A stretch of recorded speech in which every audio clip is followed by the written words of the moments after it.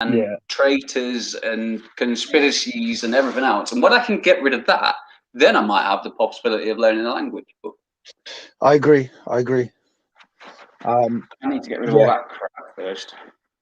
I'm definitely I'm aiming to do a front flip line, like I told you the other day. I wanna start being acrobatic so that when we're running away from the New World Order, can do a backflip and jump down 7 flights of stairs. Yeah. That maybe that will arouse people's interest. Yeah, I'm gonna do it, mate.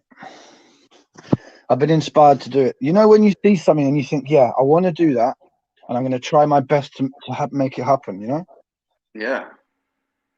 Well, if there's anybody out there that can make it happen, I'm pretty sure it's you. Well, I don't know. I got dodgy knees, mate. Yeah,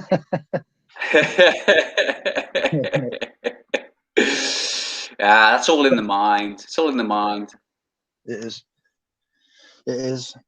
Right. So, good afternoon, everyone. We are now live. There's 26 people here so far. What we'll do, Line, is we'll just read some comments. Yeah. Yeah. So, hi, I think your vids are really interesting. I'm going to have to do it in a Bradford accent. Hi, I think your vids are really interesting, but do you think it's a possibility that protests just simply attract troublemakers? No, I don't. Lion can answer this as well. I personally think that most people who go to an anti-lockdown movement are peaceful, educated, and there for the right reasons. So, no, I don't agree with that. Yeah, I would back that up as well. Having been to many protests and only felt the good energy of the good souls that do go there to give their support, even though they might not be aware that their energy is not being utilized correctly. It's majority good people that go. It ain't troublemakers, unless of course you're involved with Antifa.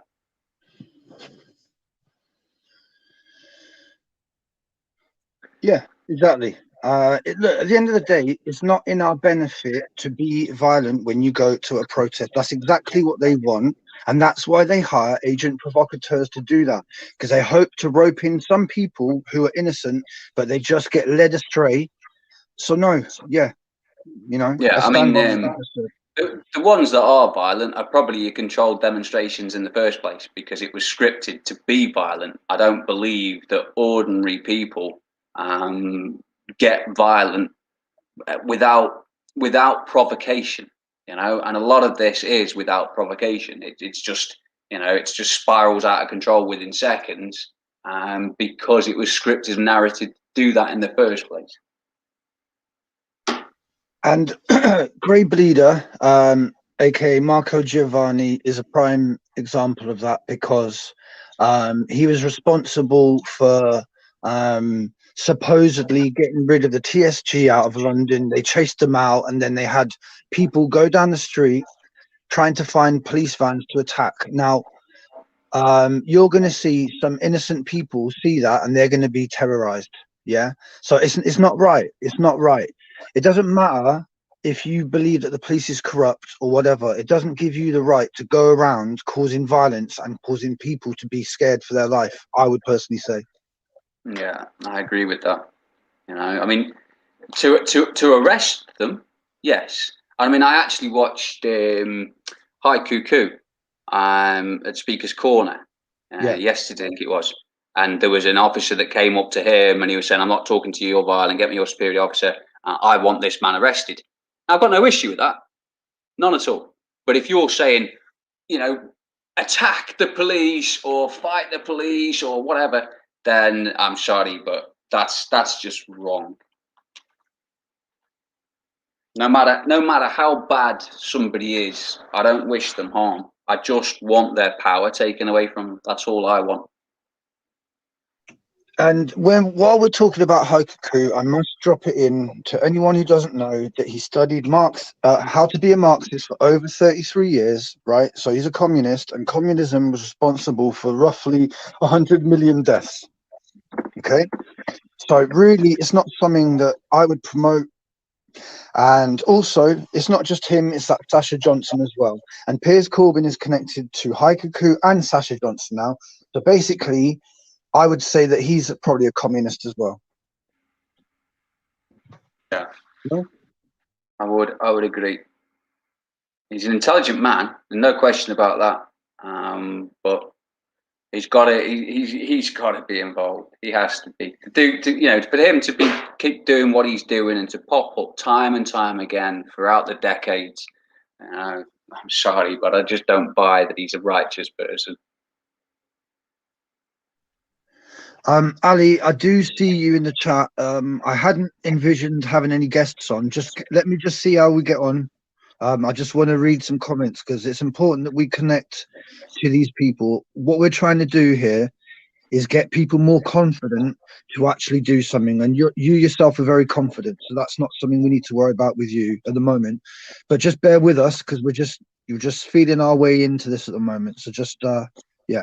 Nice one. Good to see you, though. I would say, though, Ali, it would be appreciated if you can leave some comments on some videos, show us your face on not just the panel, but on the videos as well, because these videos are exposing people who literally are causing state-sponsored terrorism. So it's very important that if you can show a bit of support to that as well, if you can. It does make a big difference, and there are a lot of community members all the time that are growing, that are coming, that are new. So to see that we have these people supporting us on a more frequent basis does help. It really does help. It helps them to find their own confidence that they're not as isolated or alone as they think they might be. Exactly.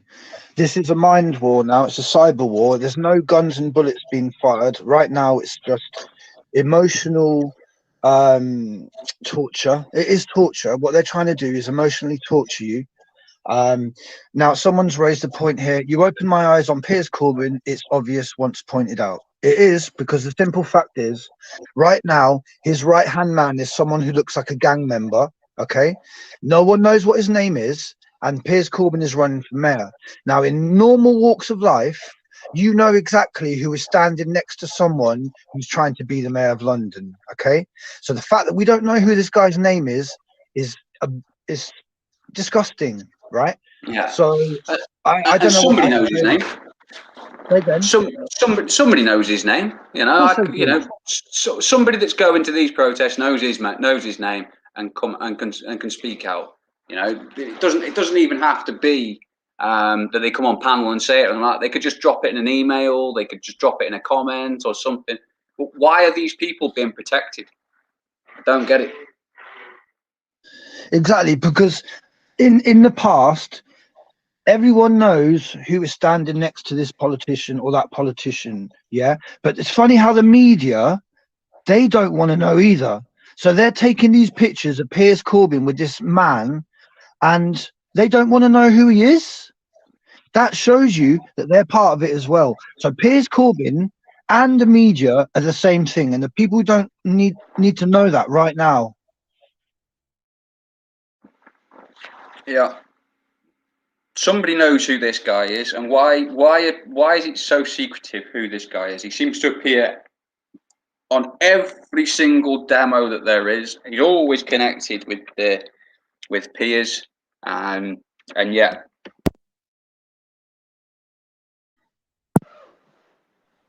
it's just not going to it's just not going to wash anymore. Okay, you cannot have someone who pretends to be the next mayor of London, who pretends to be part of a movement which right now is the most important movement that we've ever had, and that is to stop lockdowns, to stop masks, to stop vaccines, etc. It's the most important movement we've ever seen, and we cannot have people pretending to be on our side when they're not, because they're traitors and they should be punished for treason in a just court.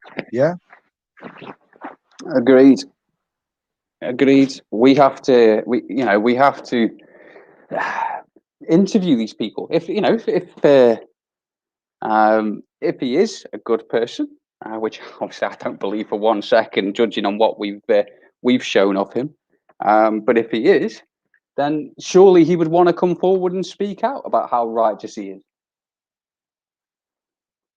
You know, he seems to defend. He seems to support Piers, but that nobody hears from him. Nobody knows who he is. Nobody knows anything.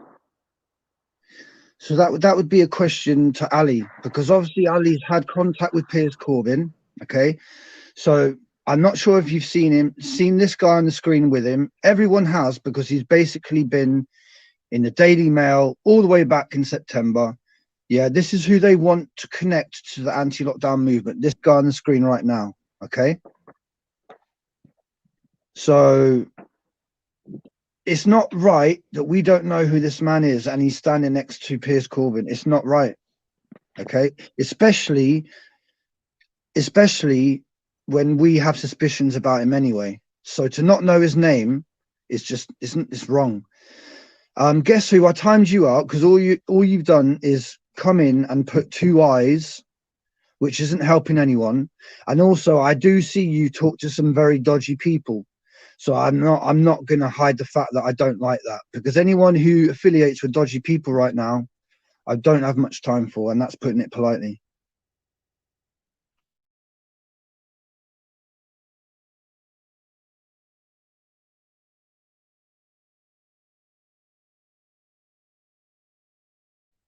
So yeah, Piers Corbyn on the left, Tapman on the right. And the only reason I call him Tapman is because no one seems to know his name, even though he's been photographed with Piers Corbyn for over 6-7 months now.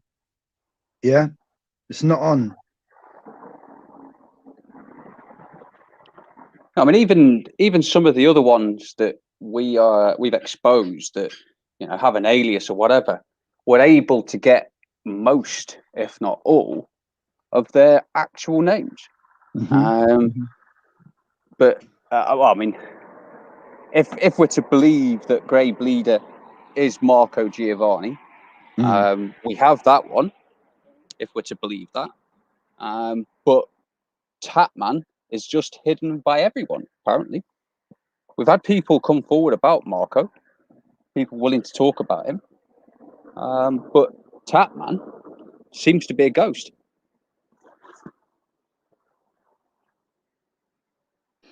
Agreed. And we can't have that, because there's too much at risk. Ali says he'll try to find out who he is. I'd appreciate that, because enough's enough now.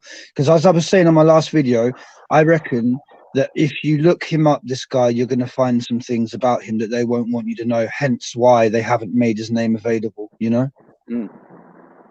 I think that's probably very likely. Very likely. Yeah. But the truth can only be hidden for so long. Yeah, exactly. And this is a special announcement for Banaman. So this is a guy, Banaman, that you filmed at Bradford, Greybleeder. I'm sure you know that anyway, even though you were making out that it was just some random encounter. And as you can see, this is 2 years ago. And what is he doing here? Being a provocateur against the police. And on this particular video, he's swearing at them. Okay. We've got proof of him being, we've got footage of him associating himself with football fans for Arsenal 5 years ago. And I've had sources come to me say that they felt that they were being recorded by him, and hence they broke off any kind of contact with him. I've also had Tracy Blackwell say that she spotted him as a plant when he's been in court, outside court, when she's been at court for yellow vest movement things. So it's not just me or Lion or this channel, it's other people who have seen this man at work, but yet somehow we're still here now in 2021 where he's still allowed to do what he was doing here 2 years ago. It's a joke. It's ridiculous. Oh, this is all still playing out. I mean,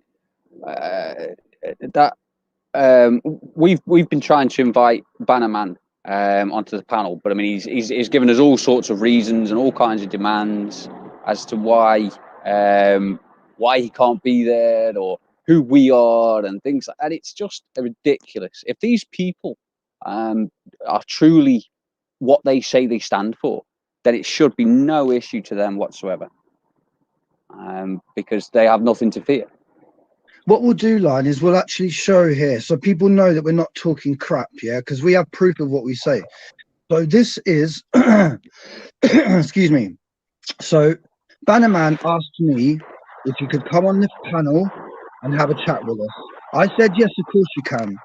Then I went over today and said, right, we're going to do a panel. Would you like to join us?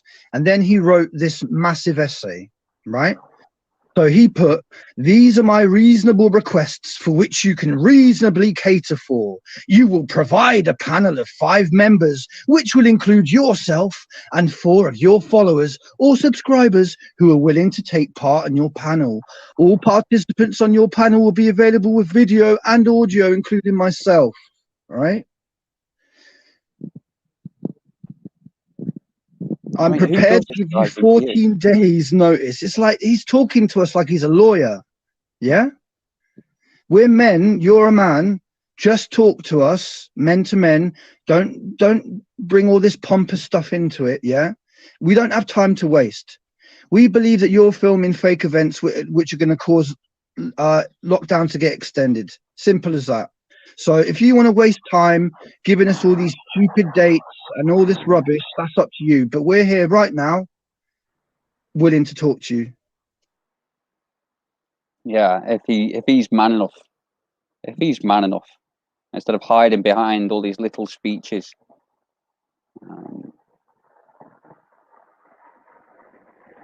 What's that comment? Look at this, right?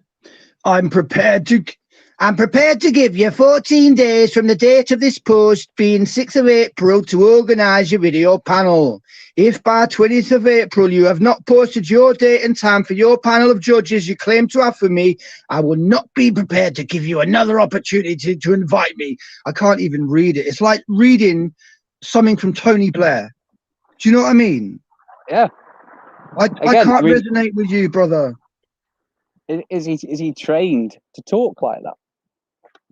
I mean, he didn't answer any of my questions that I put to him. All he wanted to do was tell me how hateful you are. And yet yes, there is anger in what you do, but it's not hateful. It's never been hateful. And so he tries to detract from the point of the question or the conversation all the time. Is he trained to do that?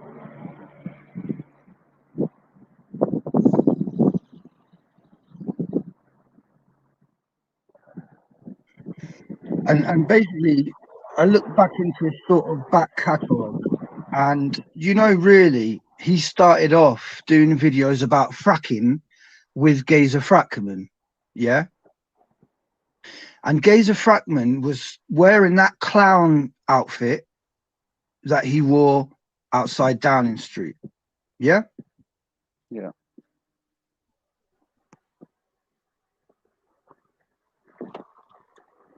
And this LTEL 69, right? This LTEL one here, he basically said, he's left me a comment, which I've screenshotted and I'll send it to you, basically saying, you're right about all the other filmers, but Banaman's fine. They always do this, don't they? Have you seen this pattern line? Yeah, they all say, oh yeah, you're right about such and such, you're right about so and so, but I'm a good person. Subject access, another one. Even trying to push certain agendas towards us to try and deflect from what he's doing. It's so obvious.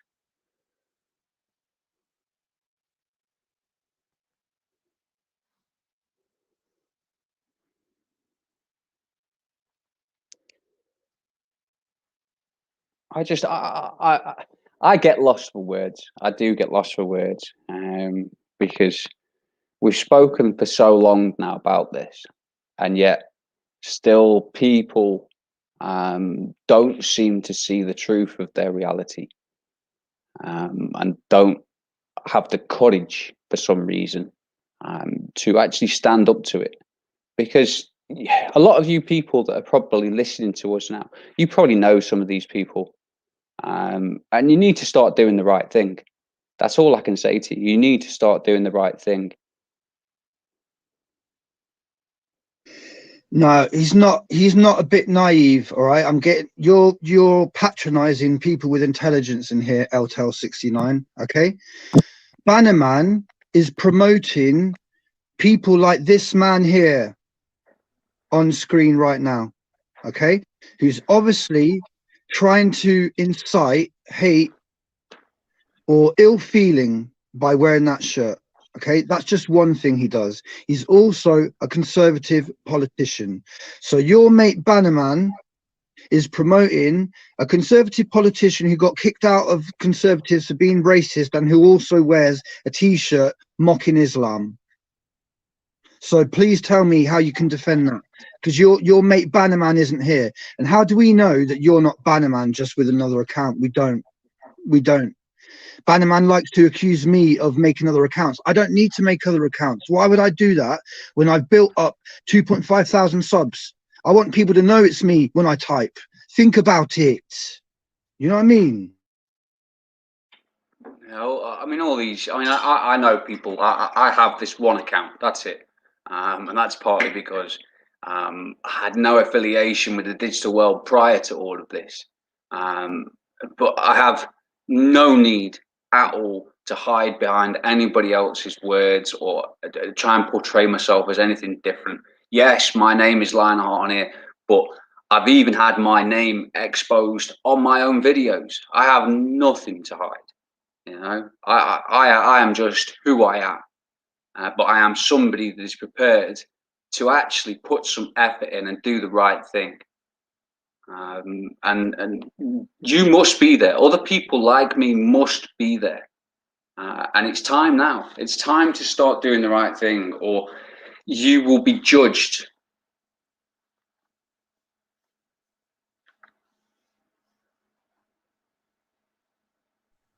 Agreed.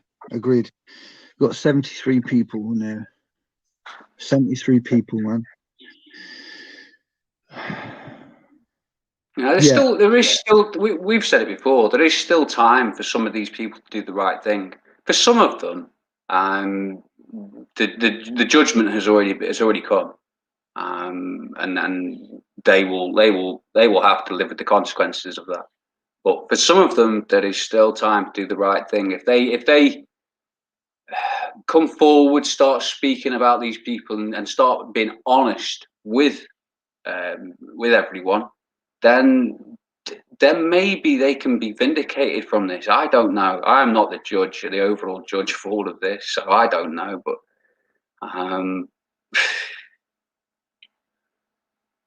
lost for words sometimes. Second time I've seen that supermarket spoken about today, Lion. Yeah. I just wonder. And that supermarket has been connected many times with many known shills. Even the 92-year-old man, yeah, who supposedly gets arrested, even he's wearing, even he's carrying one of those bags that you just mentioned. Yeah. And didn't Media Consumer mention it as well, that brand of supermarket? Media wanted to promote his video about how he got banned from Asda or something like that, and he just kept wanting to drop it. And every time I started questioning him about his own videos of the demonstrations, he just wanted to keep talking about that one particular video. And Ali, thank you. You know, that's the obvious thing for me. You know, when people don't answer direct questions, you can come here, you can answer me, you can ask me anything you want, and I'll give you a straightforward answer. But these people, they always try and go around the region to give you an answer, and it's not acceptable anymore. I mean, when you see this picture here, Lion, it just shows you everything that you need to know about what's going on. Yeah, you've got here three of the most important people in our time right now, and that makes me sick to say it, but it's true. Okay, because you've got here on the left Haikuku, who basically is trying to be some kind of communist leader. You could even try to describe him like Che Guevara kind of thing, in a way, mate. If you think about it, yeah. He's for the people. He's getting arrested for the cause. He's always there. And then you've got here on the right the discreditor, so the agent provocateur, the one who swears at the police, the one who makes us look like we're crackheads who can't even dress. And then you've got subject access, filming them both, making money from all this. And they will make more money the longer the lockdowns get extended, the more they want riots. That's what they want. We were talking about this yesterday. They want riots. Okay. That's what it's all designed to do. They want to find the right trigger point to bring people to violence. That's all this is about. I mean, I don't listen to any MSM, but I get pieces all the time, and every time I just listen to it, it's just spiking and trying to trigger an emotional reaction from it, trying to hook somebody in to like thinking, oh, this is it now, I'm done, and they'll just go out on the streets, and it will turn violent. Unless people start doing the right thing now, it will turn violent. There are people out there that know no other way, but I don't believe it has to go that way. I don't believe it does. And basically, the last few weekends have been very pivotal for the simple fact that what they're trying to do now is merge anti-lockdown movement with BLM and kill the bill, yeah? Yeah. So then what you've got is anti-lockdown movement, which should just be literally about no masks, no vaccine, no social distancing. We never mentioned defund the police. We never mentioned defund the police, yeah? So now they're trying to merge that in with us by force, by tying anti-lockdown to BLM and to kill the bill. And again, I'm going to say I don't want to defund the police. I want them to be better and more honourable.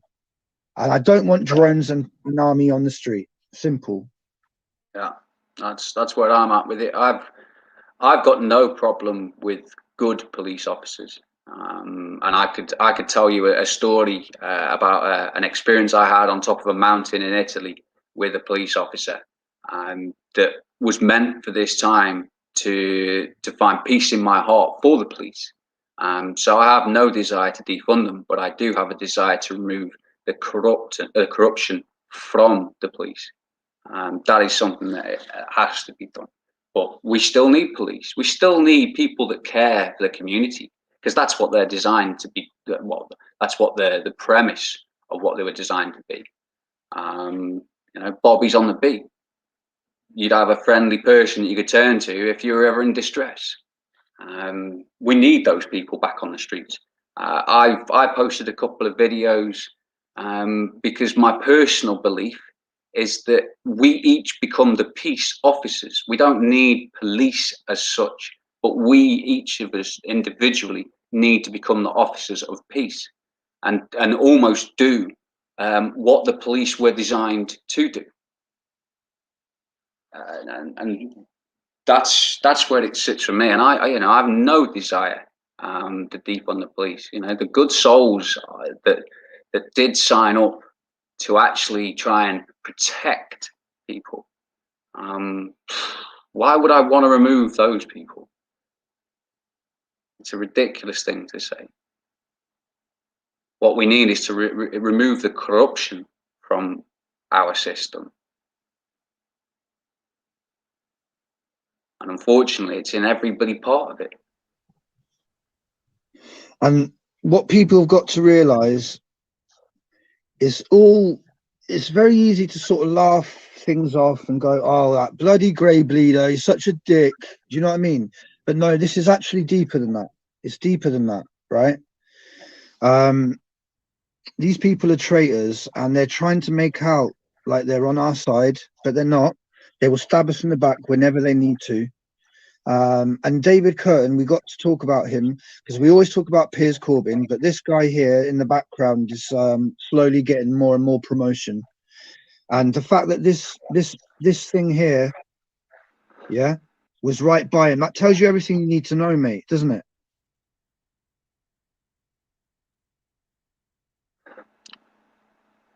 I mean, when you watch the video I watched earlier about them just wandering onto Speaker's Corner, laughing and joking with each other, and you know, they're just making fun out of us every single day because we are.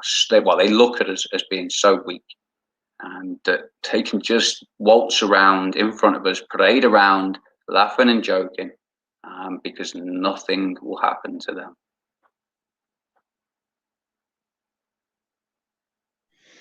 And again, right, these people, in my opinion, are going to be wealthy.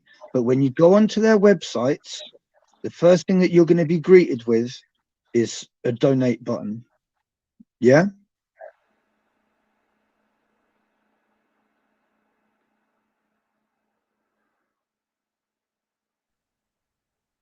And this is so important to see this photo. So important, okay? Because what you got to understand is Israel have physically gone out of their way to invite this man to go to their parliament. Okay? Why? Why? Because they're showing you they own him. He's working for them now. He's probably a Freemason as well. Yeah. So yeah, that's David Curtin in the Israel Parliament. So if anyone wants to explain that to me in the comments, by all means do it. And this was 2016.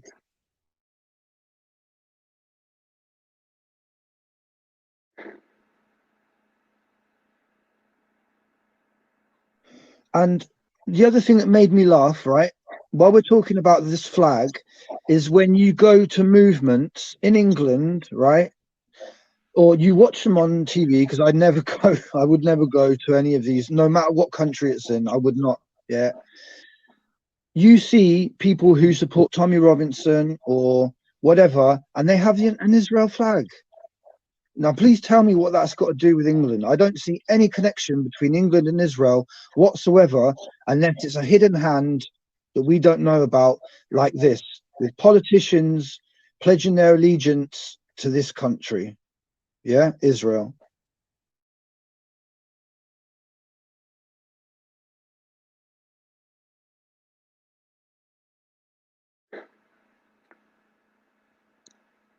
Marie Marlin, who are you asking?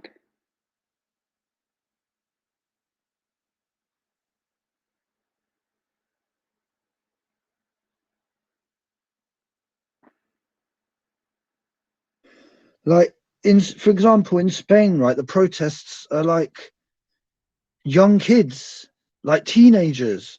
You're not going to see like anyone over a certain age doing it. Do you see what I mean? So it's very difficult. It's very difficult for any of these protests, whether it be in Spain or England or Germany, to actually make a difference. And they've got people who are making sure that they don't make a difference. And you know, you went to one the other day, so I don't know if you want to talk about that. Yeah, that's why I asked Marie who she was asking the question to, because I personally have been to many protests, and I was literally at one on Saturday, and the only reason I went, it was when I first started, it was to see how many people that were there that also could see what I could see. On Saturday, it wasn't for that reason. It was to see the controlled opposition within another country, because what is happening in the British demonstrations isn't just confined to there. It is probably every major country around the world where their demonstrations are being controlled. So I visited one in Stuttgart just to see what I saw there. And it's the same story. You've got people dressed in costumes. There was a section that there was a group of youths that were gathering on top of a building that was sprayed with graffiti. There was mainstream media set up close to it, and I knew that there were a bit. I didn't see any until later, but I knew there'd be events staged there. And later on, they got some speakers there. They got all the people dancing in front of the graffiti. The mainstream media's recording it all these people having a good time and this party vibe, festival vibe. They've even got people creating songs that they're singing on stage to these people and ask them to stand there and wave their arms around like you just don't care. And, you know, German people, if any of you are listening right now, you are being played.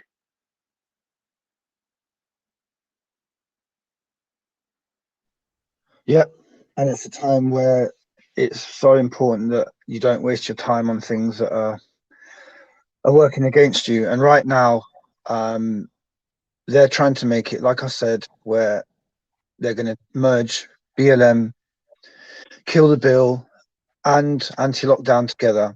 And then the most significant thing will be that they'll try to make sure that there's anger against the police and that they try to defund the police.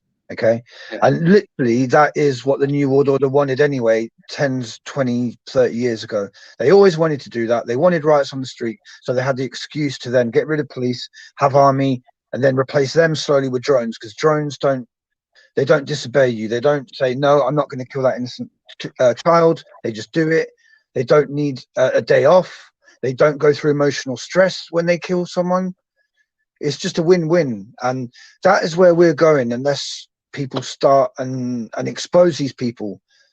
I think that's what we need to do. Expose them and then try and get them in jail. You know? But we need, if we're to get them in jail, we need courageous people that would be prepared to do that. Because, and obviously, I'm talking to the police as well, you know, because they're the people that know how to arrest people. They're the people that have the cells and things like that. So we need all of these people on board eventually. You know, that's the way I see it going. They have to make that choice themselves to stand up. Denise, that's made me very happy, because at the end of the day, what I want people to understand is by subbing, you add to their figures. So if everyone who was subbed to these traitors took their subs off, it would see a massive difference, and emotionally they will feel like they're losing a battle. Okay, now you say you still want to watch their videos. I try not to. Okay, but you could still find them by searching. So you're never going to not find their videos, but by unsubbing you make a political statement that you don't support what they do, and you might even affect them financially, and that's what we need to do. Lion, have you seen my message there? Yeah I mean, that's, you know, it's a great start. It is a great start. And if any of you doubt what we're saying, you are welcome to connect with us by email, through Hangouts and things like that. And we will gladly share with you the information that we have of why we get to these conclusions. There is nothing hidden about us, but we're not just we weren't just going to post it out there. I mean, because one thing, you know, we don't want to give them the opportunity of just taking John's channel down, because that's what they'll do.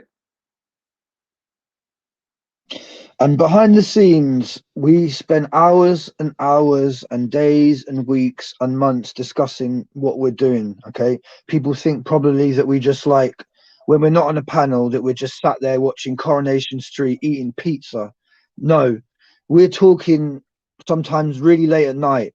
We're talking about serious stuff involving innocent beings. And me as a human being, when I see this, I can't deal with it easily. I need support from my family, my friends. We all need to support one another, because, like I keep telling you, this is a war for your mind. Yeah. They want you to have no mind. They want you to be on medication in a corner doing exactly what they want you to do. Okay, that's what they want. They don't want awake, positive, motivated people. They do not want that. They want to take your power away from you. But they took your power away from you. It's time for you to take it back, though, and to know what is right.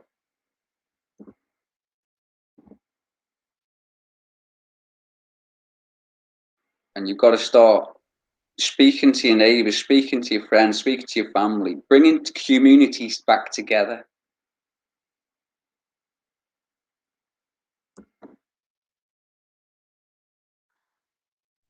Almog, you ask a lot of questions. How about I ask you some questions? Where are you from, and what reason have you been? What reason do you have for being here? Guess who? You're getting on my nerves now. I already said to you, you don't seem to have an opinion. All you're here to do is just cause conflict. So give me one good reason why I shouldn't just get rid of you, because all you've done, come in here, put some stupid eye emojis like a 12-year-old, and then you've said no one's allowed to have an opinion, but not actually expressing an opinion. So that makes you look stupid. And then thirdly, you don't have to have the same opinion as me. If you don't, and you can prove me wrong, I'll be so happy. Because you think me and Lion and my missus and other people behind the scenes want this to be real. We'd rather live our own lives and not have to do any of this. But I'm telling you right now, so it's an insult for you to even suggest that, to be quite honest with you.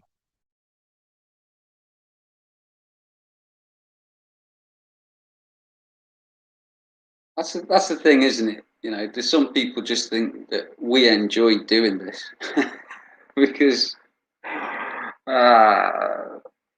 you know, it's horrible. I mean, some of the depths that this goes, and some of the research that, again, I'll only speak personally, but some of the research that I'm doing, and I've been called to do personally, the darkness within it and the depth that it goes to, it's horrible knowledge to hold on to, and I want to let go of it, but I can't. I can't do that until it stops, until it's over. I am a deep empath. I feel other people's pain, and when I know there are innocent people suffering, I cannot be ignorant to that.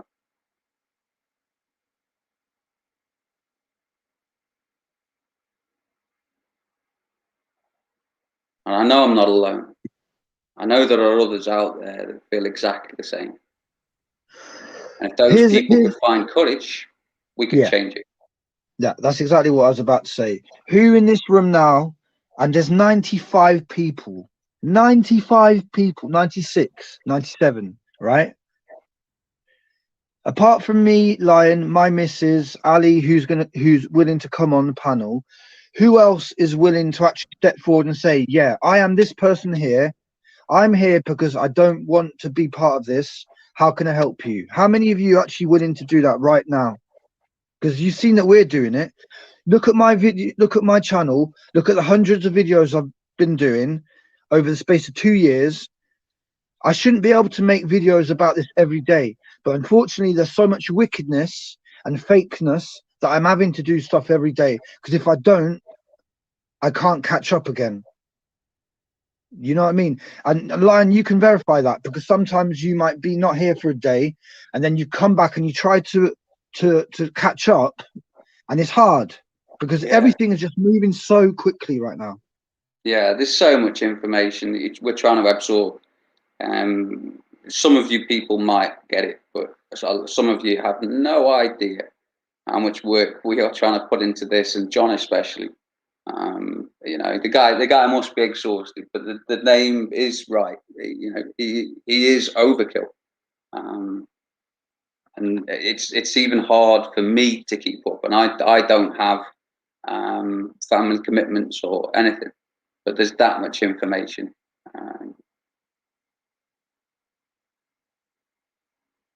All right, I'm gonna invite Ali on, but Ali, what I'd like you to do, if you can, because I think what I'll say about you, Ali, is you're very passionate and you're very eloquent and you can talk. But what I need to do is stop you now and then and just maybe ask you a question, because you've got a lot of information and we need to sort of collaborate it more. It can't be one way. It needs to be like interactive.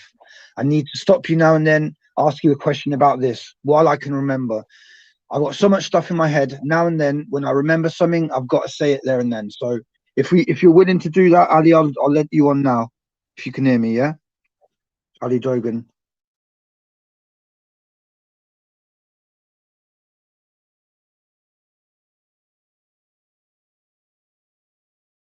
Basically, what I might do, Lion, is make a poll, and I might say something like this: make a poll on the community page. How can you help us? And then whether it be come on the panel, share the channel, promote the channel, comment, whatever. We need to see how many people are willing to do this, and we need people to show themselves, not literally, not physically, but just say, yeah, I'm here. Count me in, you know? Yeah, that'd be a good idea. It would be a good idea. But it would be better to see the outcome of that poll, because we've had it before where people can suggest one thing, but they're actually meaning the opposite. And that's the one bit that I had to kind of come to terms with, that people could be that devious. It was you don't think they can be, that they could be so with you in 1 minute and then completely against you in the next minute. That was a new one on me that I had to come to terms with, but I've got used to that now, and I'm getting better at seeing those people as they arrive. Yeah, agreed. Right, Ali, I'm gonna give you the link now. This is only for Ali. From now on, we're gonna be more organized, right? We don't have time to spare and waste, right? So this invite is only for Ali at the moment. That might change in a bit, but at the moment, this is only for Ali Dogan, this invite that I'm putting. All right, so just bear with me.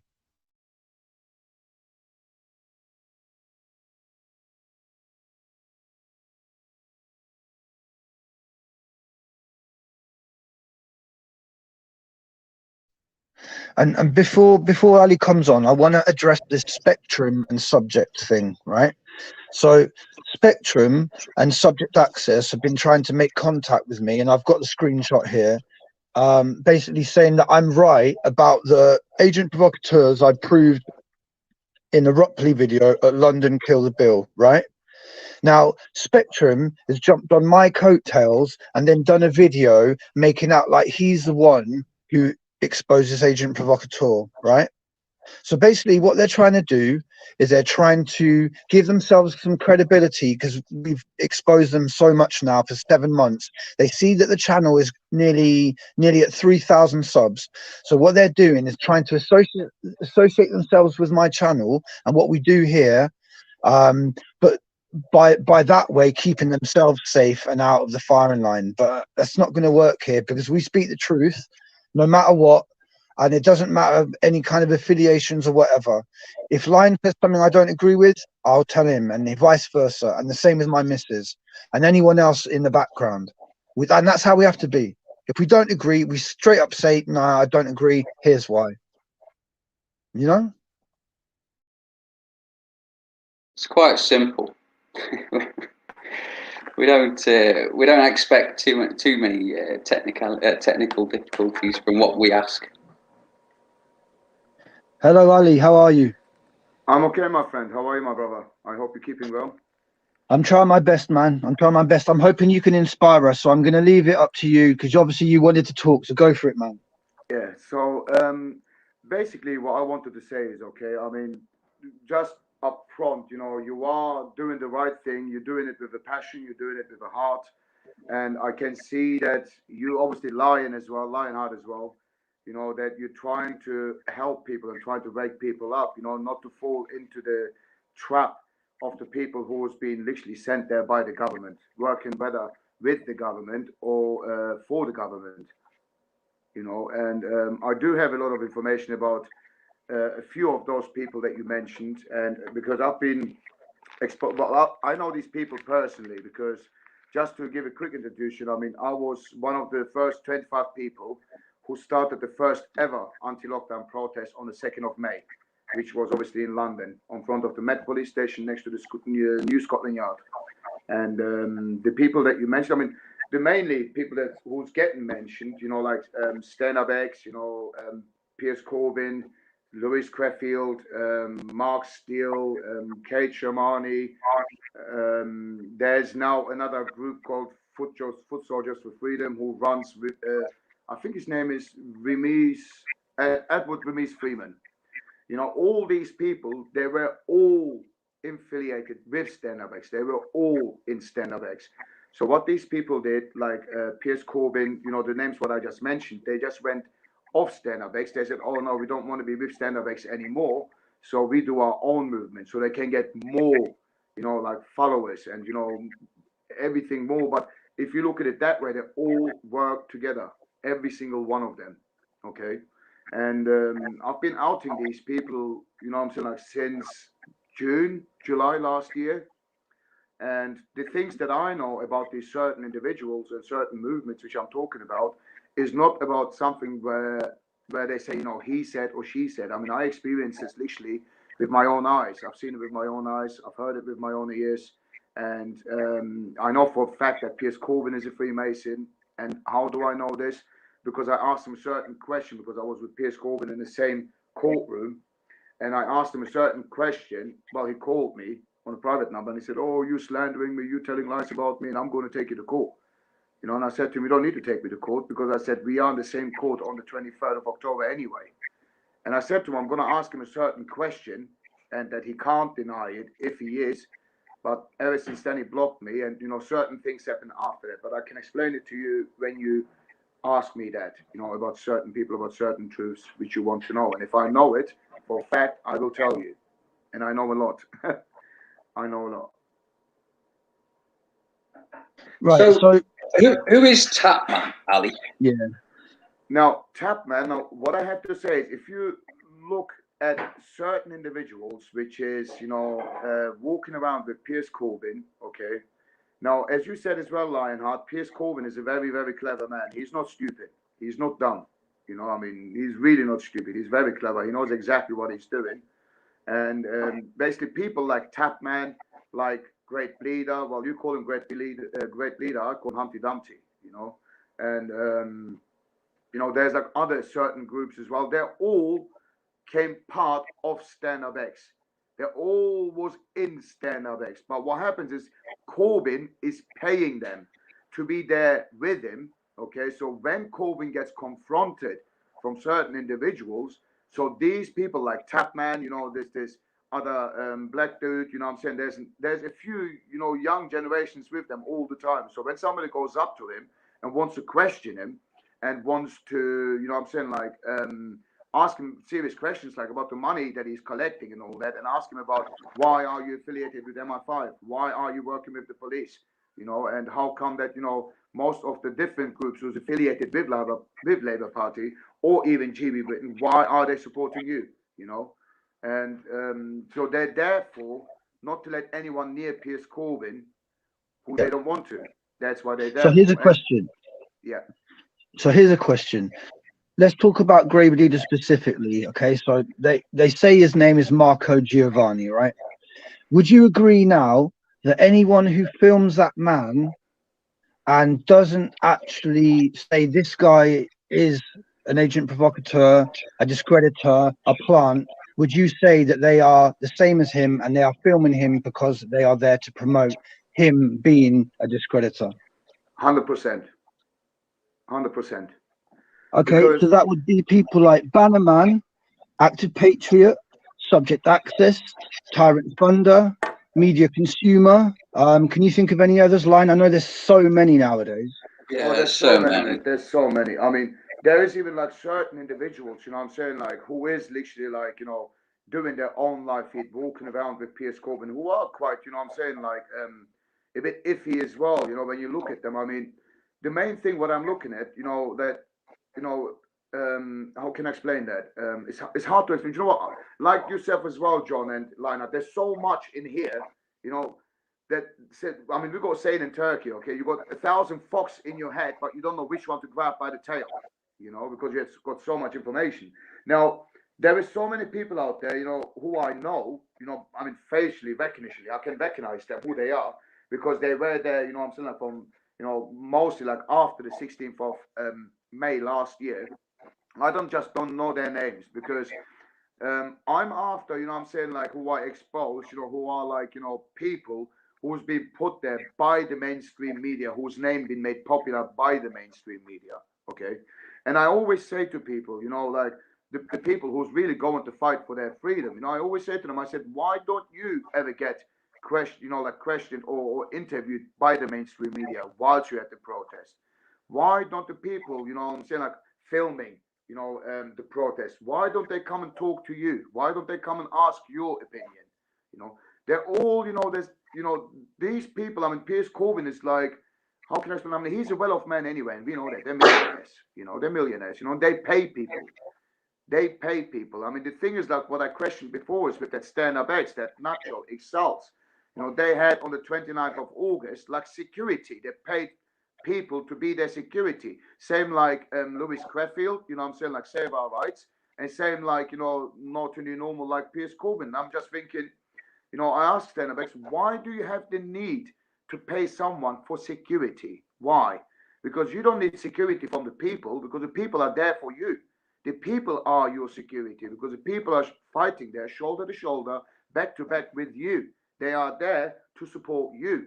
So you don't need security. I said, obviously, like the security is not going to do nothing when the police is going to come and arrest you. But I said, so I'm guessing you're getting these so-called securities to protect yourself from people who's going to come and question you. And that is exactly what happened to me after when I started questioning about the so-called securities. Okay, because that Nacho Exals told me to come and see him on the 29th of August, which I did.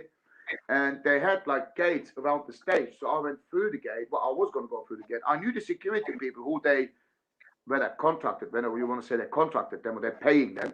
They know who I am, you know, and they let me through the gate, you know, next to the stage. And obviously Nacho was there saying, oh, get rid of Ali, get rid of Ali, get rid of him. I don't want him anywhere near me. Don't let him come anywhere near me. And I thought, Mike, hang on a minute. You wanted me to come and see you. You know, you told me to come and see you because you was going to prove me what you are doing with that money. Okay. And ever since I've been exposing these people since last year, you know, nobody believed me.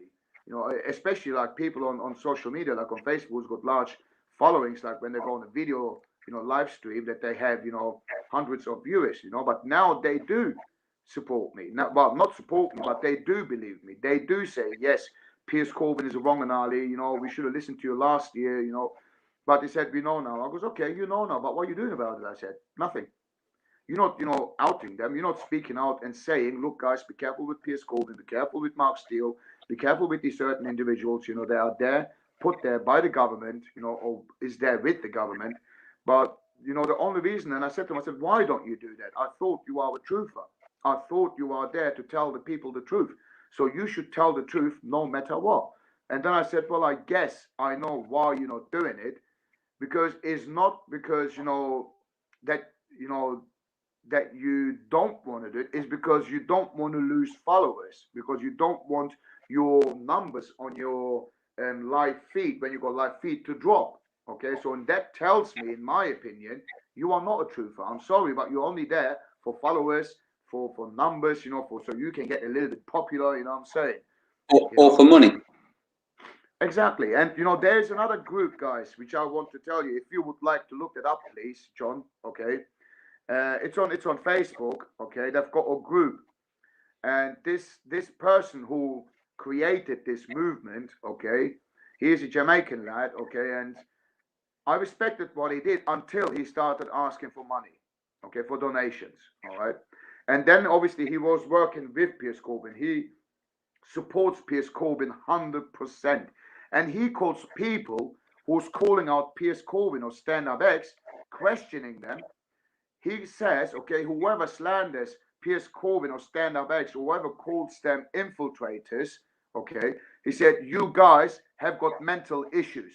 So apparently, me, you, and Lionheart, we've got mental issues apparently, because we're outing them, we're telling the truth about them. And the thing is, that person again, you know, is keep asking for money, for donations over and over and over and over and over again.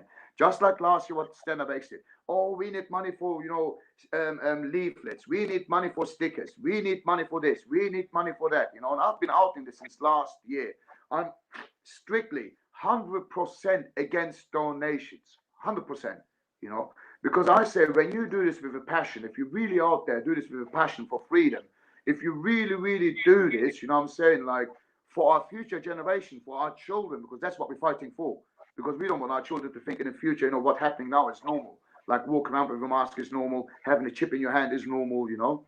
And I always say, you know, whoever has got financial or political gains, no, I'm sorry, guys, but, you know, organizing a protest or telling the truth doesn't cost money.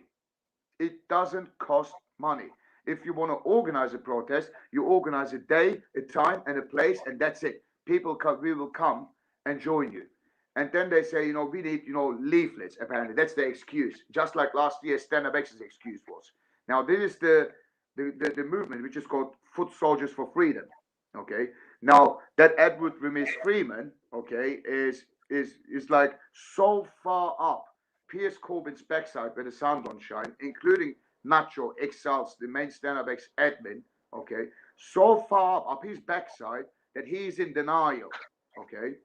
And I said to him many times, I said, and he said that he's apparently doing God's work. That's what he says, okay. But I said, listen, I said, you know, he says, prove me. I goes, what else proof do you need? The first, you know, donations that Piers Corbyn asked, which was £107,000 in that crowdfunding, and I've seen it with my own eyes because the woman showed me who was looking after that crowdfunding. Okay, he put that there as legal aid funding. So for people who's getting arrested and getting charged and attending the court, so if they can't afford a representative or a solicitor, that he was going to pay for them. And obviously, like I was in the same courtroom with Piers Corbyn, and I mentioned on your last live stream, John, that when I was arrested on the 9th of May, when I met Piers Corbyn the week after through Nacho Exalt, Stand Up X admin, okay, that he told me that he wasn't there on the 9th of May. He told me that. He said to me, oh, you, Ali, you know, you've been the one who's been arrested last week with a couple of others. I goes, yeah. I said, well, have you been there? He goes, oh, no, I wasn't there. This is my first time now. I'm, you know, coming to the anti-lockdown movement. I said, all right. But again, last time, John, when you put that picture up, you know, that picture was on the 9th of May. When we was stood, you know, when we was under the bridge, I mean, on the bottom of it, when you go down the stairs, where people got stopped by the police, getting fined and getting arrested. But yet again, Piers Corbyn was on top of the bridge, giving, you know, interview, you know, to whether mainstream media or whether somebody who was recording it. But the one thing is, no, police didn't let anyone onto that bridge who was a protester. None. They didn't want anyone on that bridge because we was going to go up on that bridge and go to Parliament Square. And then I clicked, like, when I saw that picture, what you posted up, okay, I thought, like, hang on a minute. I thought, you know, he told me that he wasn't there on the 9th of May last year. But he was, you know, so that was a lie. And I said, you know, again, coming back to that Remis, to that freedom, Foot Soldiers for Freedom, I said to him, you know, what else proof do you need when you see it with your own eyes and when you hear it with your own ears? What else proof do you need? And I said, the £107,000, he's been questioned so much and he didn't help nobody who did go, you know, to the court and who asked Piers Corbyn for help, okay, to get a solicitor. He didn't. He blocked them. He ignored them completely. And he was getting asked so much about that money that he, you know, had to find a way, okay, of shutting people up to stop the questioning about that £107,000. And what he did is on the 29th of August, he got himself arrested on purpose because I was there by the stage and I saw the police coming in and, you know, asking the people by the stage who was the organizer. And the organizers themselves were saying, nobody organized this. It was just a word of mouth and we came together and we did this. So there is no organizer here. And what Piers Corbyn did, of course, you know, I call him the smelly old Merlin. But what he did is he went up onto the stage and started talking his boring talk where half the fucking people who was down there fell asleep, literally, because he's talking crap. And on he's reading a script, and then even though he's reading a script, he forgets what he's going to read or what he's going to talk about. But anyway, so you know, he comes up the stage. Oh yeah, guys, you know, I'm here for you, and you know, I'm one of the people who organized this. Bang, he gets himself arrested on purpose because of his own stupidness. Okay, because of his own stupidness, and he gets arrested. He's getting down to Charing's Cross police station, and we all know all these arrests are shows. They're all being put there, you know. And don't get me wrong, when he gets arrested, okay, and he gets put in a police van, he comes out of the police van afterwards, gets in a Uber taxi or whatever they want to call it, and they take it to the next place, or they take him back home.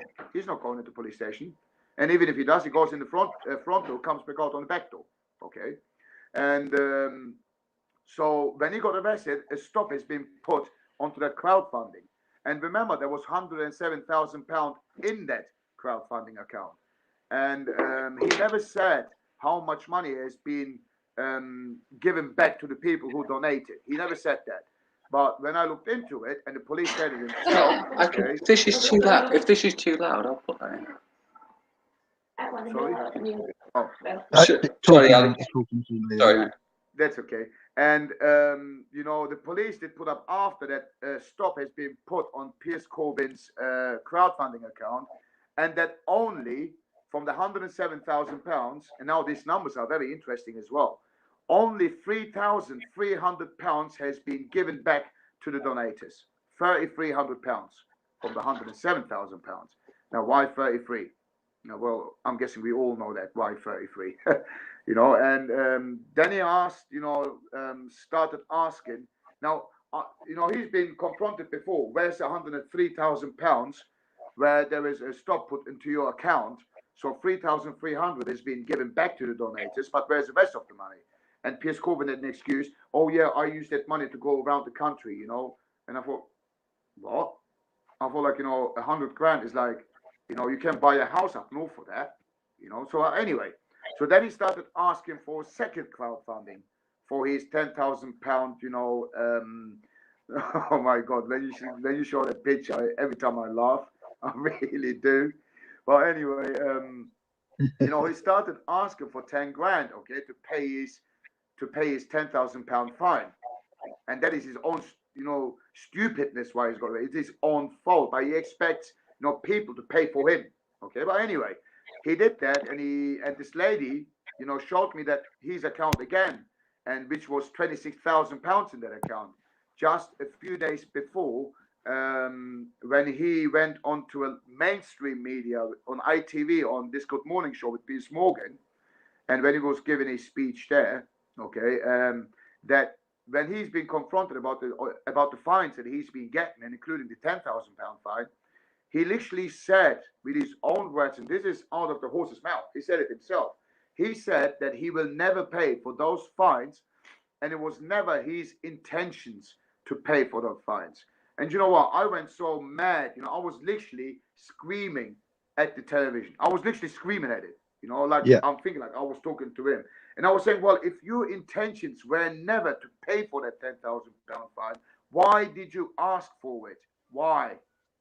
You know, why? Do you agree that if you get arrested at a protest, there's a likelihood that they might say to you, don't go to another protest, you're banned from going to a protest for a month, or whatever it might be? Do you think that's reasonable? Oh, yeah, they will do that. Well, it depends, to be honest. It depends. I mean, they will only, well, I mean, I've been arrested twice, no, 3 times. Okay, 3 times I've been arrested. But in all saying that, okay, I've got altogether 38 fines altogether. 38 fines, including a £10,000 fine as well. And obviously, like when the police gives out the fines, they take your name and your address, your details, and they say that they are going to send you a letter, okay, to your home address. And from that 38, you know, fines which I've been given since last year until October, basically from May till October, there's only 5 months period time, you know, between that. I haven't received one single letter through my letterbox, not one single letter. And the only time I've been given a paperwork from the 3 arrests I've had, the only time I've been given paperwork that I've been actually been arrested is when I got charged to go against the legislation of the COVID-19 and to participate in a gathering for more than 2 people. And that was the only time I've got paper given. And that was on in 9th of May last year. And the twice after I've been arrested, they've never given me paperwork. They didn't let me sign anything, literally nothing.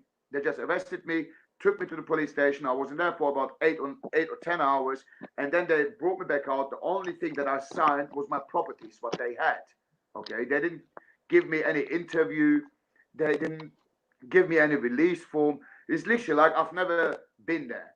Okay, and I've got my bail conditions. They only give you that when they charge you with something. That they tell you you can't come here. I mean, I haven't heard of that yet. But whoever gets arrested and gets charged at that time, okay, they do give you bail conditions. They do. They do give you bail conditions. They do say, okay, like I had bail conditions, 2 of them, which was I wasn't allowed to enter anywhere near Westminster. That was my bail conditions. And that I wasn't allowed to participate in any gathering for more than 2 people. But yes, John, yes, you are right there, mate. Yeah. You do get Exactly. bail conditions. You do. And that goes not just for Piers Corbyn, it also goes for Hai Cuckoo, who's probably been arrested as many times, maybe a little bit less, but he's always getting arrested. Yeah. And how funny that they're both connected, you know? How funny that. Exactly. I mean, the problem is, okay, if you look at that, okay, I mean, don't get me wrong. I mean, I've went, okay, after my bail conditions, which I've been given on the 9th of May, that I wasn't allowed to go to the protest, okay, and I wasn't allowed to go anywhere near Westminster, okay. I went there again on the 16th of May, a week after, to Hyde Park. But the reason for that was because in that period time between the 9th and the 16th, Crusader Dick, that Dick woman, you know, Miss Dick, she came, you know, on the TV, on live stream and on mainstream media, and said that the CPS has admitted that they have been arresting and fining people unlawfully, so they are not going to carry on, you know, the COVID legislations anymore, because it's unlawful arrests and fines. Okay, that's what they said last year. Okay, and that was in the time between the 9th of May and the 16th of May. I can't quite remember what date that was, but it was before the 16th of May. So when that has been said, I went to the protest again on the 16th of May. Okay, and the police was there, and actually the guy who arrested me, the policeman who arrested me, he saw me there, and I said to him, "Are you going to arrest me?" I said, because I said, I mean, I've got bail conditions. I'm not supposed to be here in Westminster, and I'm not supposed to, you know, enter any protest. He goes, "Oh, no, we're not going to arrest you." I goes, "Why not?" I said, because Crusader Dick admitted that the CPS has admitted that they were fining and arresting people unlawfully. And then he just didn't say nothing to me. And he only said, you know what I'm saying, like, "Well, you know, if I see you doing trouble, I will arrest you." I goes, "I never do trouble," I said. "I never do." Okay. I said, "I'm here for my fundamental rights, for my right of humans for protest. You know, everyone has got the right to do that." Okay. But what happened with Piers Corbyn is he had the same bail conditions like I did. Okay. Obviously after the 16th of May. But how comes that he's got every time arrested between May and October, you know, every time arrested when he went to a protest? But how come that I wasn't arrested every time I went to the protest? Because he was saying, "Oh, I'm keep getting arrested because of my bail conditions, because I'm keep attending to Westminster and to protest. That's the reason why they keep arresting me." I'm sorry, but that's bullcrap. Because I attend to all the protests. Why don't I get arrested every time? I've got the same bail conditions as you are. I've been charged with the same things that you've been charged with.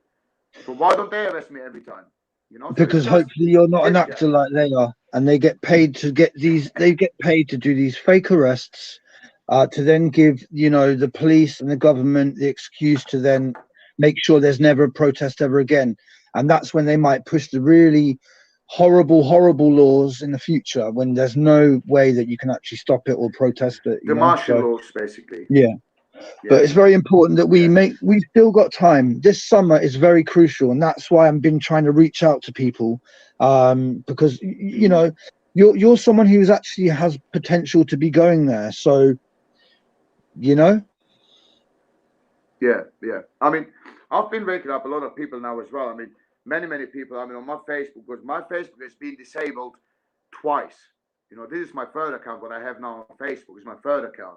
But I'm getting disabled as well. But the one thing what I want to mention as well now, okay, which I was writing earlier, okay, which I was saying earlier as well about Piers Corbyn, that I said that he is a Freemason. And I know that David Curtin is a Freemason. And for some reason, that video is not there anymore, which I've been seeing on Piers Corbyn's, page, okay, when he was shaking hands with David Curtin, when David Curtin turned up to his rally, okay.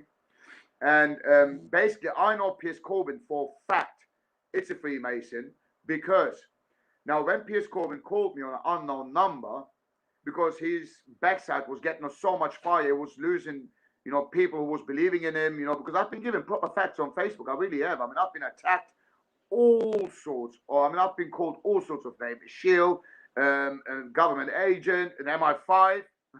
Well, I've never been that high, to become an MI5. I mean, I've never was involved in anything like that. I'm just an ordinary man who's self-employed, buys and sells cars for a living. You know what I'm saying? And I've even got racist remarks from people saying to me, "Oh, why are you here in England fighting for? Fuck off back to your country and fight for your own country." I was saying, "Hold on a minute, mate.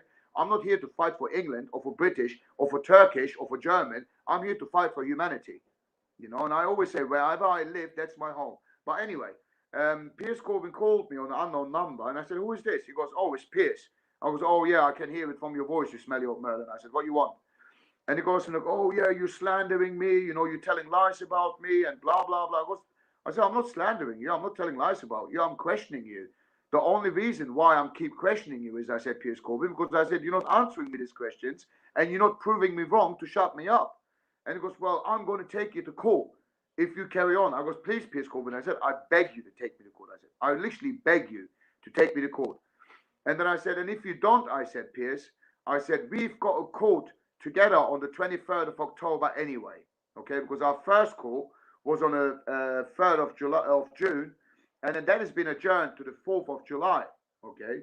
But the only thing where it clicked, in my head is like when we was at the court on the 4th of July, me and a few more others were stood by the defendant table, but Piers Corbyn was allowed to sit at the public area, where the public sits, okay, and he wasn't getting questioned either. So I'm thinking, like, hang on a minute, he's been charged with the same thing as I did, and he's here to defend himself as well, because he's the one who's getting questioned as well, And why can he sit over there and we have to stand here by the table and give, answers of the questions that we're getting asked? But anyway, something clicked anyway. But then I said to him, I said, "Look, Piers," I said, "even if you don't take me to court," I goes, our trial is literally on the 23rd of October, on a Friday. And I said, "When we get to that court," I said, "I will ask you one question and one question only." And I said, "And if you are, you can't deny it. You have to tell the truth in court or at the police station or at the MI5, whatever you're involved with, in a government building, that you have to say you are. Because you can't deny it. You're not allowed to deny it. If you do deny it, you will get kicked out." Okay? So, and he said, "Oh, what's that?" I was, "Well, I'm going to ask you if you are a Freemason." I said, "Piers, because if you are, you cannot deny that on front of justice, or, on front of the court. You can't deny it. You have to say, yes, I am a Freemason." And then, bang, he just put the phone down on me. He didn't talk to me anymore. He never called me again. And 2 weeks just before the 23rd of October, just 2 weeks before, I'm getting a letter from the Westminster Magistrates Court saying that my court has been adjourned from the Friday of the 23rd of October to the Monday of the 26th of October.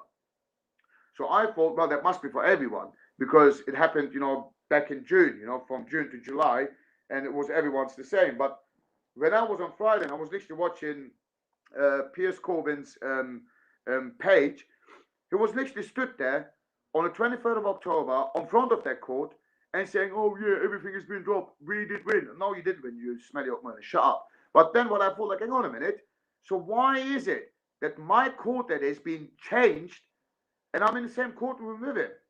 So how come that mine and two more other people's courtroom has been changed? Okay, the date has been changed, but not his. Why?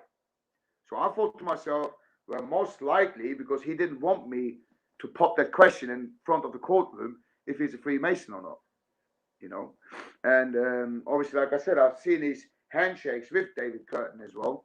and David Curtin is definitely a Freemason. And even if you look at it that way, okay, if you look at like people, you know, you mentioned earlier about Tommy Robinson, about that GB resistant guy, what, Culshill or something like this, his last name is William Culshill or something like that. And yeah, William Culshill, yeah.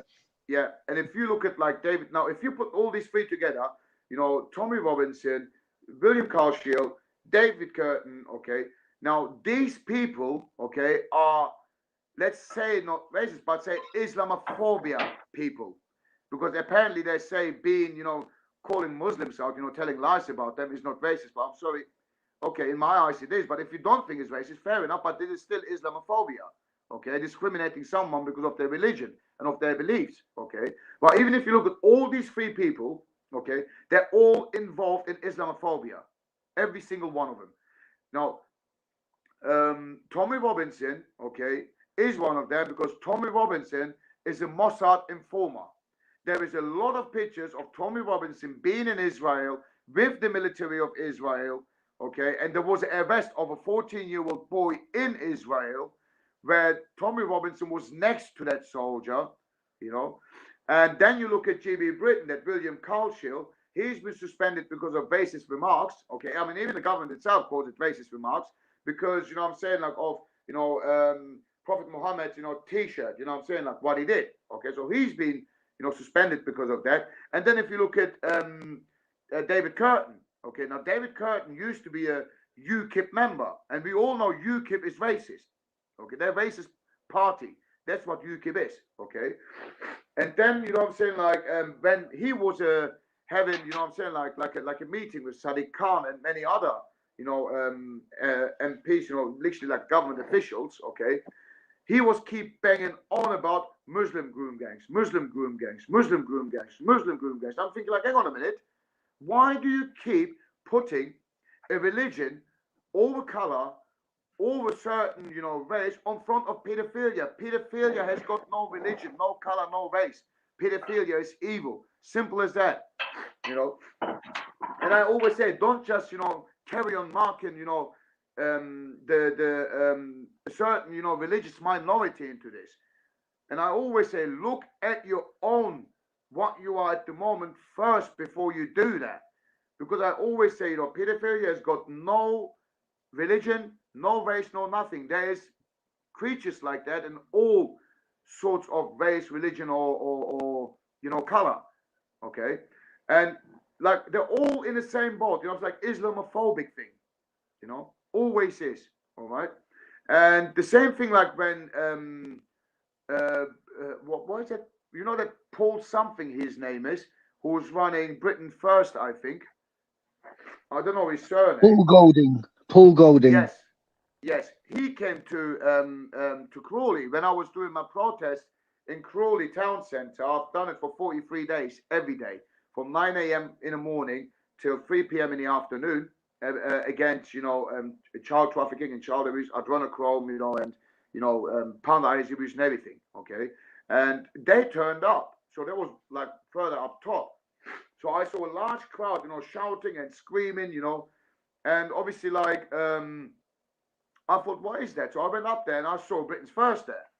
And, you know, that Paul, whatever his name is, okay, was up there and he was saying, you know, Islamophobics are this, you know, so like the Islam, you know, they're trying to bring in Sharia law, literally the same things what Tommy Robinson was saying. The same things, no difference.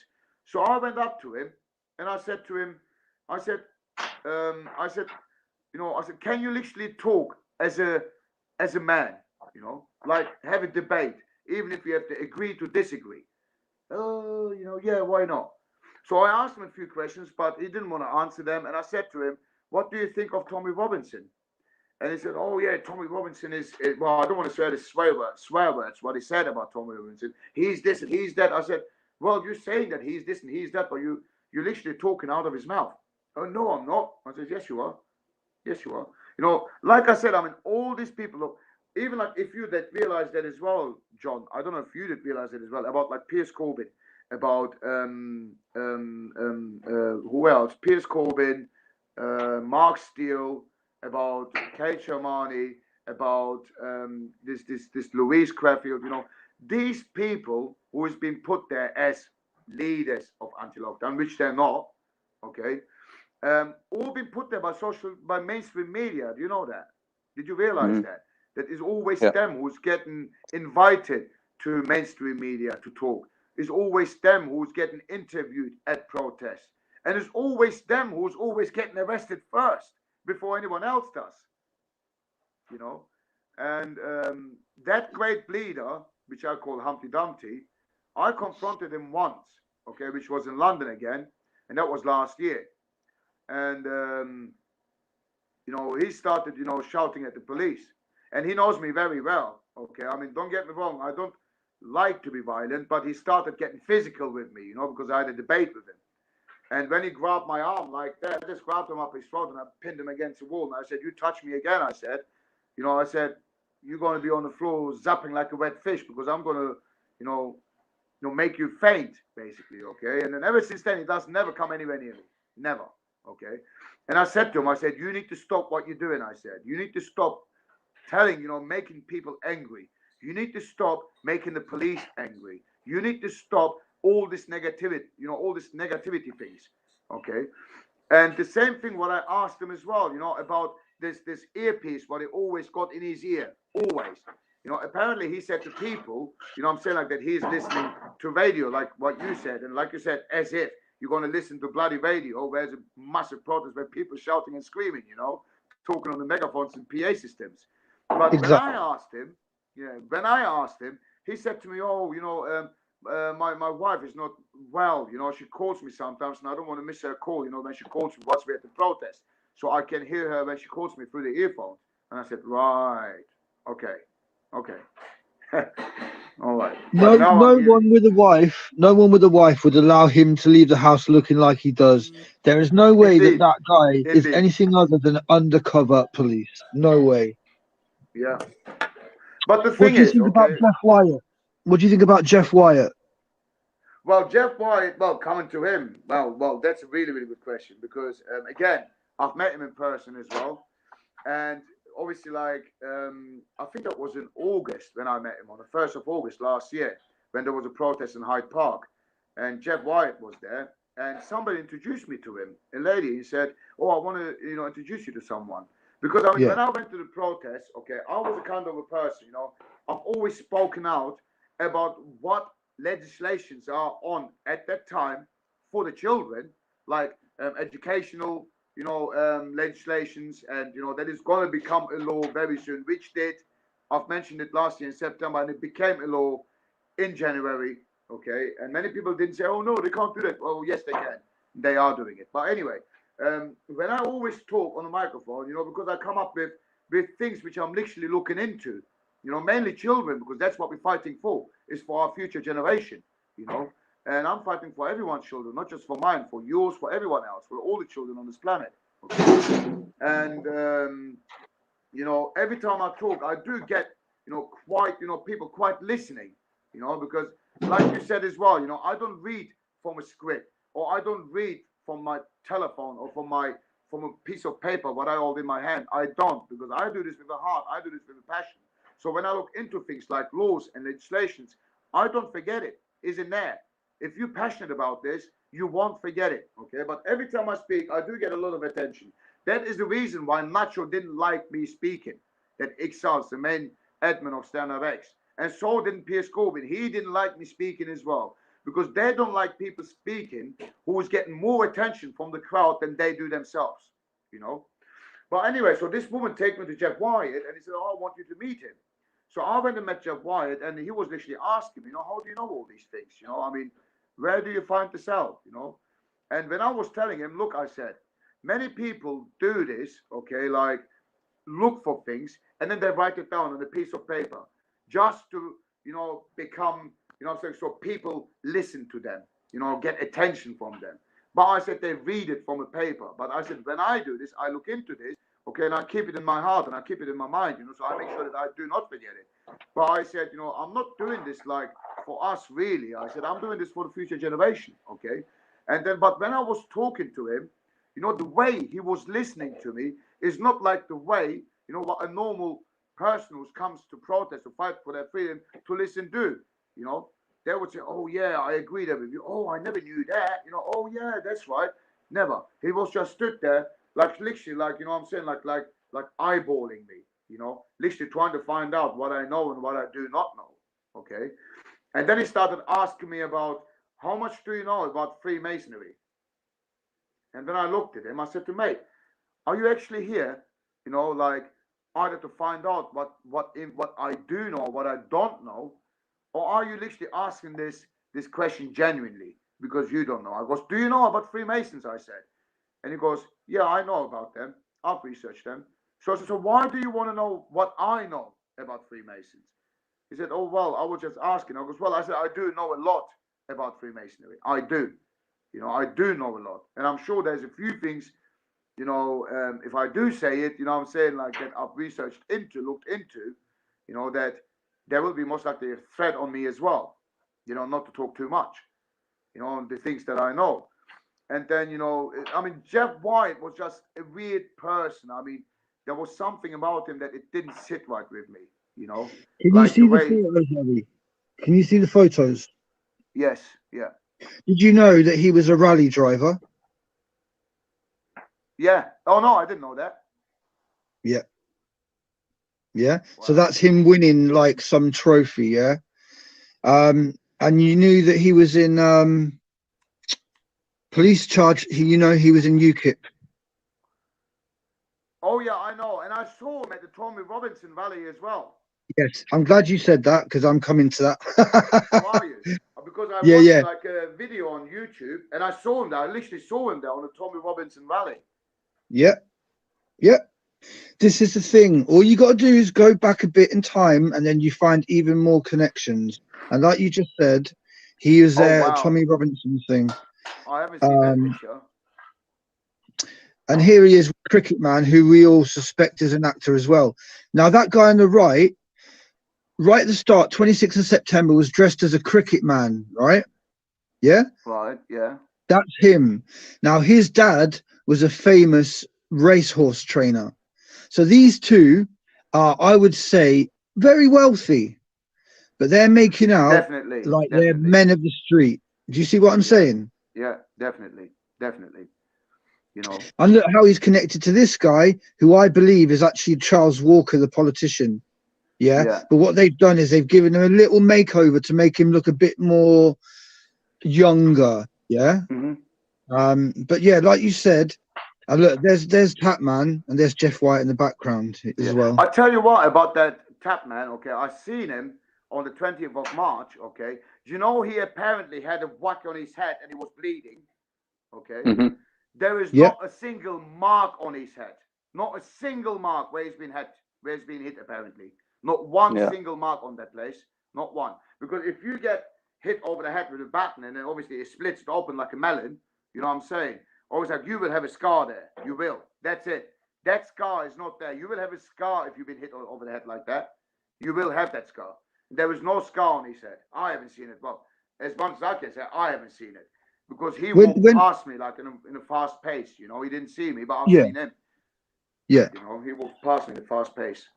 And remember, this is a guy who is standing next to Piers Corbyn over the weekend, and Piers Corbyn wants to be the mayor of London, and that's his right-hand man there. Yeah, it's him. You wouldn't have believed this 2 years ago. Yeah, and that Edward Remise Freeman. Like I said, look this up. Go on Facebook. Rem-C, yeah? Rem-C, yeah? You mean Rem-C, and you were saying foot soldiers. Yeah, I've seen it. Basically, he's like a wannabe pop star, really, isn't he? Well, to be honest, you can't even put two words together, leave alone fucking being a pop star, to be honest. Yeah. I'm sorry. I saw him right at the start, 26th of September, really being abusive to people who weren't wearing a mask. Now, that's not how you do it. He is. Like I said, I mean, do you know what? When he was doing a live video, okay, I mean, I can show that video on his page. I can show it to you, okay? He was doing a video and, you know, asking for donations basically, okay, for money again.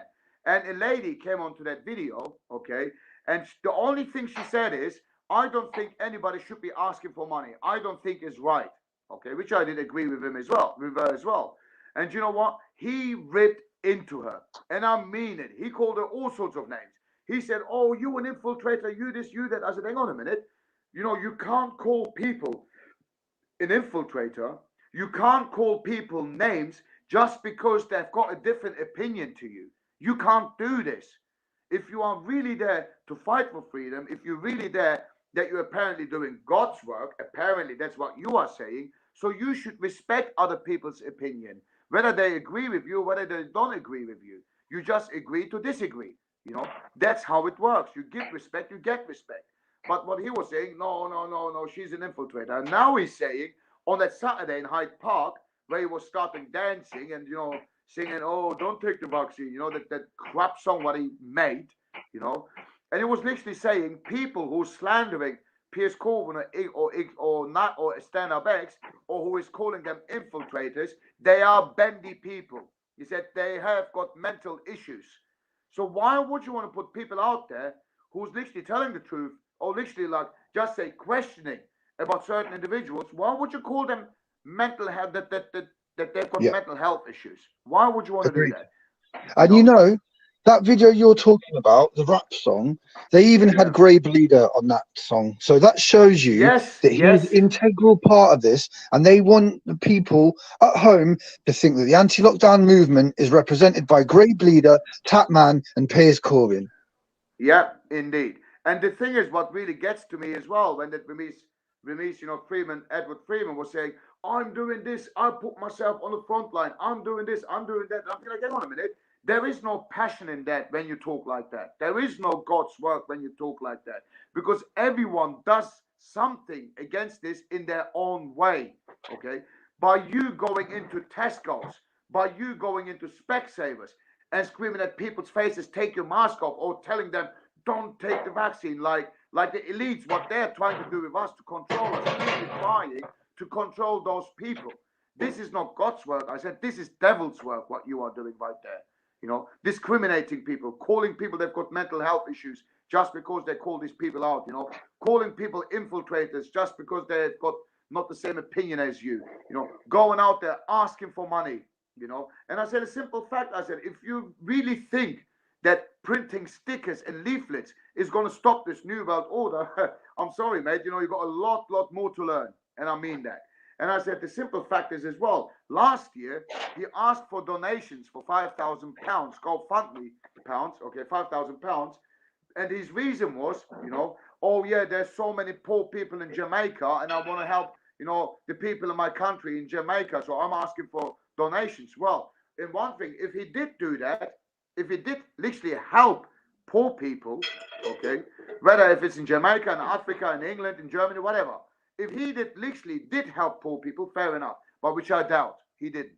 And then obviously, like, he's keep asking for money. I mean, and I always said, and I tried to talk to him. I said, look, I said, you're saying that you're doing God's work. I said, what you are doing is not right. You are hanging around with the biggest infiltrator himself, which is Piers Corbyn, the biggest one. I said, you know that he 100% supports his brother Jeremy Corbyn. You know that. And I said, and his brother Jeremy Corbyn sat last year in an office in Jeremy Corbyn in his own office with Bill Gates and was talking to Bill Gates. And there's a picture of it, I said. So why would you want to support someone like that? So I said, there's either two ways. You either want to become part of them, or when you go onto your Foot Soldiers for Freedom page, you keep saying, subscribe to my channel, subscribe to our channel. Okay, so, or you're trying to people to get subscribed to your channel to make money out of this. So either one way or another, you're there to, you know, you're there for financial gains. You know, that's what you're there for, and that's what you are trying to do. And the one thing, what I said to him as well, why would you want to have, you know, like literally like, you know, half-naked teenagers on your music video? Why? You know, why would you want to do that? They just wanted to be, from day one, they wanted to be the branded anti-lockdown group, yeah, with their, you know, with their merchandise and their characters and actors, and, you know, basically they need to be removed out of the power that they have, because I know what they're trying to do is actually start riots. And that's why they hired Sasha Johnson now, and that's why they've got people like Tapman and Greybleeder, because all these people are going to incite hate against the police, and that's how you start riots. Yeah, yeah, and I've been trying to say this to people as well. I've been trying to say to people as well. I said to them, look, I said, why doesn't this protest don't go anywhere? I said, why do you think is that? Why do you think we keep running round and round in circles and we don't get anywhere with protests? Why? Because I said you got these people in there who's affiliated with the government. People like Piers Corbyn, people like Mark Steele, people like, Save Our Rights, Louise Creffield. They are in there because they are affiliated with the government, and we're just going round and round in circles, and we're not going to get anywhere. I said, the only way, I said, how can you believe someone who's got political gains or financial gains and think that that person is going to be your savior? I mean, how stupid are you? I said, you are worse than the people that you call sheeps. You are worse than them. You literally are worse than them. And then they say, oh, they said to me last year, like when they called me names, oh, Ali, you trying to cause division. I goes, okay. I said, I'll tell you what. I said, if division is that you taking out the people who's affiliated with the government, working for or with the government, out, from the people who's there to fight with their heart, with their passion, with their soul, for their freedom and for the freedom of their children and of our future generation. If you think that this is division, where I'm telling the truth, not to trust them, okay, and to out them so we can get somewhere. If you think that is division, I'm holding my hands up. I am a divider. I am, because I'm bringing out this rotten eggs from the good eggs. Because I always say, if you got a bag of apple and there is one bad apple in there, this one bad apple will infect all the apples, and they're all going to get bad. So you need to take that out. We need to stop the people who are filming the Mali. If they weren't getting filmed, they wouldn't have as much power. And it's very easy to know who's filming them. There's a handful of people and they're all connected. And what they're doing now is they're promoting each other to make sure that they monopolize everything that's happening in the anti-lockdown movement on YouTube. And it's up to people like us right now to stop that. Okay? It's simple as that. Yeah.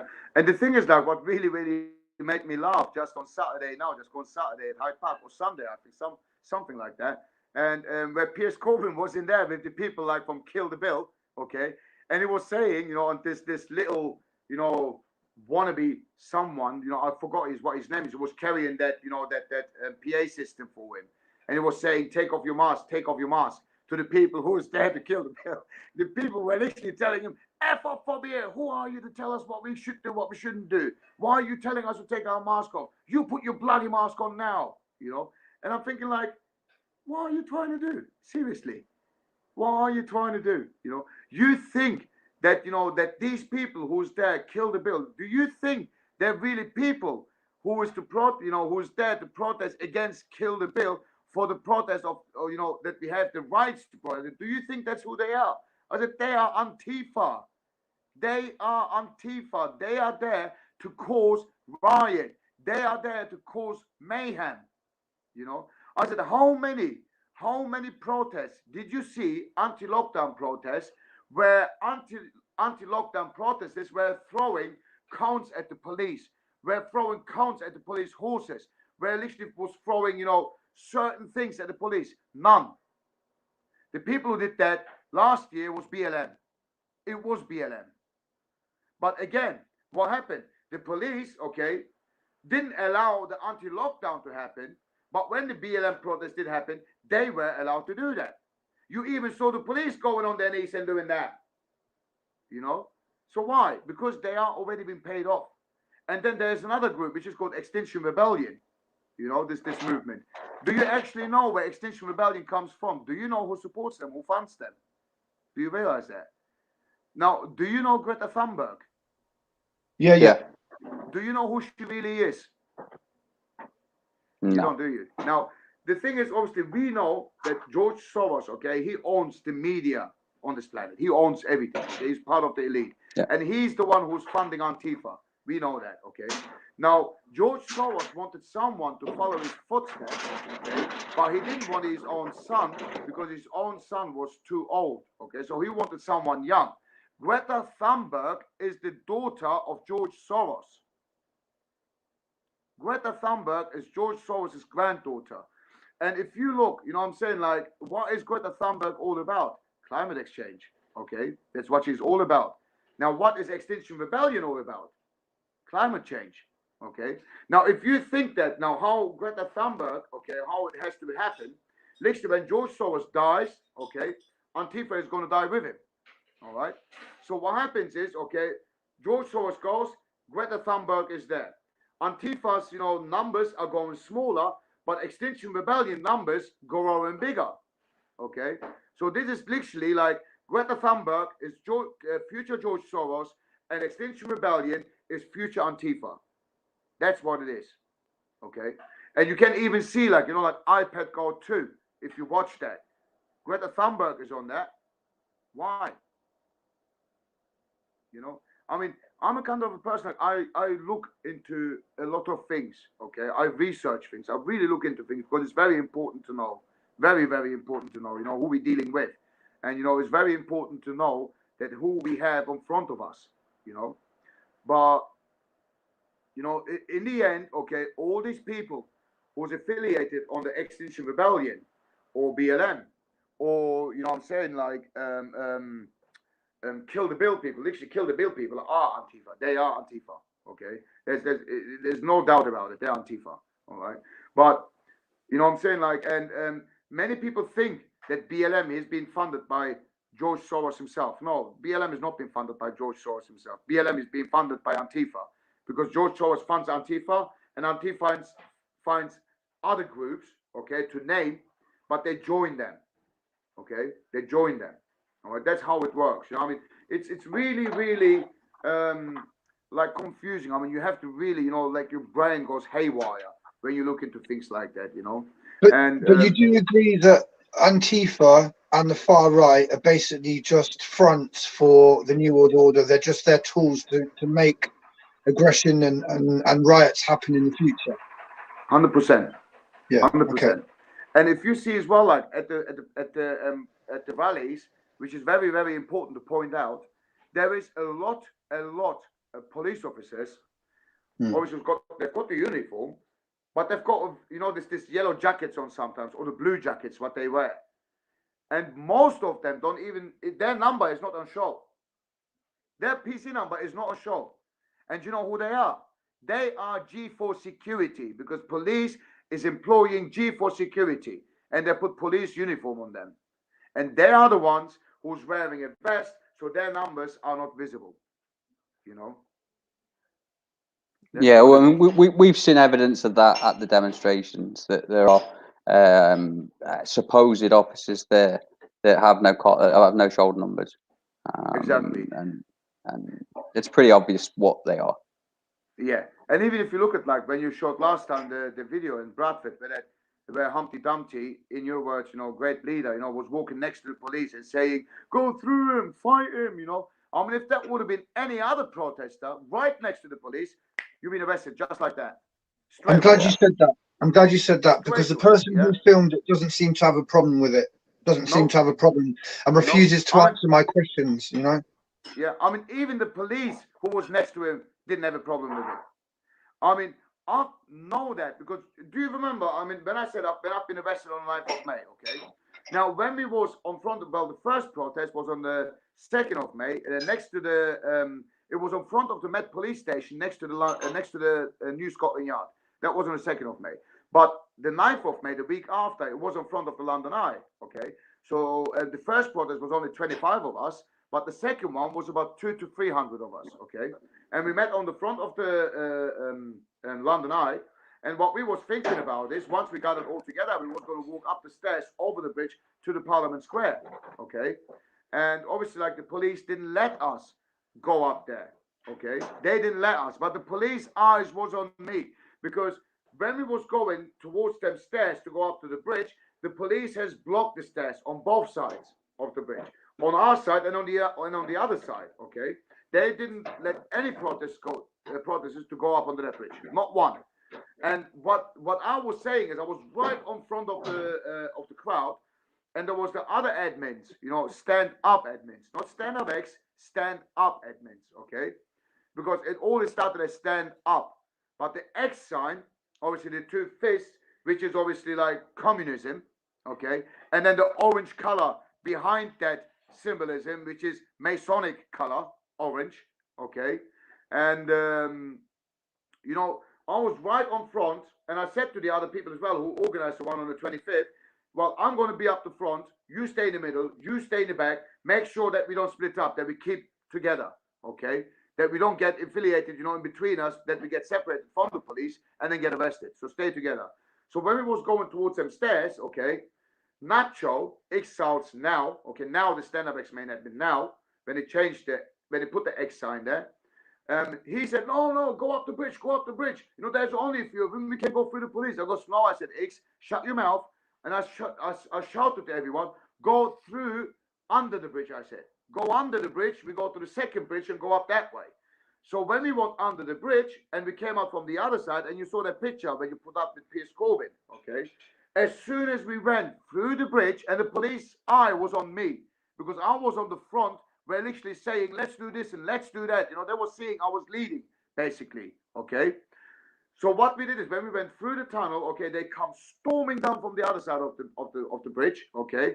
Down the stairs, storming down, and I wish, you know, I would have saved that video. I had that video, I was literally live recording then as well, but I was on Facebook, okay? And it was on my old account, which has been disabled through Facebook, okay? And they stopped every single one of us, okay? And they started, you know, taking names, finding people, arresting people, okay? But the thing is, what I realized is, you know what I'm saying, like, because I was saying, you know what I'm saying, like, go through this, literally telling people what to do, I've been arrested for that, because they said, you are the one who's organizing this, because you are the one who's telling people what to do and where to go, okay? So I've been arrested for that, okay? So the difference is, what I'm saying is, okay, so when that Humpty Dumpty, that Greybleeder, was literally right next to the police, telling to attack the police, to go through them, to fight them, why hasn't he been arrested by the police? Why? They're arresting everyone else, whoever says that. And he's been asked many times, look, Piers Corbyn, okay, Greybleeder, okay, many other actors, okay, like the Tap Man, okay, they're all getting asked to leave. And if they don't, they never get arrested.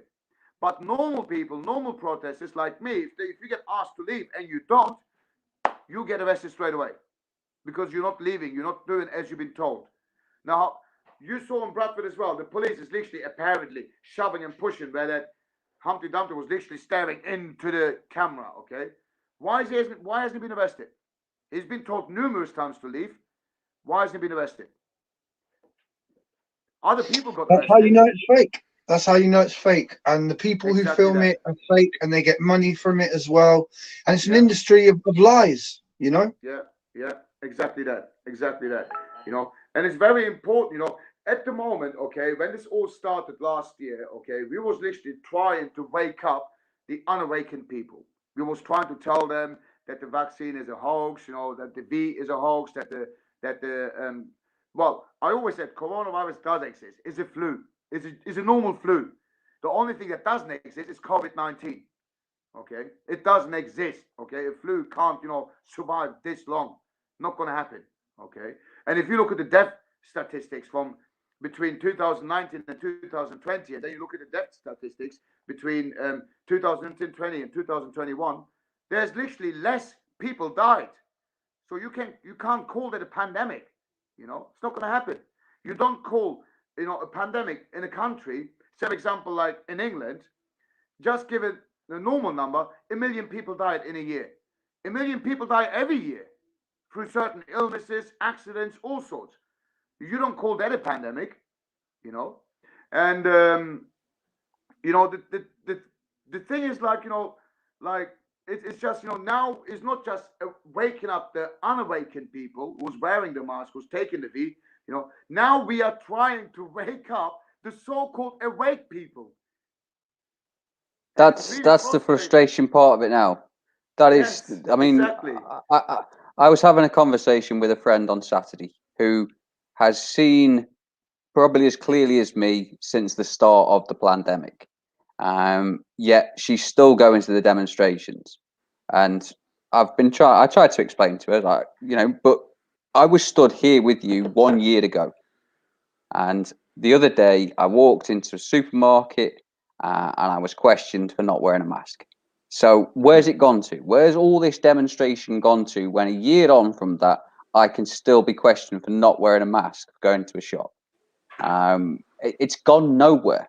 All that energy that people have put into it, all of that energy that people have put into it, all it did for me, having been somebody that stood in Berlin on the 1st and the 29th of August, I saw for my own eyes how many people knew what was going on. But it's now time for all of those people to realize that they've been duped twice, and they need to start reconnecting with each other outside of the organizations. Yeah. It's just a shame. Now, if you don't mind, John, I would like to show you guys a video, about this certain Edward Vermees Freeman, okay, about the foot soldiers for freedom. Now, when I show this video to you, okay, I would like your opinion. So if you would say that this guy is actually doing God's work, or if this guy is really like full of ego, full of, me, and is it okay with you guys if I show you this quickly? It's fine, but I'm just concerned, would they use that to copyright this video, this live stream? Oh, it is a live stream on Facebook. I don't know. I'm not sure. It's okay. It's not a problem for me, but I don't want to give them any ammo. Yeah. Okay. Yeah. That's fine. But yeah, that's fine. I'm not going to play the video. Okay. I'm not going to play the video, but I would like you to see him, who that is. I would like people to see him, what he looks like. Okay. So when people do go to the protest, to question him about it. Okay. So I'm not playing the video. I'm just showing who it is. Okay. Now he is the main one who created Foot Soldiers for Freedom. Okay. Now that's him. Oh, this guy here. Okay. Now this guy is very questionable. And obviously, like many people that see him on a Saturday talking, he supports Piers Corbyn 100%. And he calls people who, out Piers Corbyn, who tells the truth about Piers Corbyn, that he's saying that these people has got mental health issues. Okay. That we are infiltrators, that we are bendy, and that, people who's calling out Piers Corbyn or stand-up-ex have got mental health issues, that they are bendy people, that they are infiltrators, that they are liars, and all sorts. Okay. So that is that person. And if I was you, okay, like if you go up to Foot Soldiers for Freedom, okay, you will literally see how egotistical it is. I mean, don't get me wrong, say for example, like, okay, when you, Lionheart, or you, John, or whoever is on this stream, commenting, when we go to protest, we are literally going there, okay, to achieve the freedom for humanity, to fight against this, to show, the system or the elite that we are not going to back up. Okay, we will not back up, and we will fight against it. Okay, but when we do this because we're thinking, of our freedom. Well, some think of their freedom, but some, I mean, me personally, I think more for the future generation, for the future children, because I don't want them to think, in the future that things like this is normal, like wearing a mask is normal, getting vaccine every 3 months or 6 months is normal, that they are getting literally enslaved is normal, and we do it with a heart, we do it with a passion, we do everything that we can, whether we go to protest, whether we tell our truths, I'm saying, like on social media platforms, or YouTube or whatever. Okay, but we don't go out there and we keep saying, oh, I'm doing this, I'm putting myself on the front line, I'm going and doing this every single day, this is happening to me, that is happening to me. When you start talking like me, I'm doing this, I'm doing that, there's just ego in that. And in my opinion, I don't know if, some people might have got different opinion and different beliefs, which I respect. We all got a freedom of choice and a freedom of will to believe what we want to believe, to do what we want to do, to have the rights of our own opinion, and, if you keep saying me, there's only ego in that. And in my opinion, ego is evil. Ego is evil, in my opinion, because ego could be used in all sorts of negative way. And that's actually how the elite is controlling everything, because of ego, because they want everything. They want everything to be theirs. They want to own everything. you know, and you know, and you can see it as well. Like they're not there for fight for freedom. They go out there like Piers Corbyn, like Exile Snatcho, like Louis Creffield. They keep reading from scripts, and that script, what Piers Corbyn always holds in his hands, people think that he wrote that. No, he didn't. He's getting that written and given to him. That is what it is, you know. So how do we get to more people, to get the truth out to more people? How do we do that? Well, I mean, I'm doing this every day on the live feeds on Facebook, every day, you know. And what I say is, okay, which we need to understand as well, Lionheart, okay, which we really, really need to understand is, okay, some people, you know, we're not all going to wake up at the same time, okay? Some people take time. Some people, you know, we need to let them see the truth. You know what I'm saying? We need to let them see it, you know, for themselves, okay? The only people, obviously, like, who will, you know, like, see the truth is, you know, that if they really, you know, like, start questioning things, you know, and there's many people out there who doesn't research for themselves. They just look for people to follow. They look people to lead them. They look for people to tell them the truth. Okay. And what I always say, you know, in all my live feeds, I do that as well. Every time I mention this in all my live feeds, okay, in the end of it, I always say, don't let me convince you. Don't just mark my word and go by what I'm saying.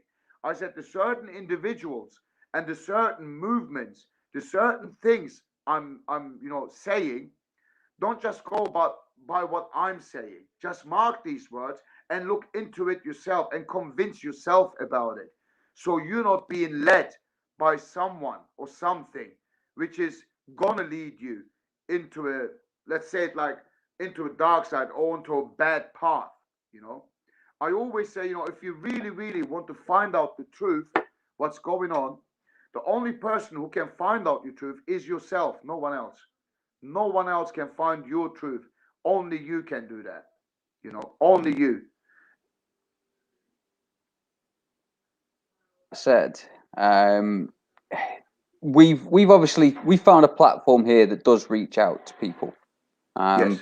But it's, you know, there are still people out there that need to be brought this way. How do we do it? Because I mean, me and John try different things and things, you know, but obviously we've got censorship to get round, and you know how it goes. What?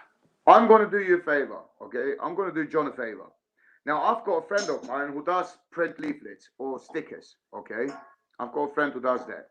What I'm going to do is, next time when I go to a protest, I'm going to talk to my mate and I'm going to tell him, look, mate, get me, like, say, for example, like, you know, stickers and leaflets, okay? And what I'm going to do is I'm going to promote John Overkill's YouTube channel, okay? I'm going to get this on a sticker. I mean, even if John, I mean, I put my number out here before, John. I don't know if you got my number or not, but what I can do is I can I've got it. Yeah, if you got my number, okay. If you can design, you know, what you want me to put on that sticker or on the leaflet, okay, send me a picture of how you want it and the way you want it, and I will ask my mate if he can do leaflets and stickers for it, okay? And he doesn't charge me much because he's really, really good friends with me, okay? And next time when I go out, I am going to hand this out. I'm going to say to people, you know, and especially people who knows about the truth, and I'm going to do that tonight on my Facebook live video as well, okay? And I'm going to share your channel as well. And you know, there's a lot, and I mean a lot of people think the same about Piers Corbyn, about certain individuals. A lot of people. You know, did you ever hear about that Fiona Rose Diamond? Did you hear about her? Yeah, she was the one who was touching the flyer of David Curtin that the bus driver was holding on the protests recently. Right. Okay. Fiona, well, I wasn't trusting her at first as well, but she reached out to me, she talked to me, she explained me certain things, you know. And I'm a kind of a person that I would like to listen to anyone of what their point of view is, so I can make my mind up about that person. But I tell you what, Fiona, she is against Piers Corbyn also. She is talking out about Piers Corbyn also, and she has got a lot of information about Piers Corbyn also. And she used to work with Piers Corbyn.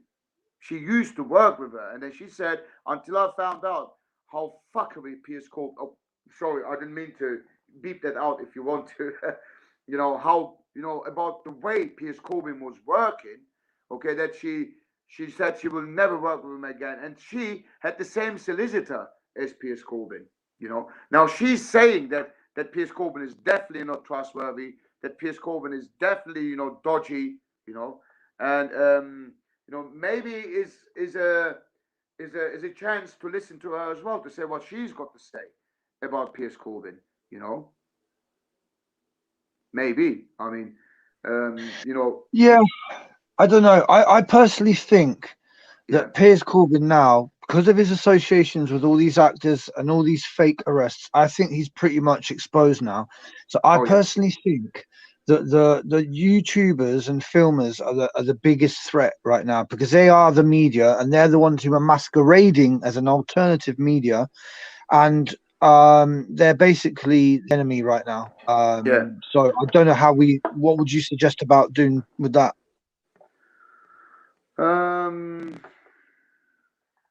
Well, what I'm going to try to do is, okay, we need to talk to them.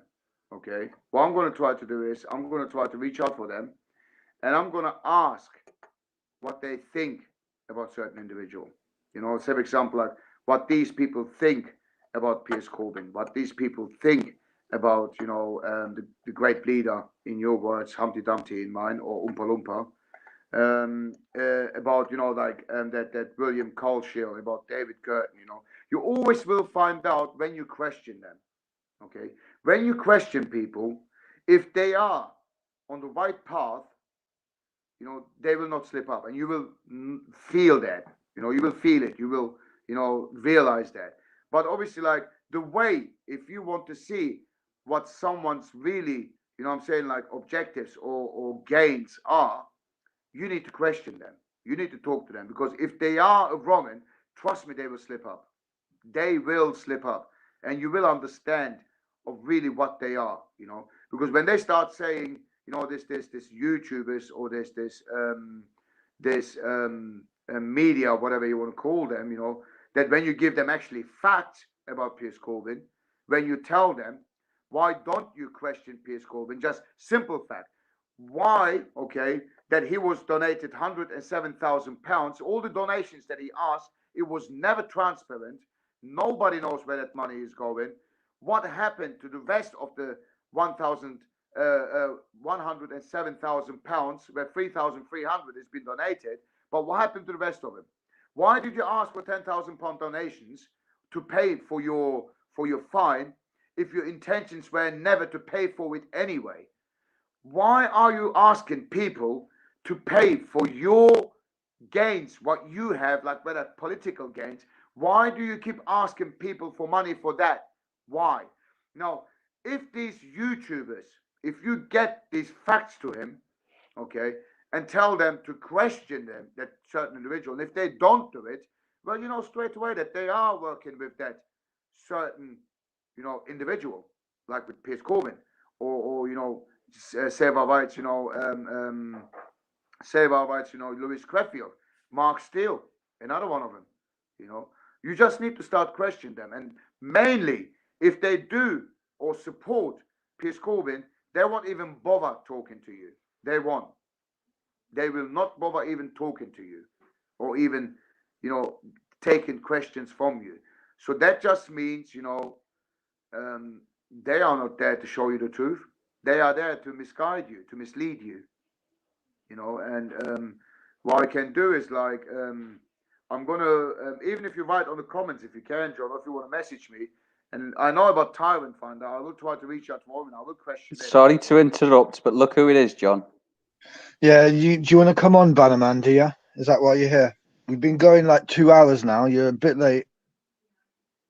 Yeah, sorry, I can't read the messages. No worries, no worries. It's just we just have to keep an eye on the chat, because what happens is we get all kinds of manner of people in here, literally spreading lies or doing whatever it is, because as you should know by now, this is a war for cyberspace right now. It's very important they control it. I mean, the most powerful thing right now is social media. Very powerful.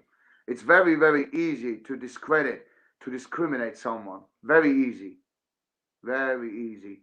You know, it's just, you know what I'm saying? Like, I mean, the real people who does this with a passion, with a heart, they will see through this. And like I said, I mean, John, look, in every war, I mean, this is more of a spiritual war than a physical war. I mean, some people might not believe it, some people do. But in all wars, there is always casualties. Always. Okay? There is casualties from the good, there is casualties from the bad, and there's casualties in the deceived ones. Now, if you really, really want to help people, okay, people people would want to help. You can't help people who doesn't want to be helped. You can't help him.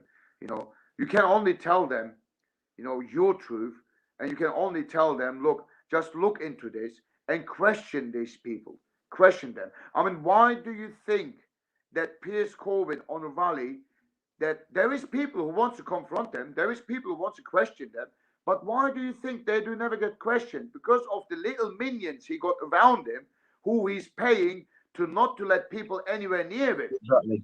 And the same thing online, okay? The same thing online. They have employed 10, 20, 30, 40 people to make sure that they push their guys and they discredit us. Lion, did you notice how he had Banaman come in and at exactly the same time Lister come in?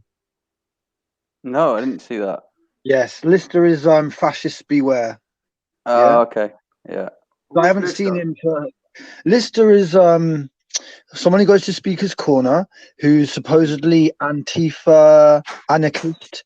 You'll see him sort of with slanging matches with Danny Tomo. I don't know if you know who Danny Tomo is, but basically he's well known in this sort of circle.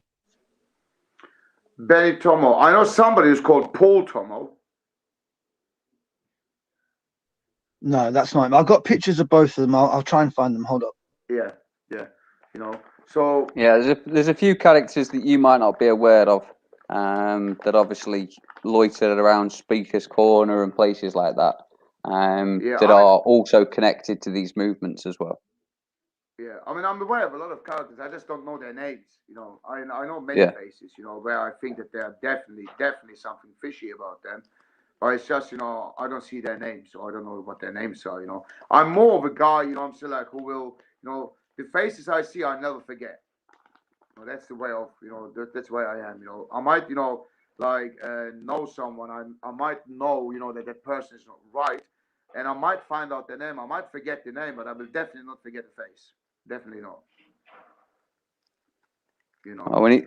Well, you remember Paul Golding, yeah?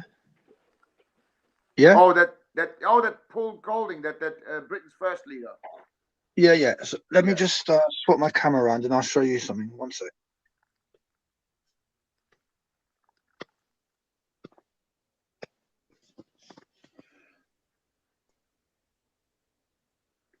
So you see him there, Paul Golding there on the right, yeah? Yeah. And then we have Lister, who I was just talking about there on the left. Oh, that's him. Yeah. Well, he's a supporter of that Paul guy, is he? No. So basically, what I personally, what I think here is, you have the supposed far right guy on the right, and then the supposed far left. But I personally believe deep down they're just all together, and it's just theatre, unfortunately. I mean, the way that Lister looks, it doesn't look like he's really far left. I mean, the way he looks at him, the way he smiles at him with his sunglasses on and all that. I mean, that will raise a little bit of question about me, to be honest. I mean, about him, in my opinion. Well, we've had Lister on the show. We've had Lister on the show on the panel, and he is basically the opposite of us. He believes in the pandemic and wearing a face covering and all this. So he's not someone that we can really relate to too much at the moment. Yeah, I see what you mean. Yeah. I mean, like I said, I mean, in the end, he's, if he really, really believes in these things without even making sense out of it. I mean, without, there's one thing what I want to ask, well, what I would like to ask him, if he makes sense. I mean, if he really believes in this, that apparently this stuff is so deadly, that it's so infectious, okay? Now, how come, okay, like, just an example. I went last time, okay, to McDonald's. Okay, well, because I was driving with my mate, and my mate said, "Oh, can you stop at McDonald's, please? Because I want to get some food." And I said, "What, you eat for McDonald's?"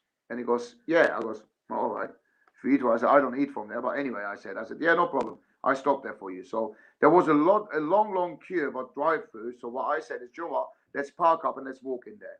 Okay. And I said to him, make sure that you eat in McDonald's, because you're not going to eat in my car. You know, I don't need anybody eat in my car or drink. You know, I don't even do it myself. But anyway, so we walked to McDonald's, and by the entrance, there was a woman there, and she said, "Are you eating in or are you eating out?" So my mate said, "You know, oh, I'm going to eat in." Okay, she said, "Okay, you can go through." And we didn't have no mask on. Now, to say that, we didn't have a mask on. But when we walked through the door, there was another woman there, and she said, "Can you put your mask on?" So I replied, "Well, we're going to eat. My mate is going to eat in. So how is he going to eat if he's going to be wearing a mask?" And then she replied, "Oh, no, you have to wear the mask when you order, but you can't take it off when you sit down." I said, "Excuse me?" He said, "Well, yeah, you have to wear it when you order, but you can't take it out when you sit down." I said, "What's the point in that?" So that so-called COVID is literally going to infect you when you order, but when you sit in the restaurant, that is not going to infect you. How is that going to work? How? You know, I just don't get it. I really don't get it. You know, and I mean, doesn't that make sense to the certain individual what you just showed, Liz, or whatever his name is? You know, I mean, how can you believe in this? You know, how can you think that this is true? I mean, you know, doesn't he look into things? Doesn't he look into elites? Doesn't he look into the system? And obviously, like, if he believes in the mask and all that, I'm guessing he believes in the jabs as well, don't he? Like in the vaccination program and all that.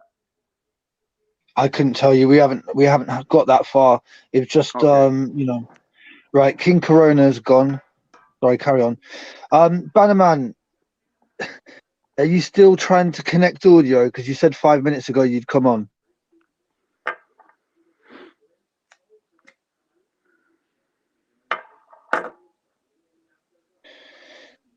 And you got an example here. This guy King Corona, who's basically been putting little comments here and there, and then one day he's told to then go into a room and then try and discredit me. And it's just so obvious. They literally have fake accounts that they use just to try and win the cyber war. But you know, when you're intelligent and you're guided by truth, this is nothing. You know. Yeah, indeed. And John, I would like to ask you something, mate. What is your views about Geza Fragman or Geza Tariani? So it's funny you should say that, because I've been researching Banaman, and he was doing videos of Geza Fragman, and Geza Fragman is wearing his clown costume that he was wearing in the Truth Movement, yeah? And everything about what Banaman is filming there looks staged. The altercations look staged. At one point, someone takes his cap off, and then you see Geza Fragman like with no hat on for the first time ever. It's just like a big. I call him Half Moon. You know. Half yeah. Moon. Yeah. You know. Now, look. The thing is, okay. I looked into Geza Fragman. Okay. Now, Geza Fragman has been very well known since 2016. Obviously, he was the one, you know, against fracking and all that. Okay. Now, that is the guy who stole £60,000 from the fracker site. Okay, that is the guy who was asking for years for donations to buy him a transit van. That is the guy who's been asking for years for donations from the anti-fracking movement. You know what I'm saying? Like to buy him a caravan. Okay, he's been asking for donations for many times. Then he's been asking for donations, you know, for someone who's apparently in jail. Okay, was a child abuse victim. Then he started asking money, you know, for donations to, you know what I'm saying, like to help him to take Boris Johnson into prison. Yeah, okay, whatever. Okay. But then when I look further into him, okay, now he done a live video with somebody called Vadislow something, who does, you know what I'm saying, like live videos about the protests and all that. Okay. And when he was doing a live video, he said in his live video that he had a 1 year happy marriage, okay, but he has been, you know, dating. He, you know, before they got married, he's been dating her 7 or 8 years previously to that, okay. And he put up, you know, back in the time, okay, on YouTube, the way he was talking to his wife. You know, he's a really a piece of crap he is, okay. And he was saying that he divorced his wife because she's got mental issues, she's this and she's that. But I'm sorry, mate, okay? If you marry someone, you must be loving this person to marry this someone, because you promised this person, okay, to live to the end of the time. Okay, you get divorced, you know, it's normal, okay? I mean, it's not normal, but, you know, it's a thing, you know? You get divorced, you don't get on anymore, that's fine, you know? But he divorced his wife because she's got mental issues. And I'm saying, like, hang on a minute, you don't divorce someone that you love because that person has got mental issues. You will try to help everything in your power to help your wife. Okay, but anyway, this is not the point where I'm going to get at. So, you know, somebody who knows his ex-wife, okay, another female, I don't want to mention her name because in case she doesn't want me to mention it, okay? So just to keep her details, you know, for her safety, okay? She said that she knows Gaza's, you know, ex-wife, and he said, well, sorry, she said when Gaza divorced her, okay, that she was coming up 22 years old. So just for an argument's sake, that she was 22 years old when Gaza, okay, divorced her, okay, when they got a divorce. So then it made me question. I thought, like, hang on a minute. He just said on his live video from the horse's mouth himself, okay, he said that he had a happy marriage for 1 year, but that he was, you know, dating his ex-wife 7 or 8 years previously to that, before they got married. So how old does it make her? You tell me that, John. If he divorced her when she was 22 and he was, you know, dating her 7 or 8 years previously to that, how old does it make her? This guy. How sad is that? Sorry, I'm just reacting to something that's happening in the chat. Banaman, that wouldn't happen to do anything to do with you, would it?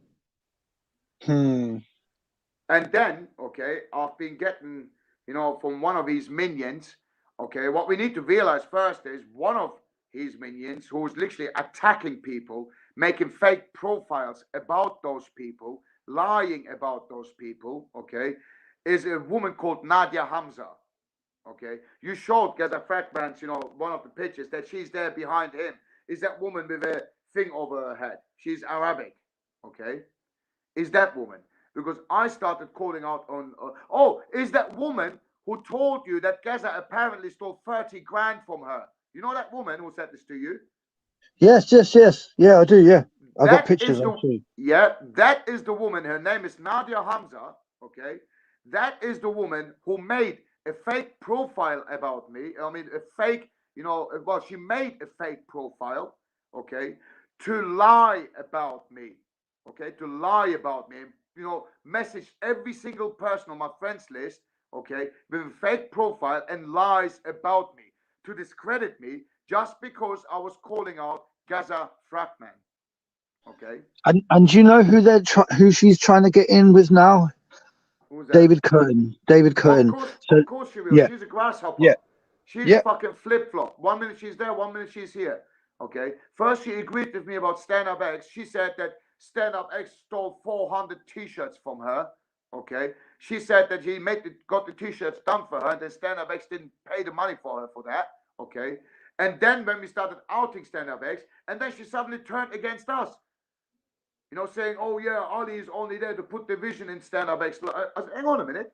1 minute that you are saying that you're against Stand Up X, but the next minute you are with them and against us. Now, how does it make sense? Okay. Now, this is gold. What we're talking about now we're where we need to be, all right? Yeah. So the woman you're talking about is connected to this man here. Can you see him? Oh, that Oompa Loompa there with the orange jacket. Yeah, he walks around. Look, there they are. They're both there together. Look, do you see that? Yeah. So basically, these two are big players in this. They're basically like actors. You've explained. Yeah, they are. Players. And they're trying to get in with Piers Corbyn. No, they're not trying to get in with Piers Corbyn. They are in with him. Yeah. Exactly. Yeah. They are. And that woman's name is Nadia Hamza. Yes, correct. And she came on my show, said that Gaza stole 30 grand off her, then cried and then told her mummy to help her shut the live stream down. Oh my God! I'll tell you what. Yeah, that woman was literally messaging me, crying, on Facebook to me, saying, "Oh, I'm on universal credit. The social services trying to take my children away from me." Blah, blah, blah. She is literally such an actor. She is an attention seeker. That's what she is. And she was the one who was walking around with a yellow bucket around the pen collecting donations for Gaza Fragman. Okay. And she told me that apparently Gaza Fragman, was taking all her money from Universal Credit. That she was giving all her money from, what she was getting from Universal Credit. And then I'm thinking to myself, hang on a minute. You're telling me that you're giving her your Universal, literally your benefits money. Now, what sort of a mother are you that you're giving someone your benefits money, even though you got children? I'm sorry, but no wonder why if the social service is on your neck, why they are also on your neck, that you're giving your money for your children away to someone who's a bloody con artist. And do you know what else happened? So after her debut on my show, she then started spreading a rumor that I was talking about her kids who are disabled or have got this illness. I didn't even know she's got kids. So why would I even say that? She did the same thing to me. She called the police on me. She said, okay, that I put her name out there on social media, that that I endangered her children, apparently. Okay. So I got a phone call from the police saying to me, "Oh yeah, a certain individual called us, Nadia Hamza, saying that you were slandering her on Facebook." I said, "No, I wasn't." I said, "She's the one who started it." I said, "If you want," I said, "I will come to the police station and I will show you everything. That she's the one who done a fake account about me, who did lies about me. It's her who started slandering about me. And I did have no choice to put a picture of her, not her children, of her, herself only, okay, to say this person is making fake accounts and lying about me, okay." And then they said, oh, we didn't know that. I was, well, yeah. I said, if you would want me to, I said, I will come and I will prove it to you. He goes, oh, no, mate, we believe you. He said, we believe you because you're not the only one, that she complained about. And you're not the only one that, these people who she complained about said the same thing, just like you did, that she was doing fake accounts and, lying about these people. So that Nadia Hamza is a very dangerous woman, I'm telling you. Very dangerous woman. She's a flip. She's not dangerous. She's not dangerous to us because we are carrying truth with us. I'm telling you that. So can you see? So that's the guy that she's associated with there as well. That's why she's got the same coat as him. Yeah. And if you look to the left here, you see this guy, Free Hugs, who you always see at these events with Piers Corbyn as well. 100%. He was even on the camera on Saturday, talking out loud, shouting and all that. Yeah. He's got a bit of longer hair now. And basically, because he's built like a tank, he's a perfect candidate to do a fake arrest with, a fake police scuffle, because he's not going to get hurt. And I bet you in his back. Go on. I realized there was a video which you put up. I'm saying, like with like darker hair and everything, where this person literally was getting arrested. That fat thing, where it was kicking the police, and then he's been slandered on the floor on the 20th of March in Hyde Park with the Greybleeder. He was he's the one who was there. That was him. Yeah. So basically, Stand Up X is a organized group of actors, who are pretending to be protesters, and what they do is they're in charge of making sure that they're getting pictured by the media as they're getting fake arrested. These people with their banners and their fear mongering. Yeah, you see what I'm saying? Yeah. No. Stand Up X. Okay, the main person on Stand Up X, which is Exalts, which is Nacho. Okay, now. I'll give you one example. If someone works at a government official place, okay, say for example, like if you work as a nurse, if you work as a doctor, if you work in any, council building, okay, and if you run a movement, okay, a group which has got thousands of members, okay, an anti-government, anti-V, anti-lockdown government, you will lose your job just like that. You lose it. You lose it. You will get sacked. Okay. But this guy, Nacho, aka Exals, he is working for the Lewisham Council at the IT department. Okay. And I've been getting a phone call from someone with an unknown number. Okay. And that person, it was a male. Okay. He didn't tell me his name. He didn't tell me nothing. He only said, if you want to find out the real truth about Exals, his real name, you know what I'm saying? I mean, sorry, his real place where he works, he said, go to Lewisham Council and wait there and see him walking out. And I did that. I went to Lewisham Council, okay, and he walked out from the Lewisham Council with a badge on him, with a mask on him. Okay, that's who Exals is. And Stand Up X is getting funded, or did get funded, by John Carlton. And John Carlton works for AI company. He owns it. Okay.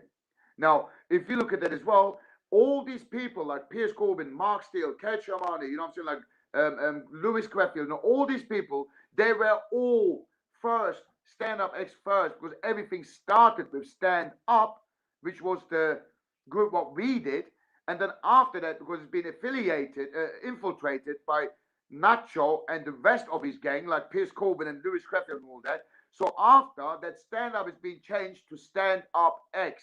Okay, and like I said, you just need to look at the logo. Okay, it is a crossed hand like that, black and white, which is a communism, or even one fist, which is communism, and the background picture, which is orange, which is to do with Freemasons.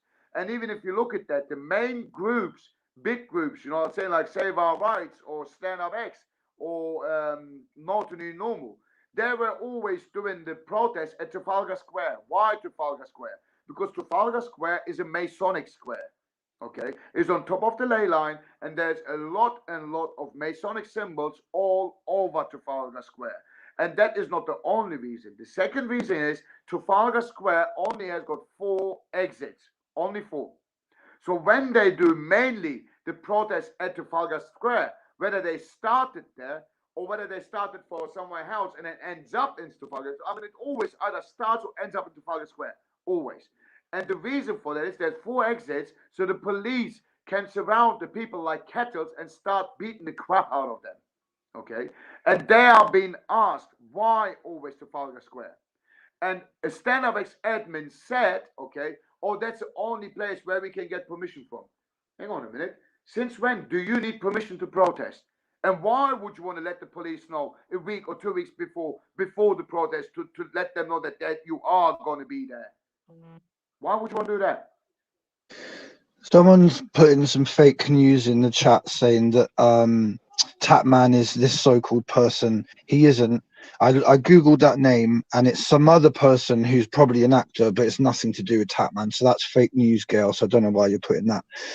Talking about fake news, Banaman, I see that you're here. Yeah, I'm here. Can you hear me all right? We can hear you perfectly well because you're in a nice little studio there. I've seen all the fancy equipment. That must have cost a bomb, that, mate. Well, I'm here to answer any question you want, but take it slowly because I've heard some information that you're going to have to do a little bit more to change my mind about some of the things you've said. Now, with regards to your question about the equipment, which studio are you referring to? Have you got multiple studios? So I only thought you might have one. I didn't realize you had a series of studios that you can choose at will. Well, what it is, one of the studios doesn't belong to me, and the other one is my bedroom that looks like a studio. Brilliant. Anyway, it's nice fancy equipment, so I'm sure you're going to do a good job at helping us expose the actors.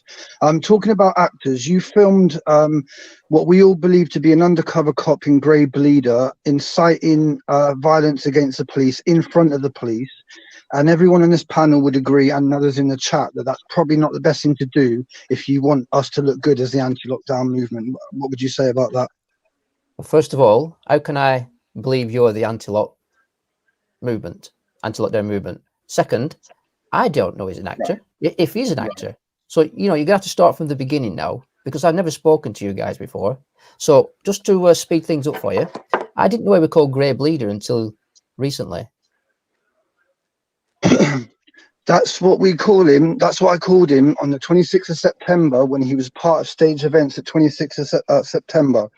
You also filmed many people considered to be actors as well, such as Cricket Man, who you called Lester James, the guy with handlebar moustache, Charlie Hang on, Parker. hold on. Can we just one person at a time? Because I do tend to forget a little bit, like yourself, John. I don't forget much, mate. Okay, so with Cricket Batman, I watched your video. Was it last week? I'm not sure, and I didn't know he was an actor. If you believe he is, I don't know whether he is or he isn't. Now, just put yourself in my position, just for a second. Yeah. I've got a camera. I'm going around exposing what's happening on the street. What I believe, people rising up. Now, if somebody's an actor like you claim, and they make a beeline to me, is that potentially to try and discredit me? I bet you've not thought about that, have you? Well, I'll tell you a simple answer to that. The fact that you film like 5 in a row kind of throws that out the window, mate, to be quite honest. Okay. Now then, just to let you know again, I haven't got a clue about these people, who they are, what they do, whether they're paid, whether they're actors or not. So what I do, I will film them just as it is. Okay. I will film it just as it is, how it's presented in front of the camera. Now, if you believe I'm a shill or work for the government or whoever, you need to provide evidence to back up your claim. Now, I'm here to say it's not true, but No, I don't expect anybody to believe me. You're in the public eye. You're filming our history. I'm allowed to review your work and say that you're filming actors. Fact. Yeah, of course you are. That's your opinion. But you're telling me that you don't have it in your brain to think that this man in front of you on the screen is an actor. Say that again, sorry. So you don't have it in your brain to see that this man here is an actor in front of you on the screen right now? Well, now that you mention what you are saying, I had no idea or to think he was an actor in the past. You're bringing to my attention now a claim, right, that he may be an actor or he may not be. So, can I ask something? Sure, Ali. Yeah, it's okay. Sorry, I mean, you can carry on saying what you were saying, Banaman. I mean, I'm sorry, I didn't want to interrupt you. I just wanted to say, you know, once you finish, if I could ask you something, if that's possible. yeah, anybody could ask me anything. Okay. Now, what I want to ask is, okay, now, obviously, like, I mean, in what position are you about this anti-lockdown? I mean, do you agree with the anti-lockdown? Do you believe that the COVID is a lie or that the vaccines are dangerous and that the lockdown shouldn't be happening? Do you agree with that? Before I ask my question.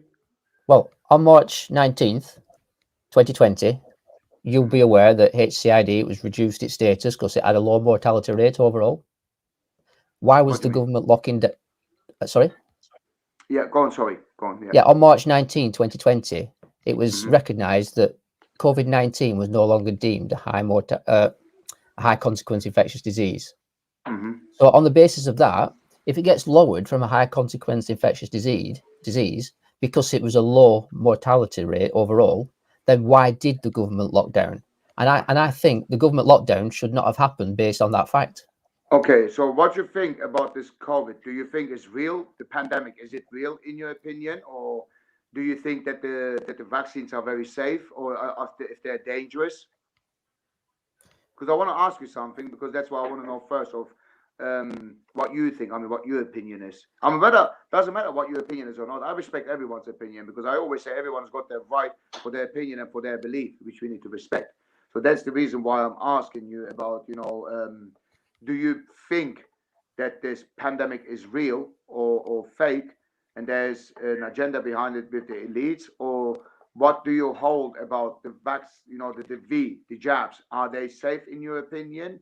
If they're okay, are they okay to take, or are they dangerous? Sorry. Can I just ask? Could you just ask me one question at a time, because I'm losing the questions in my mind. If you just ask me one at a time, I'll answer them as you ask. Right. Okay. Now you answer me the first question about the lockdown, that you said that it shouldn't have happened. Okay. Now let's agree that. Okay. Now I believe it should not have happened. Yeah. Now the second question. Okay. Do you believe that the so-called pandemic COVID-19 is real? COVID-19, I've been led to believe it's the disease of coronavirus. So coronavirus is just a flu. Yeah. COVID-19 is what Professor Chris Whitt is saying is a disease you get from coronavirus when it gets to a an unhealthy state where you potentially could go into hospital.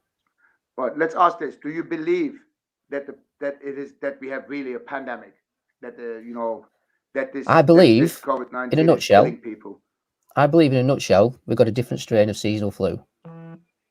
No, I didn't ask you that question. You know, I mean, I'm trying to tell you, do you believe that this pandemic is real? I'm Pandemic? asking you that. Yeah, the pandemic, the so-called. No, I don't pandemic. believe it to be real as in a pandemic, in the fact that we have this every year, seasonal flu. It's another strain of flu, in my opinion. Right.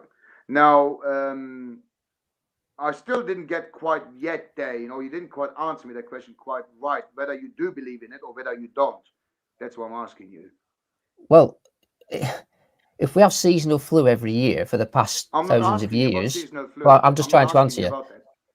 Well, it's the same thing. I'm trying to tell you that seasonal flu is the coronavirus.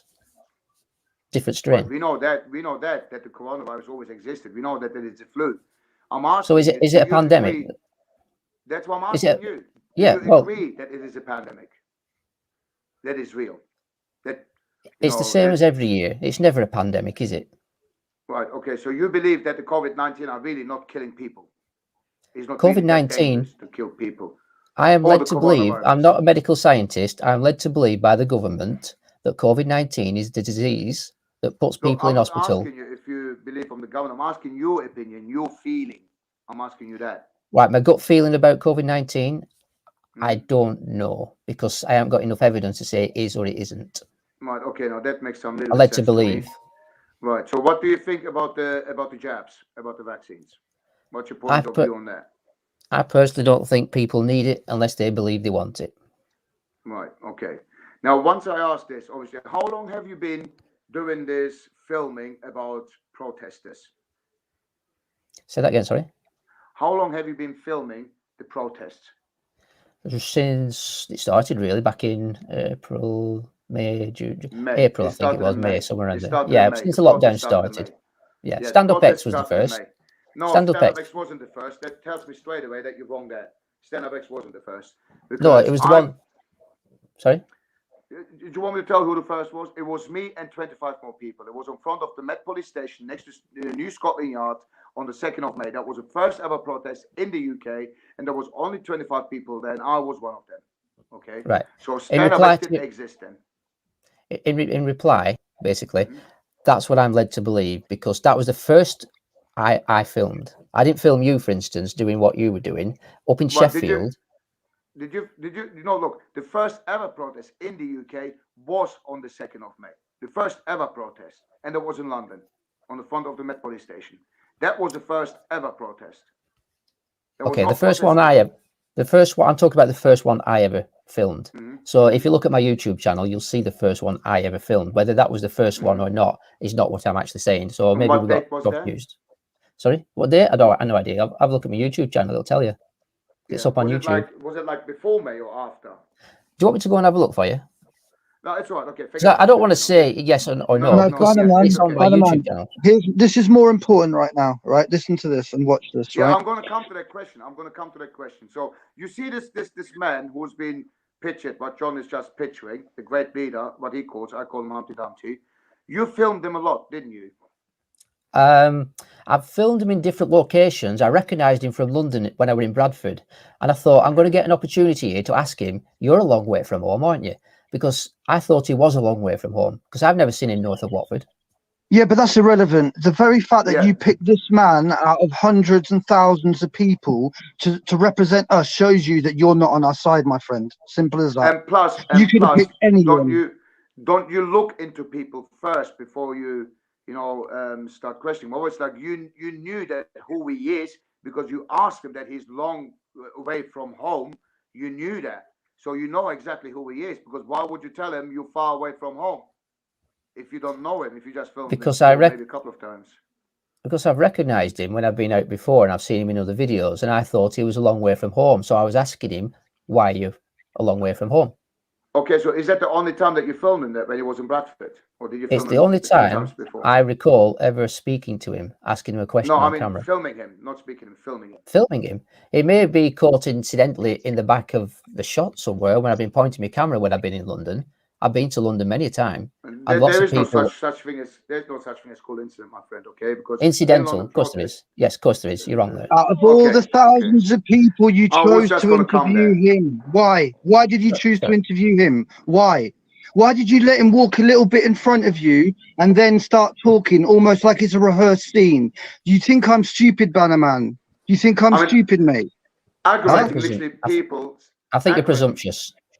Oh, no. I've got you all worked out, my friend. Don't you worry about that. And that's why they sent you now. You've been watching these videos a long time, but now that I've actually called you out for getting someone to incite violence against the police, you're all a little bit worried, and that's why you've come here to make your debut. Yeah? This man incited violence against the police. You filmed it, pal.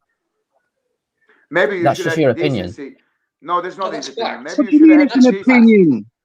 You should have had the decency, you should have the opinion, the decency to say, whilst he was filming in Bradford, when he was saying, go through them, fight them. Now, if you were really, in the, like if you had the decency, you should have been saying on that live video, hang on a minute, mate, don't do that. We're not here for fight. We're here for peacefulness. We're here for peace and for positivity, not negativity. You shouldn't say that. And if you were really not there to film him, you should have cut that bit out where he was literally saying to people, go through them, fight them. Fight them. Okay, so you should have right. Can I respond? Confront him and tell him you're not supposed to do. Yes, please, go ahead.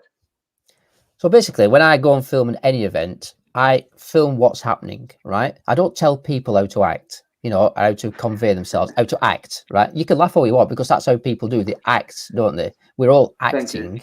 Thank you for allowing me to how to laugh. Thank you. No. I'm just, you're taking the mickey, really, aren't you? I'm not taking the mick of you. I think it's you that's taking the mick by interviewing him. Yeah, that's why. And also, who's this Banaman? You should know who that is by now. You've filmed him enough times and your mates have filmed him. So who is that guy standing next to the potential mayor of London? I'd like you to tell us right now, please. Simple. I've seen him in London. I've video recorded him sometimes in the background and also at Manchester. The last time I recall video recording him. So who is he? I don't know him personally. It's just I've just seen him around Piers Corbyn. You think it's right that the brother of Jeremy Corbyn, that the potential next mayor of London has got some guy that looks like this and you don't know who he is and no one knows who he is? Don't even know a first name. I don't know his first name, no. Well, what do you take is of Piers Corbyn then? Piers Corbyn? I don't really know him, to be honest. I've tried to speak to him on camera. He's giving me listen, don't interrupt. Okay, let me speak. Sorry. Yeah, go on. I don't really know him, right? I have spoken to him on camera. I've got some interviews with him in Sheffield, especially when he got arrested in Sheffield. And if I remember rightly, I can't remember if Tapman was there. That's what you call him, isn't it? Mm-hmm. So until you tell us his name, what are we supposed to call him, mate? Yeah, no, I'm not. I don't know his name. About Piers Corbyn quickly. Yeah, go on. About Piers Corbyn. I don't know his name. You call him Tapman, so that's all I know him by. Yeah. So what is your thinking? I mean, look. The thing is, what I'm saying is, okay.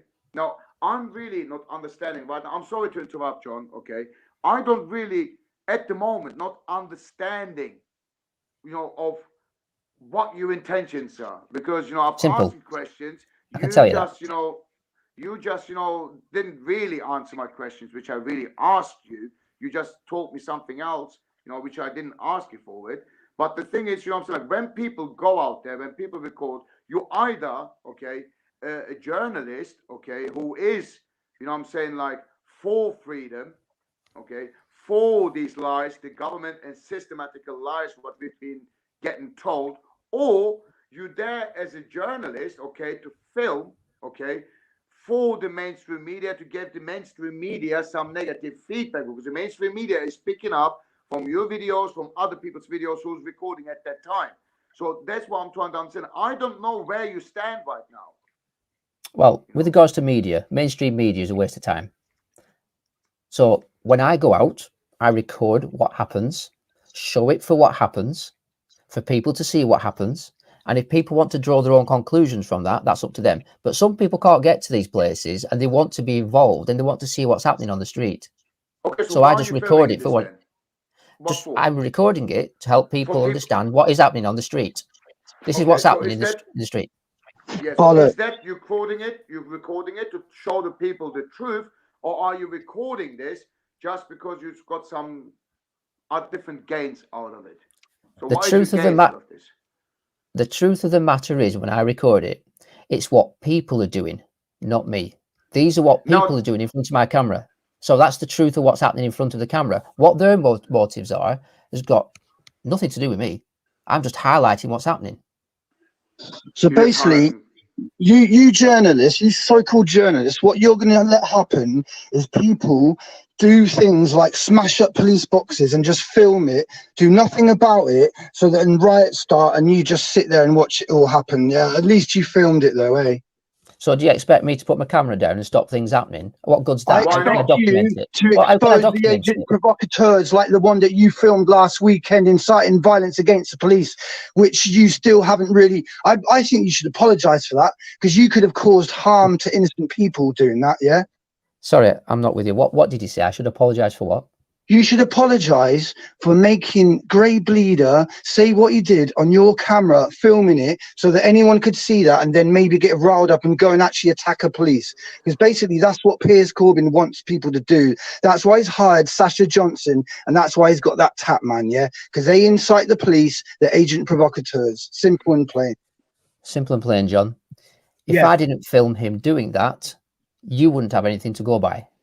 I knew about this guy 7 months ago while you were filming him and filming other actors that you claim to not know are actors, even though they're walking to a protest in a sodding cricket gear. Yeah, are you serious? Right. People with chandeliers on their head. Yeah, context. I'll put it into context for you. What I actually meant, because I'm not very good with context sometimes, right? What I actually meant was you wouldn't have anything from Bradford about him from my camera, is what I'm saying. So I'm exposing him in your eyes. I'm helping you. No, you're not. No, you're not. Okay, I'm not. So you don't want me to record You're a politician, mate. What you are is a politician. Yeah, you're not a filmer. Your filming is a cover. You're something else. You're in politics or you're the police. You're not a YouTube filmer. You're not, mate. I can see through you, pal. Do you know what I say, opinion. Delaman? You know what I say, Delaman? Now, when, say for example, like I see many people out there filming, okay? Whether they are filming, they've got, their own groups, they've got their own YouTube channels, they film, okay? But the people, there's two sort of people who's filming there. There's the one sort of people who's filming there who does literally, okay, have got the same belief and the same opinion of all these lies that's going on, okay? They're filming that. And they're filming because they are there with peace. They are there to tell people who instigate violence, to tell them, look, mate, that's not the way forward. We shouldn't be here saying, fight the police or go through the police, or things like that, okay? But then there is other sort of people who's filming who doesn't literally care, okay? Like whether somebody instigates violence or literally it kicks off. They're just there for the gain, just to get numbers, just to, whether you're doing this for gains to pop up your channel so you get paid for it even more money, or whether you're there, to give, to show the videos what you are doing, to give, the bad, negative feedback to the media. I mean, I don't know what that's the reason why I asked you the 3 questions at first, okay? But you didn't quite straight answer me that. You went around a little bit, what I'm saying, and came around with other different questions, and that is like a politician. Yes, that is the reason why I'm saying I don't know where you are standing. I know where I stand. I know where John stands. I know where Lionheart stands. And I know where the rest of the people stand who is literally filming for the right reasons. So I don't understand where you are standing. Well, basically, see what I mean? Yeah, you've got a point with some of the things you're saying. I can't remember everything you've said because my attention span sometimes just forgets. I think John will agree. Really short memory, like a goldfish. Well, John shares a similar. I think John shares a similar understanding of that. You can forget some, if you talk too much. Not being disrespectful, but you can easily forget some of the. Too much. For me, I remember things, my friend. Yeah, okay, fair enough, John. What I'm saying is, when I go to film anything, it's there for people to watch what's going on. If there are people there, paid actors, and you have proof of that, yeah, I'm happy to ask those questions next time I'm out. You know, you Good. want to put some questions my way. Why shouldn't I ask these questions? Because they're legitimate questions that you know are being raised. However, when it comes to filming anyone in particular, it just happens to be coincidence that I'm at that point and speaking to somebody. There is no such coincidence, but that's my opinion. But your opinion might be different. Okay. Okay. So what I want to say is, if you want to write this down, if you don't mind, okay, which I will have a look if you are really going to do this or not. I would like you to question Piers Corbyn. If you don't Okay, mind. next time I see Piers Corbyn, what I'd like you to do, if you go to www.mediaarc, that's MI, right, what I'll do, I'll post it in the link, right? And then you contact me through MediaArc with all your questions. I wouldn't like to contact you about that. I mean, you can write it down if you want now, which I would like Exactly. He just wants you to go to his website. Right. It's just a plug for his website. Okay. No, it's fine. It's fine. I'll just get a word pad up. Just bear with me. Yeah. Yeah, So John, you need to be careful what you say because it's not very respectful, is it? I don't need to do anything you say. I'm not the one who films actors doing fake events like you do, my friends. Yeah? I'm here out of respect for I'm the people guilt-free. besides yourself. Guilt-free. You're Fine, the John. one who films people like Greybleeder. Out of all the thousands of people in Bradford, you have the audacity very venomous, to pick the one who looks like a hobo, like a tramp, like a discreditor, like a crackhead. You chose him to represent us on purpose, like you chose Cricket Man, handlebar moustache, the fake Trump supporter, the fake policeman. Do you think I'm stupid? I was on to you 7 months ago, Banaman. 7 months ago. I don't think you're stupid. I think you're presumptuous. No. You're done, mate. You're done. That's why you've come here, because you're panicking, because I could destroy your channel. And so could all the people on here. We could destroy your channel, mate. So what I would like you to ask is him, okay? What I would like you to ask Piers Corbyn, what he did with the first donations that he was asking for legal aid funding by helping people to get solicitors who is getting arrested and charged in court. Hang on a minute. Couldn't afford solicitors. Yeah. That's going to take me a while to write down. Sorry, slowly. What's that again? If you could ask him, okay, yeah, why he asked for donations, okay, for crowdfunding, for legal aid.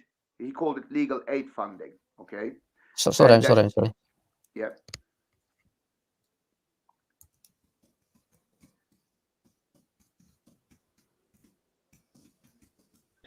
You say that you're there to record history, but you need to write everything down. It seems a bit sus to me, mate. No. Video camera can do, quite a lot instead of writing it down. Video camera. like film agent provocateurs inciting violence against the police. Do you mean like that? Yeah. Sorry. You heard what I said. No, you heard what did you say? No, you heard what I said. There's no reasoning with you, John. Sorry. I reason with good people. You're not coming across as a good person. You're coming across as someone who's trying desperately to save what credibility they ever had, my friend. John, there's many ways you could actually come across, a little bit more calmer, not as, I am passionate because I care about children. Do you care about children? I care about all mankind. Yeah, you do. So why are you filming actors then who are trying to extend lockdown? Why are you doing that? I've answered your question. No, you haven't. You're asking me again. Why did you allow that man to represent us? Why did you do it? I didn't film him to represent anybody. Right, so you picked him randomly. You just thought, oh, I know. That's the best person that I can choose. Yeah. Come on, mate. It's the way it is. The way it was, yeah. Right. Yeah, would you ask Piers Corbyn the second question? Why he I got interrupted with the first question. Don't just tell me the first question again. The first question, like I said, it was why he asked for crowdfunding, okay, a GoFundMe account for legal aid funding to help people who's getting arrested and charged and being sent to court, to help them. Just bear with me a second. Just bear with me. Any auditors in here? Any auditors in here? Yeah, whatever. This is more important than anything you've got to say. Any auditors in here are tied to Banaman. So what they're doing now is talking propaganda mods. So get rid of it, yeah? Because they're all connected to Banaman.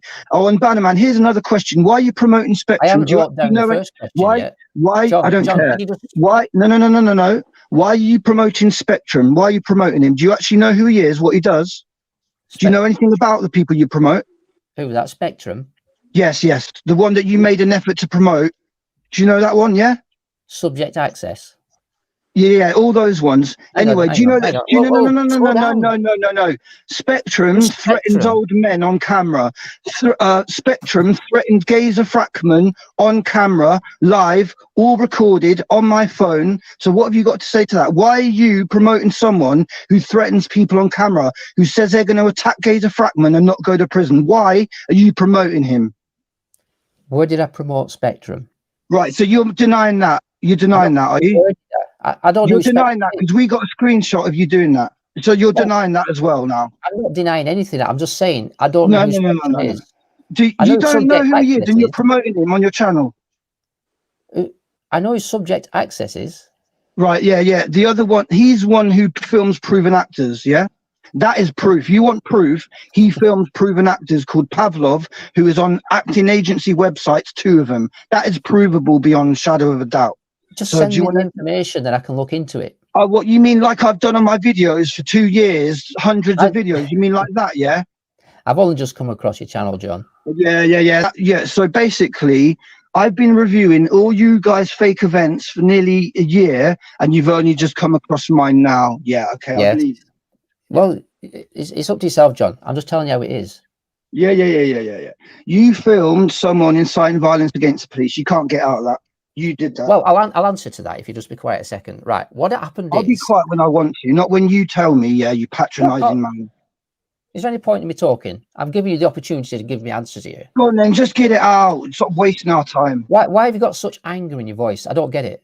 Because I don't like dealing with traitors, that's why. So why don't you just delete me off the channel?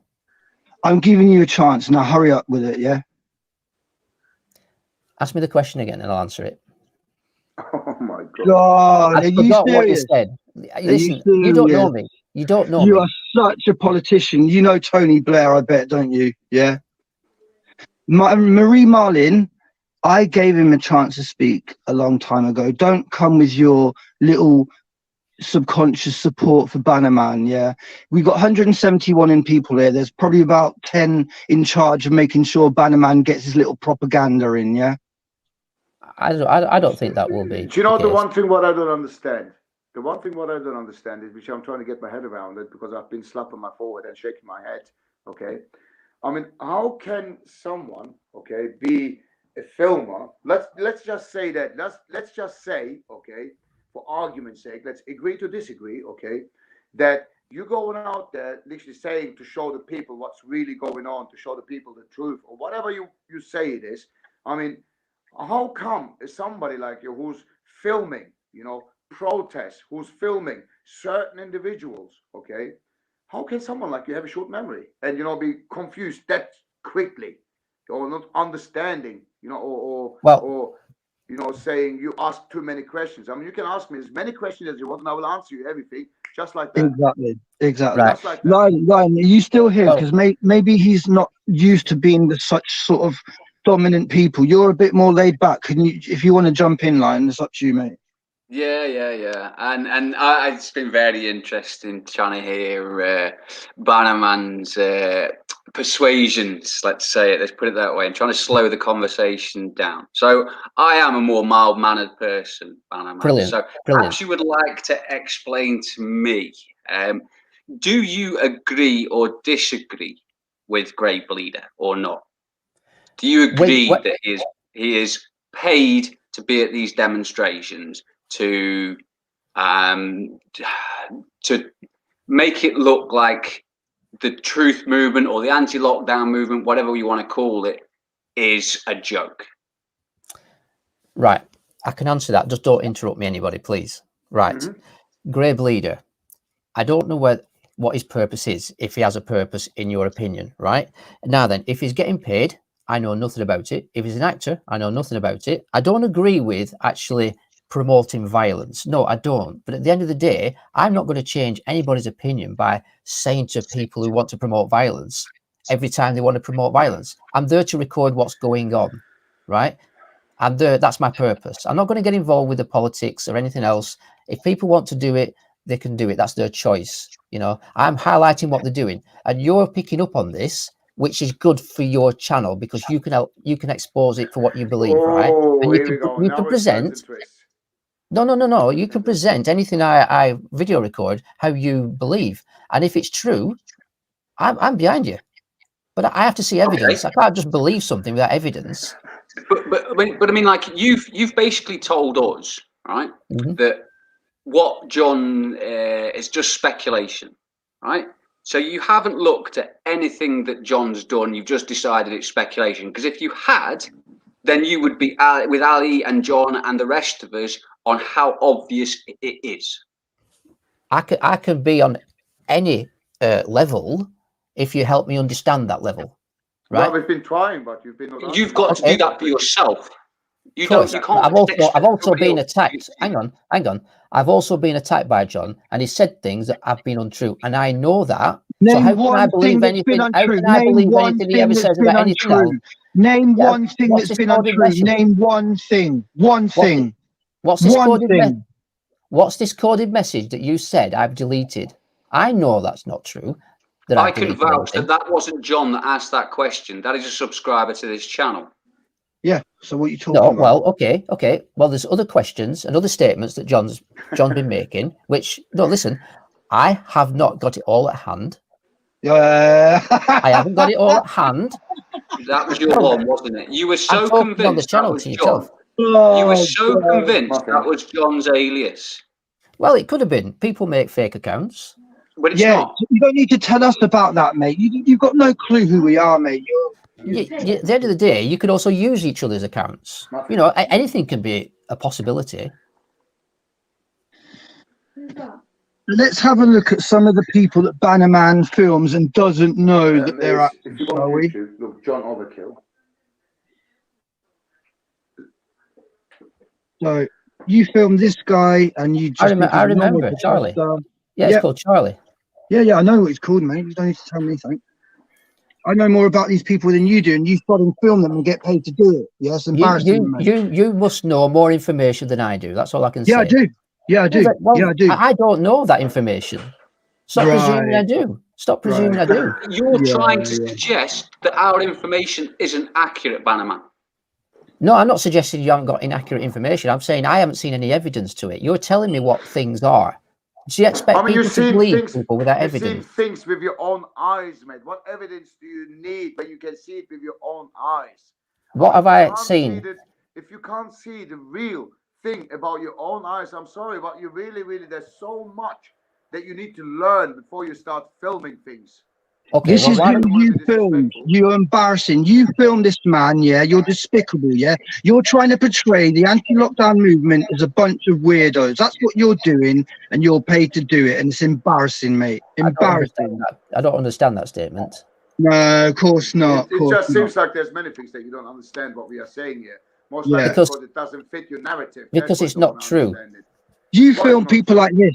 You film people like this, Banaman. How about that? I can't make out what that is. Right. So your eyesight's bad, your memory's bad. Why are you in this job, mate? You're just not listening. You're not willing to understand. Yeah. Do you know who that is? Do you know who that is? Well, just slow down. Let me have a look. Slow down.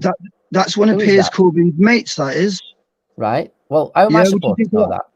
No, you wouldn't know because you don't look at and you don't take an interest in the people you're filming. You just film them, get paid, and sod off home into your studio, yeah? Into your lavishly furnished studio, yeah?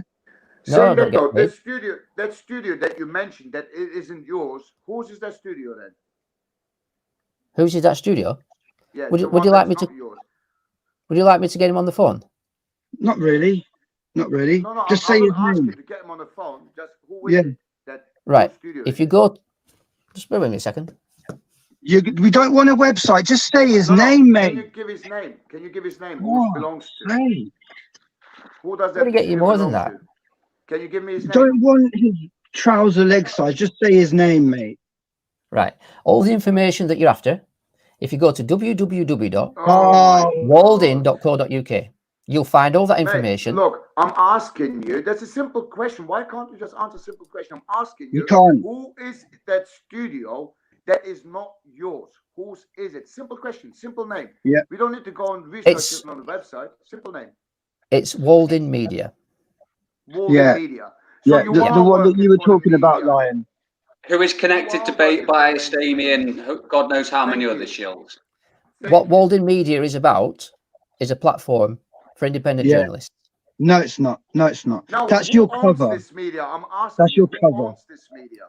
Who's the name of the person who owns that studio, that media? I didn't ask what that media's name is. I asked you who owns it. Well, if you go to the About page, you'll find all the information you want. But why can't you tell me? I'm asking you. Because I'm not here to talk. I'm not here to talk about things like that. I'd like to talk about the thing that you're accusing me of. I'm not accusing you of anything. I'm questioning you. Now, this is again another reason why now this is now put a doubt in my question mark in my head about you. I didn't know much about you. Okay, where you saying that I'm accusing you? I'm not accusing you. There's a difference between accusation and questioning. I'm questioning you. I'm asking you things. I'm not accusing you. I only asked you, who does that belong? That studio, who does it belong to? What is his name? That is not accusation. That is a question.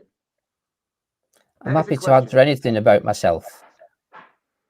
Oh. Do you know what? To be honest, I mean, I think exactly, but I think I'm done asking him anything, mate, because I'm not going to get anywhere. Whatever I'm going to ask him. So you two carry on, guys. It's basically what Banaman is. He's a politician who can't answer a straight question. He's just there to delay and basically you waste your time, so you just run out of energy. But I've got energy for days, mate. I could do this for 12 hours, mate. And John, we've got Beazle in the chat as well. Who Banaman thought was you. Yeah, exactly. Yeah. So, you know, I can type right now. Yeah. Blah, blah, blah. And that's me there. Yeah. As well as talking. So. And Beazle, would you also let Banaman know that it was you that commented? And bear in mind that he made 2 posts about that. Like, if you remember. Yeah. He accused me of being another account. Absolute joke. Just 1 second. Nice comment there.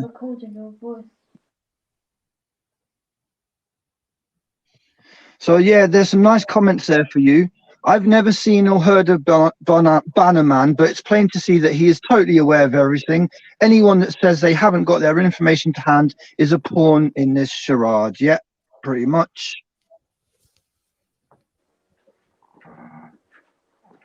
Robert Turner, get rid of him as well.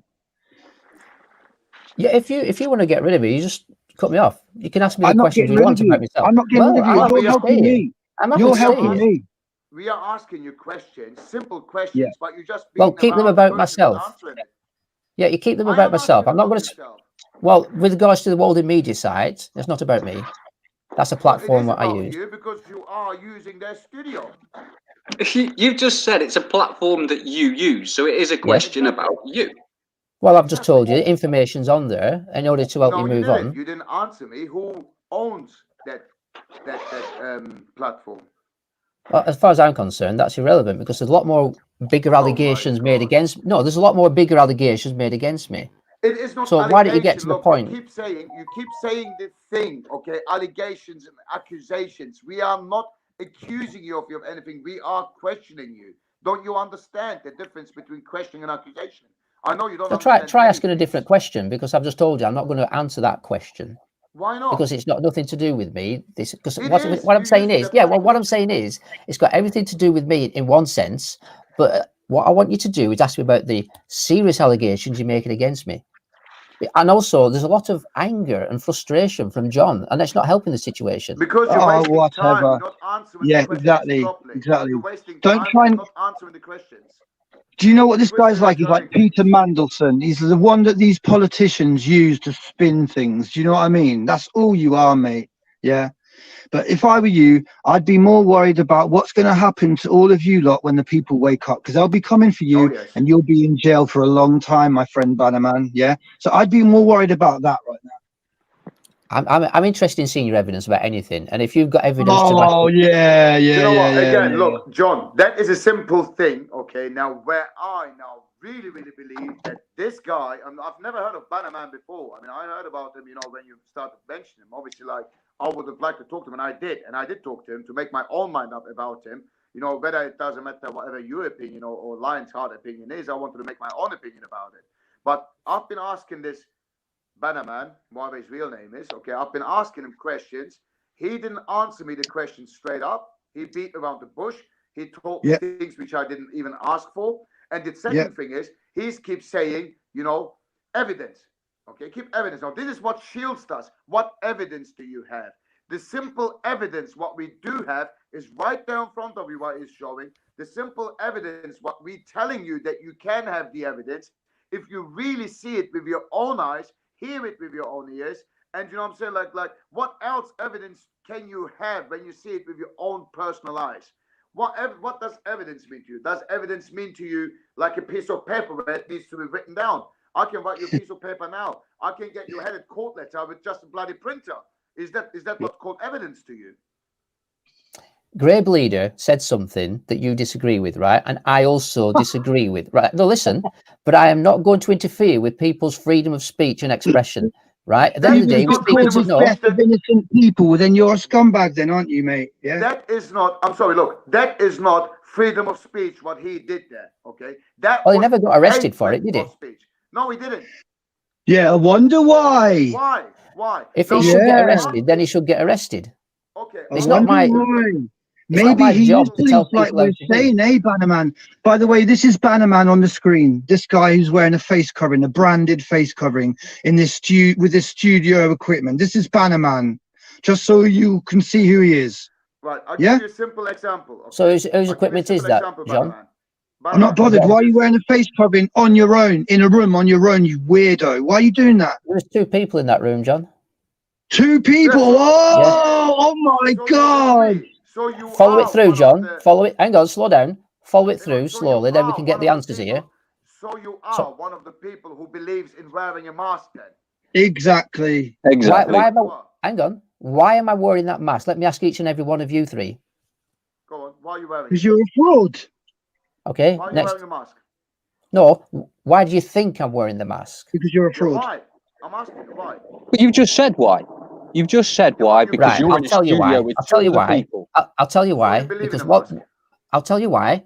One said because I'm a fraud, and the other 2 didn't want to answer. So this is the reason why I was wearing. This is the reason. This is the reason.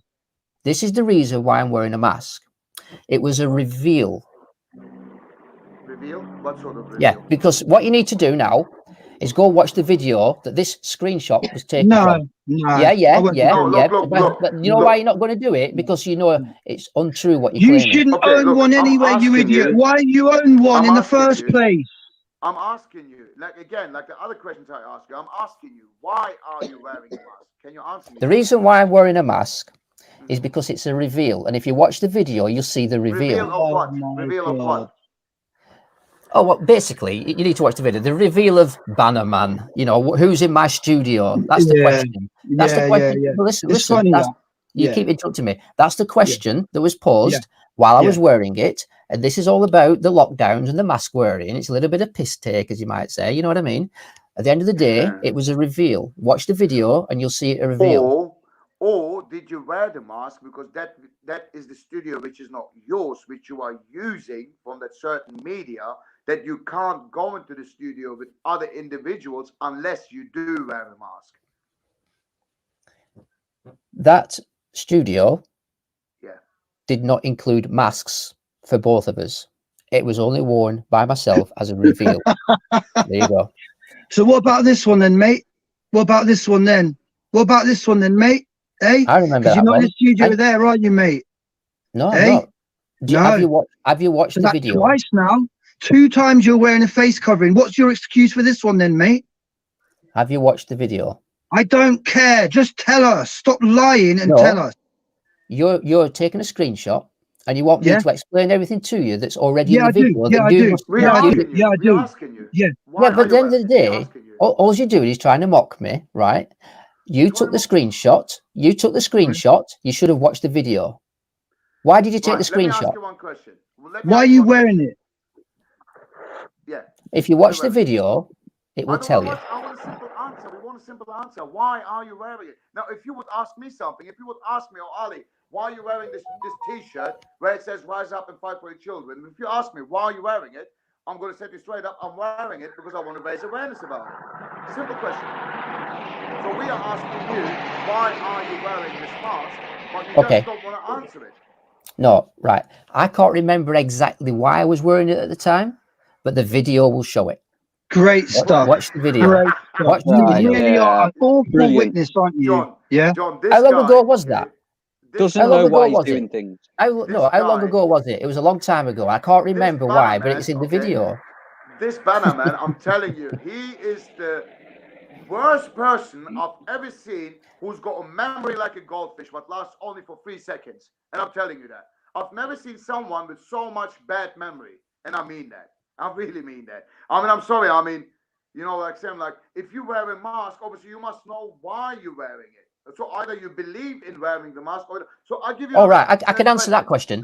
I can answer that question. Okay. Yeah.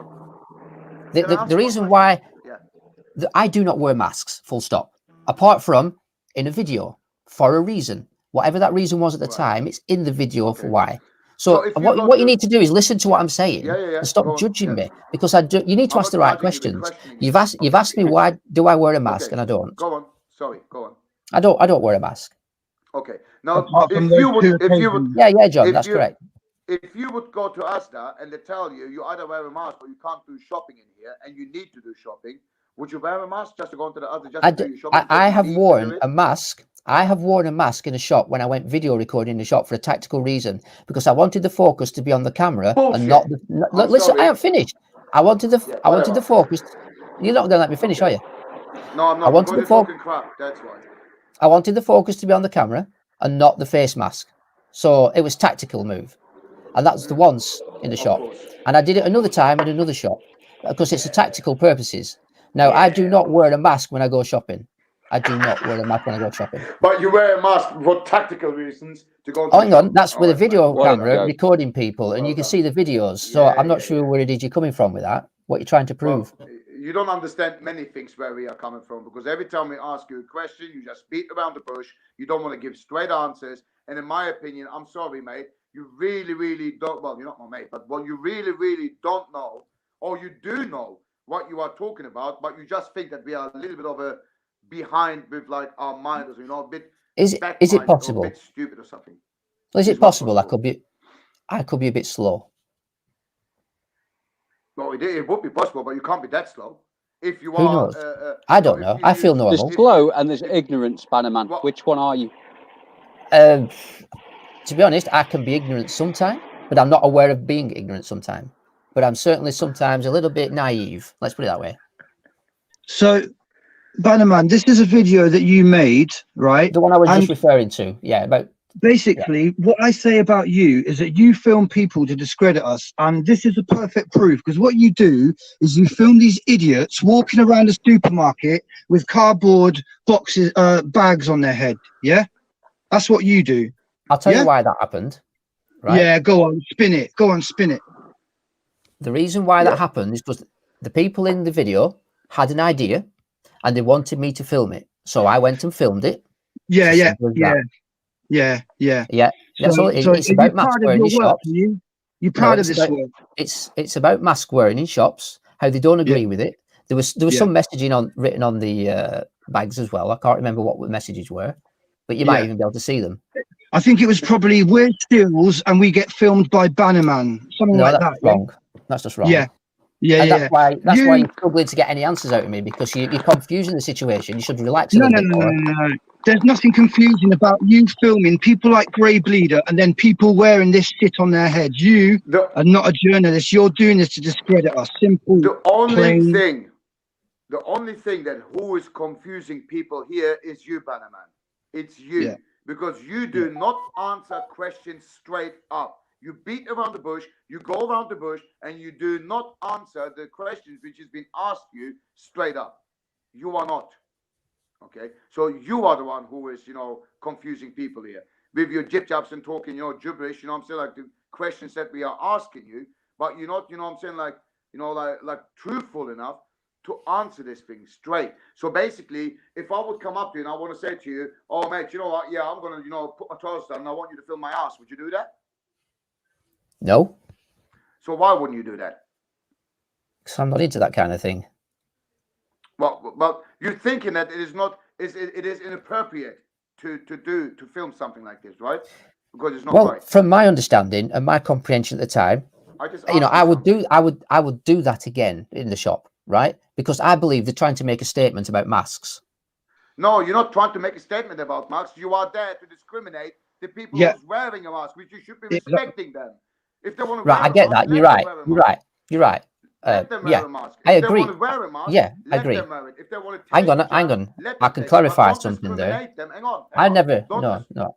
Don't discriminate them by going in there where people wear crap, you know, across their face and discriminating people who is wearing a mask. You've got no right to do such thing, and no one else does that. Whoever does it in a protest either. No one has got the right to tell someone take your mask off or don't wear the mask. No one has got the right there to judge someone of what they believe in or what their opinions are. And what you are doing is discriminating the mask wearers, and you've got no right to do that. And nobody has got the right to do that. Okay, that's discrimination. Can I respond? Go ahead. I 100% agree with you. Well, you're saying that you agree with me, but the video shows completely something different. That was not present. My mind, listen, my mind does generate new thoughts and comprehensions as I go along at these protests. They do. It's true. Look, I might have an opinion right at the beginning that's slightly different now. Banaman, look, I'll tell you one thing. If you really, really would have agreed with me 100%, that should have been on your mind all the time. So even if you would have agreed with me 100% that nobody's got the right to discriminate anyone who wants to wear a mask because it is their belief and their freedom of will, freedom of choice, if you really would agree with that 100% that nobody would, you know, is allowed or even should be discriminating someone who's wearing a mask, okay, then you shouldn't have filmed that, what you just filmed over there, because you should have said, I'm sorry, mate, but I do not agree by discriminating the mask wearers the way you are doing it. I'm sorry, I'm not going to film that. So you just basically a person who's very easy to manipulate, to film certain things which is not right. Now, this is my I did say I can be a bit naive sometimes. And this is nothing to do with being naive. This is nothing to do with being naive. Well, listen, I could not count to 10 until I learned to count to 10. And when I learned to count to 10, I never forgot. So when I learn something new from you, it's true. You know, you're right. You shouldn't discriminate. And I never had any intention of discriminating. I didn't see it as discrimination at the time. Yeah, but I see where you come from. Did you just agree with me now 100% that is not right? Or did you know in beforehand no, it's not before right to discriminate anyone? I never thought much about how it could affect someone. I've always agreed that if someone wants to wear a mask, that's up to them. It really is up to them. Yeah, there you go. You just said that. You always agreed. So why go and then discriminate mask wearers then? No, that was then. I wasn't aware how it could affect other people at the time. How can't you? No, because I didn't know how to count to 10 then, but now I can. Okay, now I'll tell you one thing. Now, how would you feel if you don't wear a mask and somebody shouts into your face or discriminates you and tells you to wear a mask? What would your reply be to that? Sorry, did you say if someone asks me shouts at me and tells me to wear a mask? Yes. How would you feel? So if I go in a shop, if I got that right, and someone says you need to get a mask on, how would I respond? Isn't it? That's discrimination. Yeah. Because, how would I respond? Yes. Is that correct? I would say I'm exempt. Now, how would you feel? How would you feel? I've had it done to me. Treated unfairly. I know it feels. Right? And that's why I don't. That's why I agree 100% that people you should not discriminate. This was back then. It doesn't. I didn't realize. Or not. You shouldn't discriminate people at the first place, no matter if they wear a mask, if they don't wear a mask. If you really believe in this, you shouldn't do this because you said you know how it feels to be told to wear a mask because it's discrimination and you don't agree with this. And you know this, you've been always knowing this. That's what you just said. But now you're contradicting yourself, saying, oh, back then I didn't know that. I'm sorry, mate, but to say it to straight open, I'm sorry, but you're full of it. Well, you know, if you've got an opinion, I can't change that. I don't intend to change it. I'll just tell you how it is. I was not aware how it could come across at the time. Oh, my God. Well, Okay. Well, you picked Greybleeder and you didn't think it was a bad choice. You do this, you didn't think it was a bad choice. All you do is just try to defend yourself, yeah. And it's just pitiful, to be honest with you. In answer to you, John, I actually think you've got a great, valid point about actors, shills, agent provocateurs. They need exposing. But I'm not aware that I'm filming them if that's what you're claiming them to be. Yeah, but that's look into people first before you film them. Right, okay. Well, how do I know? How do I know? That's what I'm saying. Have you got evidence? That's why I'm asking for evidence. Now then, you've opened my eyes. Listen, you've opened my eyes a little bit. You've made me think a little bit. So perhaps in the future I can bear this in mind, and maybe I can make something of, you know, a better future when it comes to journalism. How long? But I do just record for what it is. Sorry. How long did you know about John Overkill's channel? It was the other day. I can't remember. What?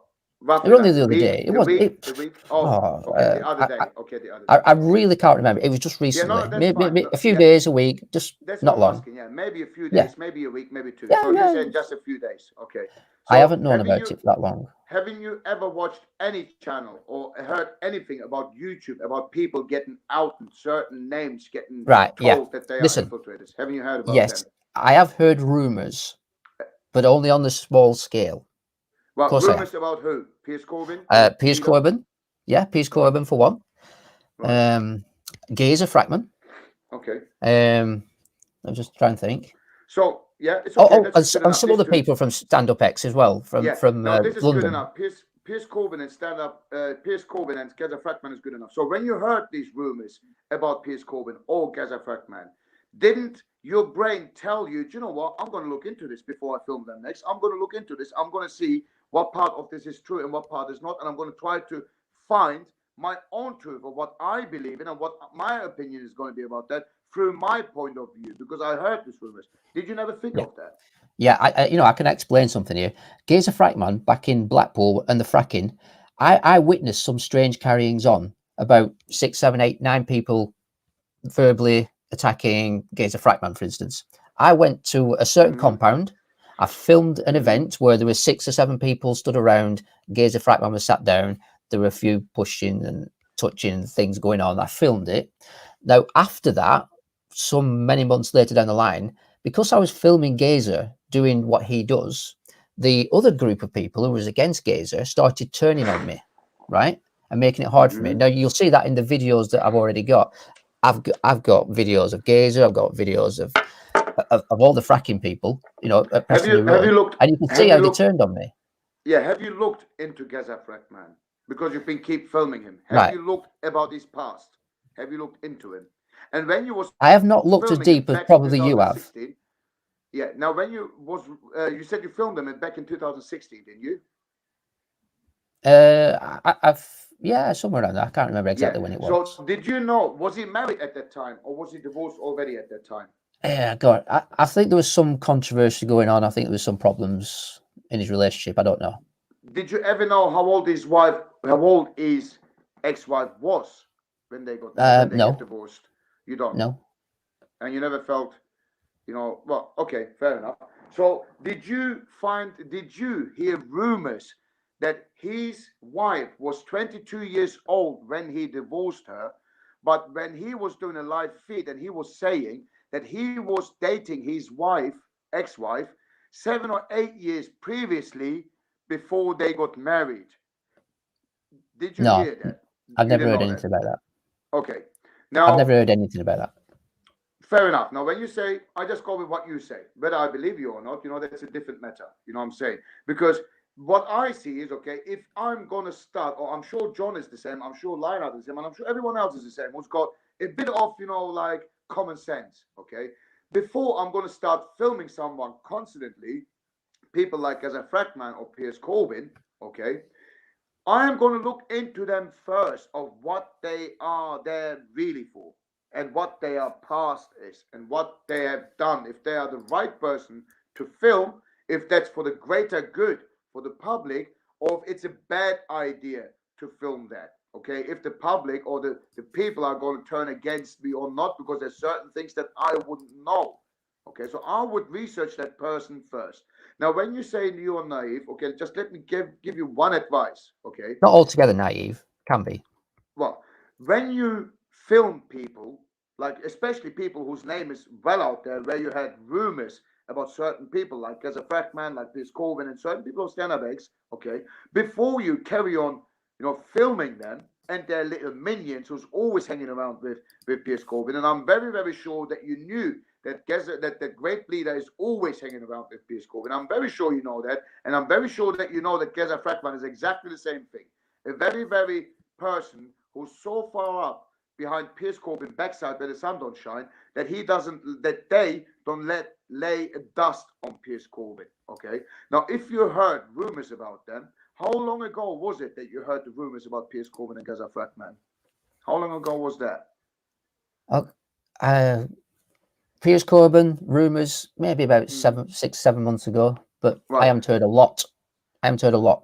Okay, now even if it's the smallest rumor, okay, didn't you ever even think about it? You know what? I'm going to look into this before, like before my channel, or my name is going to get mentioned because, because I heard rumors about this and I'm going to research this and I'm going to look into this first.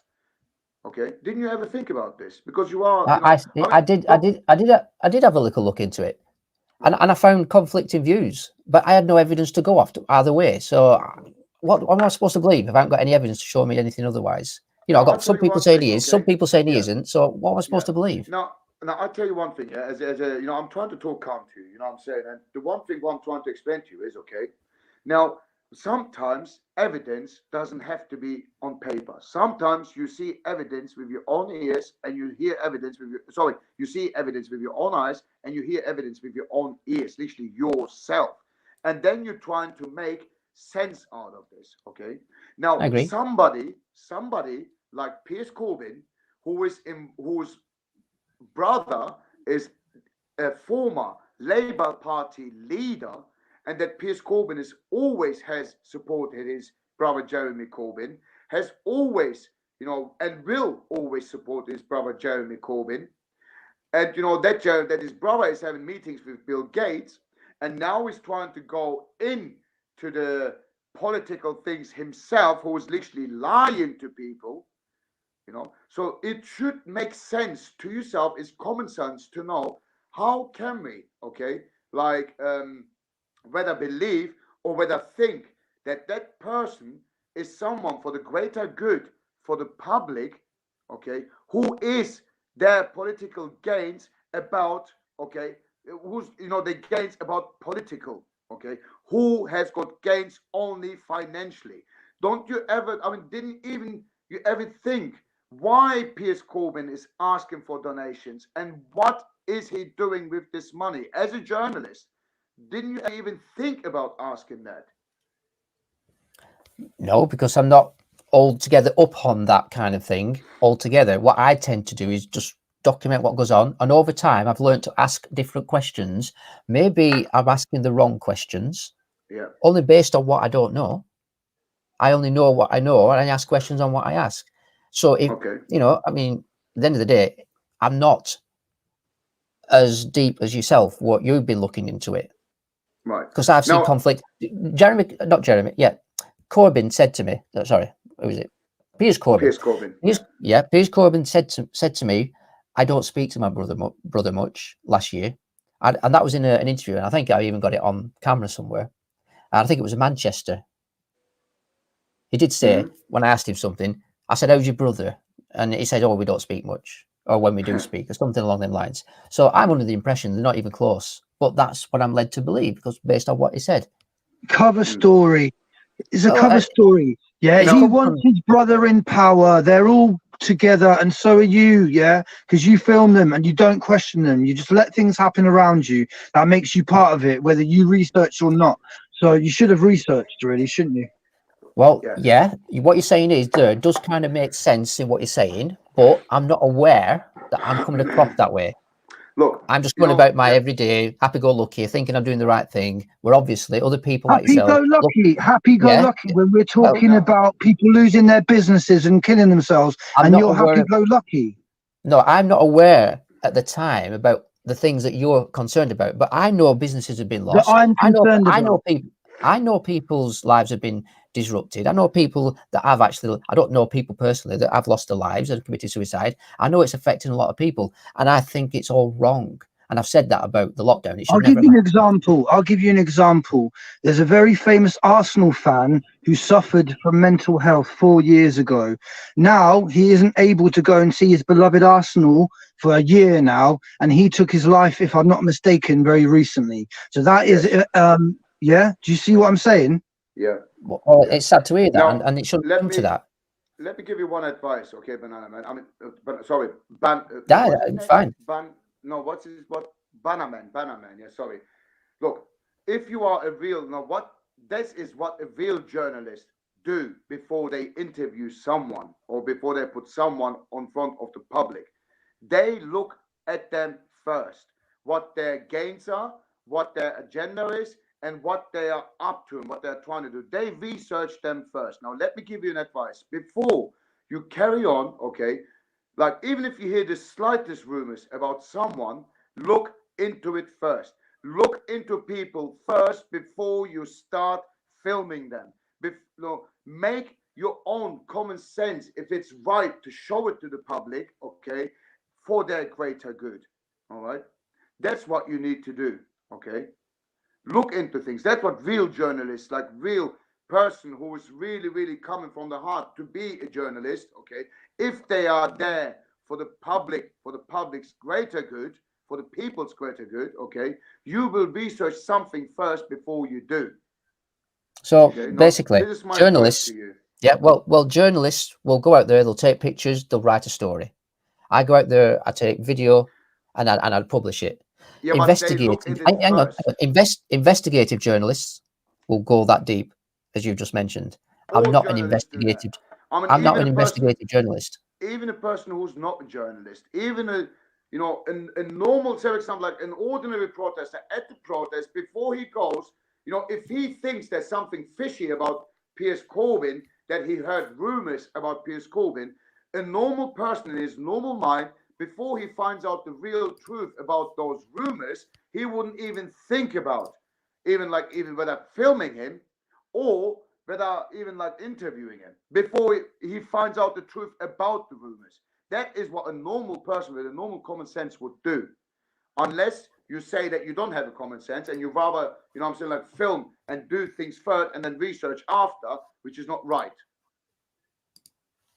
Well, like I say, that's an investigative journalist who goes that deep. And I haven't got all that time to go that deep. I mean, if you want to present something to me, I can look at, there's only so much I can do as one person. You say you haven't got time, but you say that you're on universal credit, so you're not working. So what is it you do with your time that you can't be doing this then? Well, you've seen the video editing, haven't you? How long do you think that takes? I don't know. I don't have snazzy enough stuff to do that, mate, like you. Well, I do it all on my phone, you see. I expose people on my phone. That's how good I am, mate. I don't need some fancy studio, yeah? And I don't ask for donations to go out of Sheffield like you do, mate. Well, that's because I'm on universal credit and I'm self-employed. So if you want to talk about that, I'm happy to.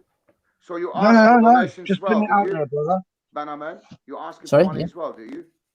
Well, I can't get to these places. I've done crowdfunding, right, on 2 occasions to get to London. And if I didn't do that, I wouldn't be able to get to these places. If you can't go somewhere without your own, you just do what you can do. Do you know why I do this? Because people want me to go there. People want to see what's happening. People want to see what's happening these protests. I'm sure there's many people down there who is already recording it and putting it on social media. I'm sure you're not the only one who's doing that. Maybe some people like my sense of humor, as some people don't. Yeah. Okay. All right. So what I'm going to say is, okay, irrelevant. I'm done with asking you questions because I'm sorry to say that, Banaman, but I really think. Don't apologize. It's your opinion. Exactly. I don't mean to apologize about it, but I'm just saying for the people who's viewing. Okay. I'm sorry. I'm a straight honest person. There's something about you that I don't like. Yeah, I take you for your word. I take you for word, right? Okay. I'm an honest person. That's what you're saying. Yeah. That's fine. An honest person wouldn't do the things. An honest person might not be aware of the things that they're doing. No, it's not right. Well, I might be aware of one thing, but obviously it seems to be something else by someone else. Ignorance is bliss. There's only so much time. There's only so many times that you can say, "Oh, I didn't know. I wasn't aware. Upon some reflection, I now think this." Come on, mate. It's just oozing out of you. Political. You've got a valid point. You've got a valid point. Speak. Do you think that you can defeat what we're doing? Do you think you can stop what we're doing by coming here now? Is that why you think you can? I don't want to stop you doing what you're doing because you claim to be doing something good. But when I hear you start, we're not claiming it. We don't claim it. We are doing it. Okay. Well, you're doing it, yeah, and that's what you're doing, and that's what you believe in. Now, all I'm saying is, I haven't seen what you've seen. You've seen all this, and I haven't. That's what I'm saying. All you've got to do is look at Greybleeder for his appearance, and you think, if I do actually want to make a difference, maybe I shouldn't ask the guy who looks like he sleeps under a sodding bridge, Banaman. Well, I don't go around calling people like you do, and I don't judge people like you do. Sorry, judging him. So you think that's real, do you? You actually think that's a real man dressing like that? Yeah, is that what you think? Listen, he might have problems. I don't know. Oh, okay. So he might have problems, but you think you just ask him questions anyway, yeah? I treat him like a normal person, like I'd treat any other normal person. And then he incited violence against the police on your live feed, which could have caused literal random people to go and attack the police. Well, these are the people. These are the people. What you're up against. You've highlighted that these shouldn't be happening, and I'm highlighting that these things are happening, right? No, so you can take you could take that information and you can use it to your advantage, can't you? Because no, you're not. If it wasn't for me, you wouldn't even be here, yeah? Because you just thought that you could film Greybleeder inciting violence against the police and get away with it. I called you out on it within minutes of you even streaming it, yeah? So therefore, that's why you're here. That's why you're here, because I called you out on it. Well, listen, I don't need to defend what I'm doing. I'm just telling you what I'm doing. No, you do. You do need to defend what you're doing. You damn well need to defend what you're doing. No, I don't. Because you're keeping innocent people, mate. Yeah? Yeah, the thing is, okay, he's not even, when you say defending him, it's good when you defend yourself in a good way. But Banaman is not defending himself in a good way because he doesn't answer the question straight up, which is getting asked to him. He bends around and beats around the bush. So that is not defending yourself in a good way, to be honest. Because if you I could say no. I could say no, but that wouldn't be enough to, help you understand what no means. Or I could say yes, but I like to give a bit of an explanation, understanding around anything that I say. But you are not giving explanation. Well, it doesn't work for you. I understand that. No, it's not working. Look, you keep twisting words again. Okay. What I'm saying is, okay. If you ask me something, like I said to you earlier, okay, if you ask me, Ali, why are you wearing this t-shirt? Okay. Now, I will give you a straight answer. Or even if you ask me anything else, I will give you a straight answer. Or even if you ask me, Ali, why are you shaving your hair? Okay. I haven't got much left. Okay. So that's a reason for it. That's the one. Okay. So I will give you a straight answer. I will tell you, look, this is why I'm doing this. Now, if you tell me, say, for example, if I say I'm using a certain place, which doesn't belong to me because I'm the one who was getting questioned here. Now we are not, and you say that we are accusing you or whatever you say. Okay, we are not accusing you. We are questioning you. And I said this to you before. There's a difference between accusation and questioning. Okay, but you just don't give a straight answer. The simple answer is, okay, we asked you, okay, this studio which you are not using, okay, whose studio is that? Whose does it belong to? You're saying that it's got nothing to do with you. Yes, it has got something to do with you because you are using that studio. So if that person is not really secretive or not political or whatever, you would say, yeah, okay, yeah, this is the person's name and he owns this company and that's the studio who I'm using for. Simple as that. Very simple. Well, if you want to contact the company, feel free. They'll give you all the answers. I've told you what I do. I told you what I do. I post sometimes on that platform.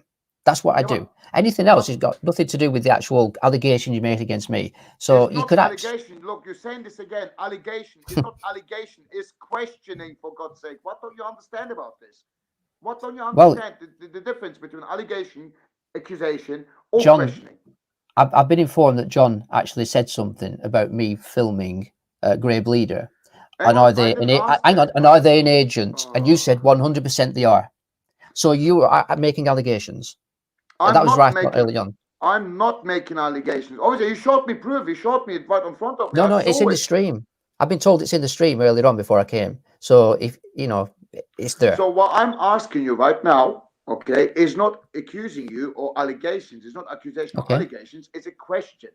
And the question is, okay, the reason why I'm asking you the name of that platform owner or the studio where you're using, okay, because it does involve you, because you are using it. So I can see if you are a shield or an infiltrator or whatever they want to call it, so I can make my mind up about this, who this platform belongs to. And I'm asking you, I'm not asking them.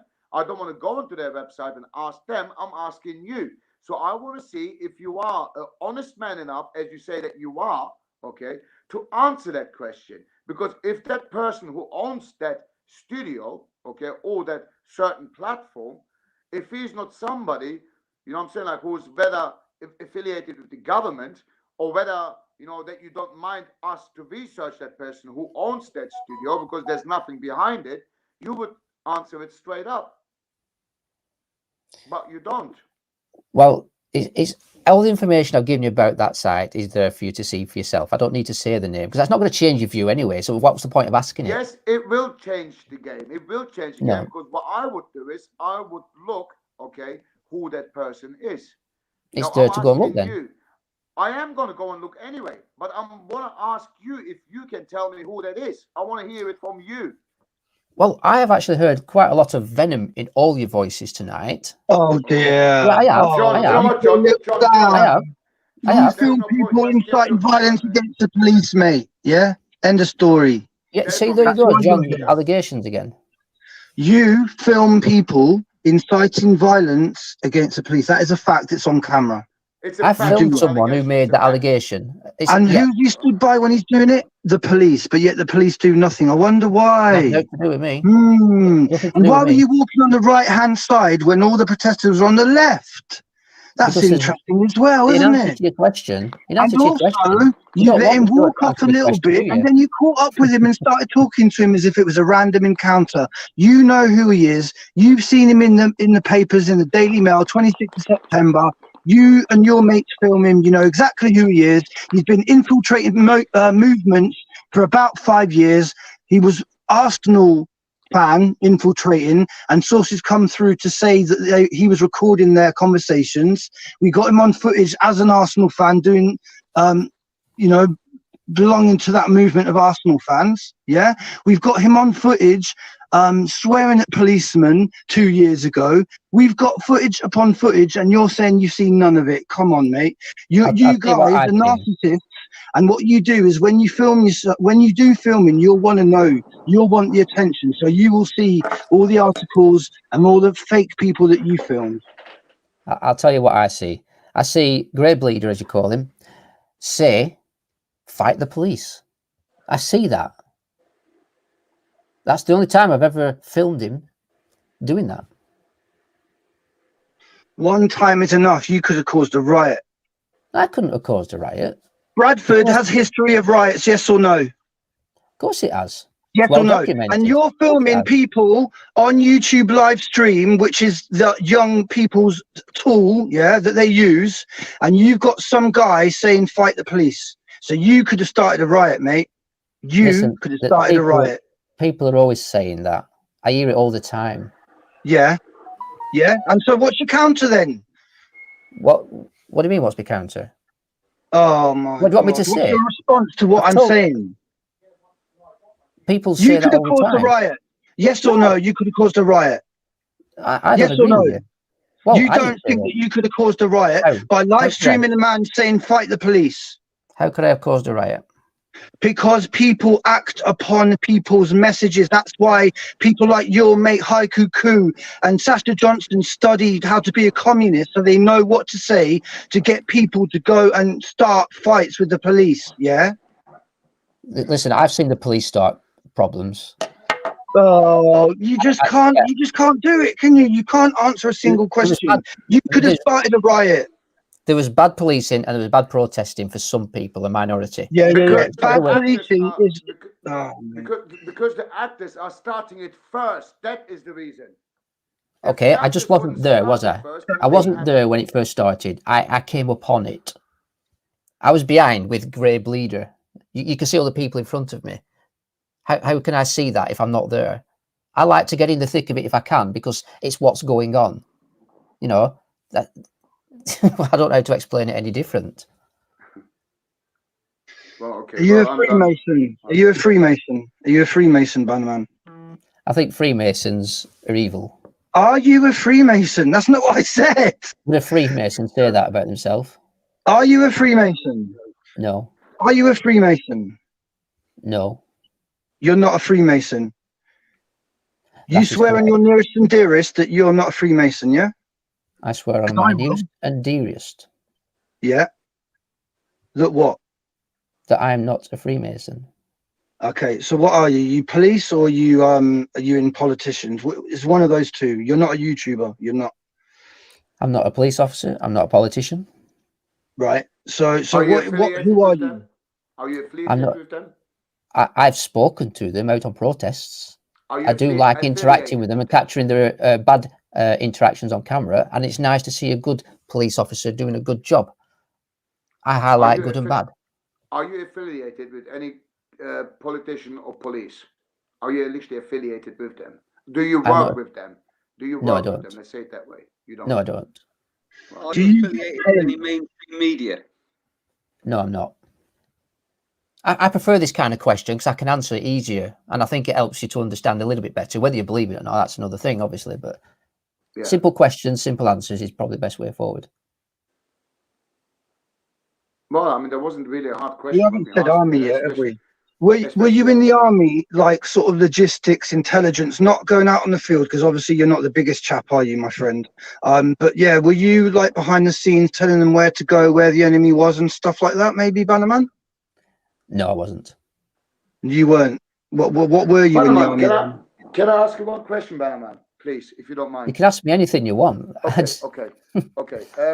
Would you look? I tell you my name. My name is Ali Dolgin. You can look up me. You can look me up on Facebook. You can look me up wherever you want on Google. Okay. Mark Banner. Sorry. Mark Banner. Mark. Is that Banner. M-A-R-K? Banner. Yep. Yeah. So B-A-N-N-E-R or A-R. Yes. E-R. Yeah. Banner. Yeah, that's correct. All right. Okay. No problem. Thank you very much for that. Basically, Catwoman keeps going on and on about, I want to get lit on the panel. You're not going to get lit on the panel because right now we're in the middle of a conversation with this man. Okay. If you want to come on a separate time and tell us about your arrest, you can do that. But this is not the time, Catwoman. It's Catwoman who basically is affiliated to this guy, Banaman. He promotes all these like dodgy looking sort of, stand-up X stuff, basically, but not stand-up X. Sorry, what's your interpretation of affiliation, John? You promote all these people, and you're going to say, well, I don't know I didn't know that Greybleeder's been, this and that. You've just always got to cover and defense. But you mentioned Catwoman. I'm affiliated with her. What's your interpretation of that? You promote her channel. Do you know what? She's a friend. Yeah, she's a friend. So basically, all of you, it's basically what it is all the auditors stick together, because what it is the police pay you guys to be the controlled people who audit, wink, wink, wink, the police. And that's why you all come in this room like Live Free in his little gimp mask. And do you know what's funny, guys? You wear a face covering, and I don't care what you say, you wear one, and you promoted it on your channel. Yeah, that's what you did. So does Live Free, so does Active Patriot. Yeah, so that's 3 of you, and you've all got some excuse why you would need to be wearing it. Whereas you'll never see me, you will never see me with a face covering. Do you understand me? I've never promoted it, and people who have it in their avatar make me sick. Yeah, do you understand that? I understand how it affects you, John, yes. No, it doesn't affect me. It affects a whole generation. It will affect little kids growing up, seeing their parents wearing masks. Do you understand that?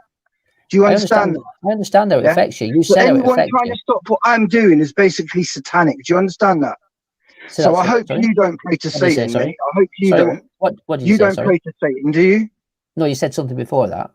No. I say a lot of stuff. You just need to keep up. I can't keep up. Don't talk so quick. Ask one question at a time. I can keep up. He said that whoever tries to take him down is satanic. That's what he said. Satan? I despise Satan. I despise Satan. Well, that's what the Satanism, the Luciferianism, and the Satanism say the same thing. Masons say the same thing. They say they despise Satanism. Yes, they do. Well, I do because despise Satanism is all about, you know what I'm saying, like exposing themselves first. Okay, exposing what they did, what they are doing, and what they are going to do. This is how Satanism, ritualism works. So they have to do, you know, they have to say the truth. They have to tell the truth. Okay. And the one thing, do you support stand-up acts? The admins? Do I support them? Let me just think about that, because I've never really thought about that. What I support is video documenting what people do in front of a camera. So what they're doing, they're trying to highlight something. From what I understand, I'm getting to it, you know, keep your eyes in. And from what I understand, they are doing good. But if they are not doing good, that's what I think. If you were telling me they don't do good, educate me. Did you research them? Did you ask them why they keep asking for crowdfunding, which is not transparent, which is going into Nacho, Ixal's main admin of Stand-Up Acts, into his private PayPal account of Kellyanne Scott? Did you ask them I've never researched any of this, because up Sheffield, let me tell you, I'll tell you why not. I'll tell you why not. Up Sheffield, I've not seen any of that. In Yorkshire, I've not seen any of that. No, you said just that you think that they are doing good. How can you think that somebody is doing good without even researching them, without knowing what they are doing? How can you say that? Because or what you think that they are doing good? Maybe I'm a sucker. Maybe you're an idiot. I'm sorry, but yeah, maybe I'm. No, it's fine. Maybe I'm an idiot. But at the end of the day, I don't see what we want documented in our history is an idiot. That's what we want. Yeah. We need an idiot. Okay, let's get Banaman who can't remember anything. Yeah. Well, then, you're making excuses. You're making excuses. Not good enough, mate. It's not good enough. Then maybe I'm a victim. You need to get on the right side or the wrong side. You're on the wrong side because you're filming fake events.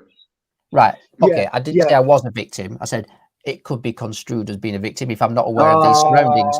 But I don't believe I'm a victim. I believe I'm surrounded by a lot of people, not just stand-up acts in a way. I'm surrounded in a way that I'm in with them. I video document what goes on. And whoever that may be, it is who it is. Yeah, but you said that you think that they are doing good. Now, how can you say somebody's doing good without looking into them? Well, if you believe, you'll follow your belief, won't you? No, you follow your belief, but you look what you're going to believe in. If that belief is good or bad, I'm sure you don't want to follow something which is bad. So you're going to. Well, I've seen stand-up acts, and I've seen how the police have interacted, and I haven't seen anything. But you've seen yet. I'm going to say yet because you claim there's something nefarious about all this, and I haven't seen it. So you didn't realize that every time that main admin of that stand-up acts, which is Ixals, aka Nacho, okay, has every time when he literally provoked people, telling them, don't give them your name, you know, don't let them do this and don't let them do that. So you never see that. And as soon as that the police is charging in, that he is the first one to run away, to hide behind the bloody tree. Well, you're telling me this. You know, I can only take your word for it. I don't know any other thing. Don't take my word for what I said. I'm saying, didn't you look into this? No. I don't know everything that goes on. You definitely had your ready brick today, mate, haven't you? Yeah, you've had your ready brick. Yeah, you really think I'm into everything, and I don't know half of what's going on in this world. Oh, do you know what? I'm just a poor innocent guy, me. Happy-go-lucky, go and film Piers Corbyn, get arrested for 100th time and not question it. Yeah, and don't question Pac-Man, who looks like a Satanist. Yeah, a gang member. You don't even know what his name is, and Piers Corbyn's running for mayor. Yeah, well, I heard he was running for mayor. I heard recently. Yeah. What about the guy who's always next to him, Tapman? Yeah, why don't you find out who he is? Why don't you become a real journalist, find out who he is? You speak to these people. I think what I'm doing, highlighting what's going on, is that's not what I said. Well, you know, at the end of the day, you have your opinions, your views, and not everybody shares. No. Why won't you find out who he is? Why won't you find out who this man is stood next to Piers Corbyn? Why won't you do it? Well, how can I do that? Is it how do you go to the protest? Well, listen, I haven't seen him for a long time. How can I do that? It's in London.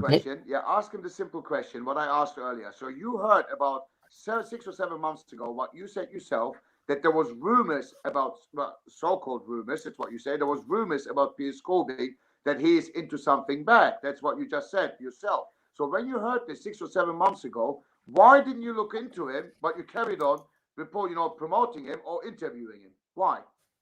7 months ago? About 7 months ago? Yeah. So why did you research him? I was so what's the word? Hang on, trying to find the word. Consumed in video production of what's going on. You know what? To be honest, John, that's all it was. Yeah, if you've got more questions and whatever, I'm still here. I'm going to listen. I'm not going to interrupt anymore because I've got nothing more to ask this person. I'm done with him. I'm really here. Yeah. I think we haven't got anywhere. I think basically when you look back, Banaman, you're going to see that this is a fail. You're going to see that you failed. And it doesn't matter to me what you think. It really doesn't. But I'm interested in what you have to ask. That's why you're here. Otherwise, you wouldn't come here. You've got how many subscribers is it? 9,000? Is it 8,000? John, if you can not care, subscribers have you got, Banaman? I should care. How many subscribers have you got, Banaman? If you don't care, how many subscribers have you got? Because you don't like to answer the question. Oh my God! You said to me earlier, you do not care about what is wrong with you? Listen to yourself, What's wrong with you? You said you don't care. How many subscribers have you got? How many subscribers? I'll answer your question when you. No, answer it now. How many subscribers have you got? John, I will not. How many subscribers have you got? John, why do you want me to answer that question when you already know? What's the point of asking the question? Tell everyone. Tell everyone how many subscribers you've got. I don't know it. Tell everyone. The thing is, I don't know it. John has already on this live stream told everybody. Okay. So what's the point of him asking you? Look, I mean it. I didn't hear it because he was talking, you was talking. Okay? Well, then John will tell you because he knows. John, it's your channel. Look, I don't know your channel. I've never heard about you until you came here. So you and John are not working together then, are you not? You're obviously, both trying to have a go. We only met last weekend. Hang on. Now, sorry, 1 second. Now, John, I'm going to interrupt you there. First of all, okay, I've been knowing about John's channel, okay, about 3 weeks ago, okay? Now, that's a fact. I've been knowing about his channel 3 weeks ago because a friend of mine told me, because John is exposing the same people I've been exposing since last year, June. Okay, that's a first. So I've met his channel 3 weeks ago. I was just a quick time on his, on his platform, on this live video last week. Only maybe, how long? Maybe half an hour, 1 hour, because I was going to do a live video that day with an ex-Metropolitan Police officer. So I wasn't even proper on this channel, okay?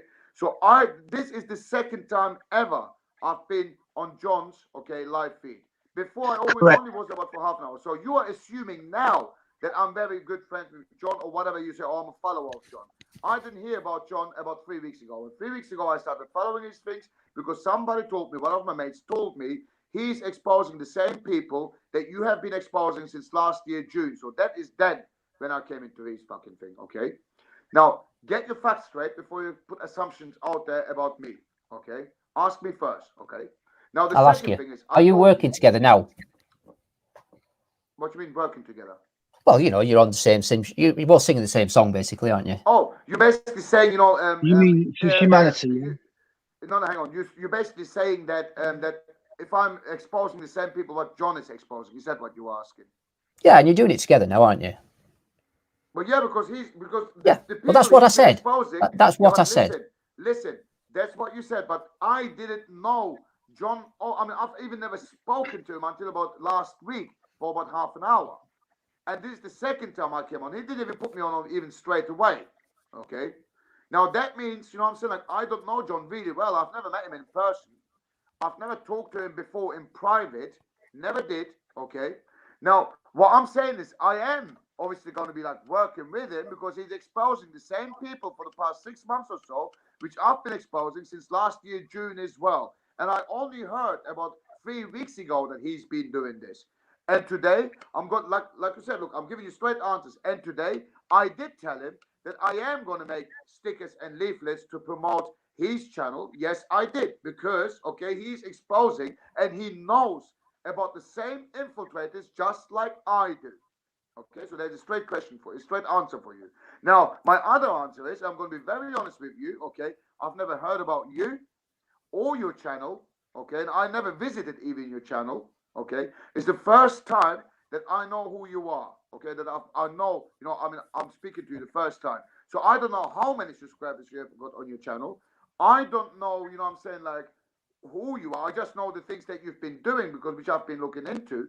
That's why I said to John as well, you know what I'm saying? Like, it's always good to bring these people into your lives to ask them questions so you can get straight answers, okay?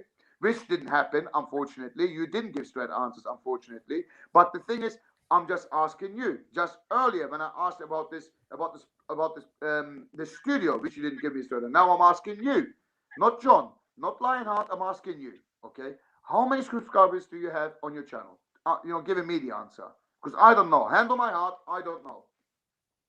Well, I respect the fact you're asking based on the fact that John did mention it and you picked up on it. Okay, I'm not sure exactly. Somewhere between 9 and 10,000. Okay, fair enough. Thank you very much.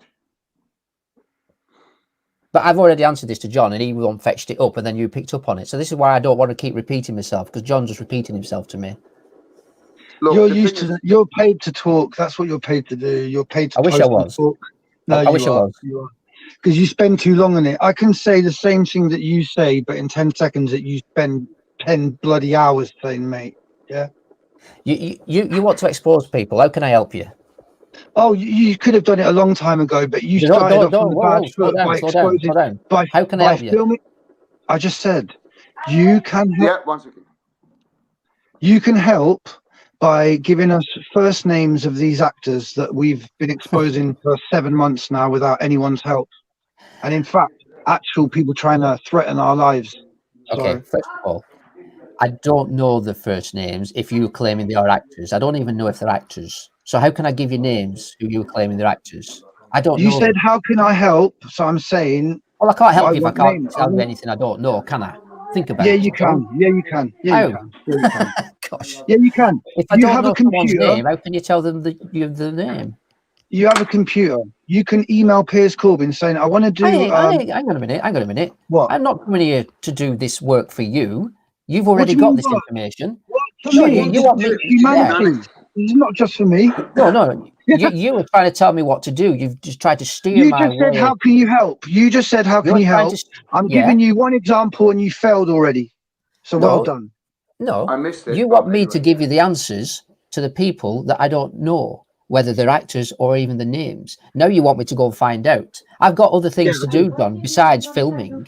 You know, I've got a personal life as well. Yes, so have I, mate. So have I. Yeah, that's why I'm doing it for my family, mate. For my family. That's why I'm trying to expose people. You recognise this, John. We do what we can. You recognise that, don't you? You're not doing enough. You're filming these people. You're filming people inside the police. Things like that. I don't do what you say. I'll do what I do. Just like you do what you do, John. No. I don't film known actors and known undercovers incite violence against I'm not aware that I'm doing that, John. That's all I can say. You do. When they say on your stream, fight the police, you know exactly what you're doing. You knew exactly what you're doing. Well, if that's your opinion, John, you know, we're going to have to agree. Everyone's opinion in this room, apart from the ones that you've asked to come in here, who are your fellow auditors. Ali. Yeah? Is your name Ali? Sorry, I can't see your name on the screen. Is it Ali? You mean Ali Dogan, yeah? Ali, yeah, sorry. You said something earlier. You said you're going to even struggle waking up the people who are actually think they're awake. I think I'm awake. No, you're not. You're nowhere near. You're part of the problem, mate. No, listen, I can see the problems in society. I can see what the government are doing. I've seen all the things. I've tried my best to help you understand my thinking. You've seen all the things, have you? You've seen all the things. Not all of them. I've seen a lot of them. You can't even talk from your heart. You don't even talk from your heart. You're just a script, a walking script. That's all you are. You belong in the parliament. You don't belong filming YouTube. You don't belong here. You don't belong here. That's why you're here, because you know that I'm going to expose all of you. And one by one, you'll be out of work, yeah? You should have chosen the good path, and then you wouldn't have to do these fake events, would you? Yeah? John, I can't answer your questions. You're so I know you can't. I know you can't. This is history being made right now on YouTube, yeah? We're exposing people who are filming fake events. And you have not proved that you are not doing it. In fact, you've made it worse for yourself by coming here. I said to people, I doubt he's going to come because he will get torn up like like I'm a vulture and you're something in the desert. Yeah, John, you're doing what you believe's right. That's all I can say, and that's what I'm doing. Which is what are you doing? You've highlighted something that I can actually think a little bit more about. I want you to criticize me for moving forward. Right, yeah. So you've had 7 months of filming all these people who are obviously actors, and you haven't done anything about it, and now you're going to say, oh well, you're giving me something to think about. Well, people are going to lose their businesses. At least I've got something to think about. Yeah. You're just like Bert. You're just like Bert. He is 77 Brigades. You're 77 Brigades. That's what you The allegations again. You are. That's what you're here for. That's what you're here to win the information war. And I can tell you're not speaking from the heart. You pause. You're a robot, basically, without emotion, which is what they teach you to be in the military. You're 77 Brigades. You're another one, but you've only just come now because I've exposed you for real. Within hours of you live streaming your fake events, I've exposed you, and you're 77 Brigade, and that's why you're here right now. Okay, that's your heartfelt belief. Yeah, it is. That's fine. You can have your heartfelt belief. Yeah, you're not denying it, though, are you? You're not denying it, 77 Brigade. I'm not 70. I haven't worked for the army. I've told you that earlier, John. You're asking me the same question, just in a different way. Yeah. I'm allowed to do that. Of course you can. I'm allowed to speak how I want. You need to start understanding that I'm giving you some answers. If you don't want to believe my answers, what's the point of answering your questions? No. I believe people who speak from the heart. You don't speak from the heart. You have no emotion, no passion. You speak as if you're paid to be here. You've been nothing but venomous towards me ever since I came on, John. I'm venomous to people who deserve it, who are not helping us against the evil satanic people who are taking power right now. That's your belief, John. I'm not going to fight that. No, you don't fight anything. All you do is just film. That's all you do. You're subject access of the North. You just film. You don't do anything about it. You just film. Yeah? You have the opportunity to do something, but you just film it. That's all you do. And then you ask for donations so that you can go other places other than Sheffield. Yeah? John, there's people who are going to agree with you and some people who are going to disagree. Yeah, there's more and more people agreeing with me. That's why I've got 2.5 thousand subscribers, and it's going up all the time. Yeah? Yeah. End of the day, John, you know, people will agree with you and some people will disagree. Same with myself. Yeah, the ones who disagree are the ones who got something to lose, i.e. you and the people who back you, which are all the other fake auditors. Well, I can't discuss that with you because I don't know about anybody else and how they act. I can't. You don't even get offended when I say these things. You just take it because you're paid to do it. Yeah, we've seen this before, mate. I find strength in God's spirit. Good spirits, right. So you film people like the Cardinal who wears a satanic robe and poses in Freemason lodges, yeah? I said I find strength with God's spirit. Yeah, is that good spirit? What I just said to you. You filming the guy who dresses in a Cardinal robe and then poses in Freemasonic lodges. You're saying I've filmed somebody in this situation, right? Is that correct?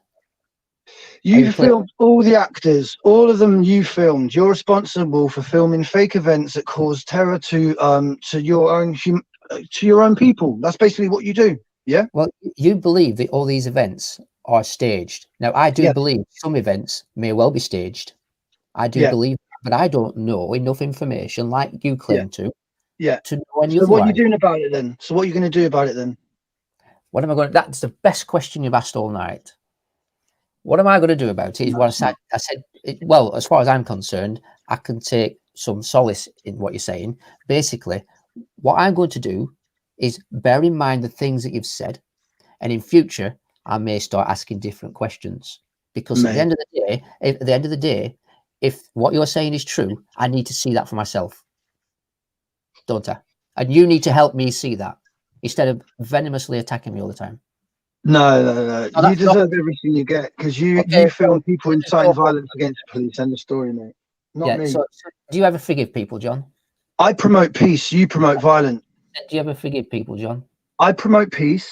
You promote violence. You promoted violence by allowing that man to do what he did on your live stream. And you had the opportunity to apologize, take it down, say it was wrong, but you chose not to because you were paid to get him to say that on your live stream. That's John, that's true. Not true.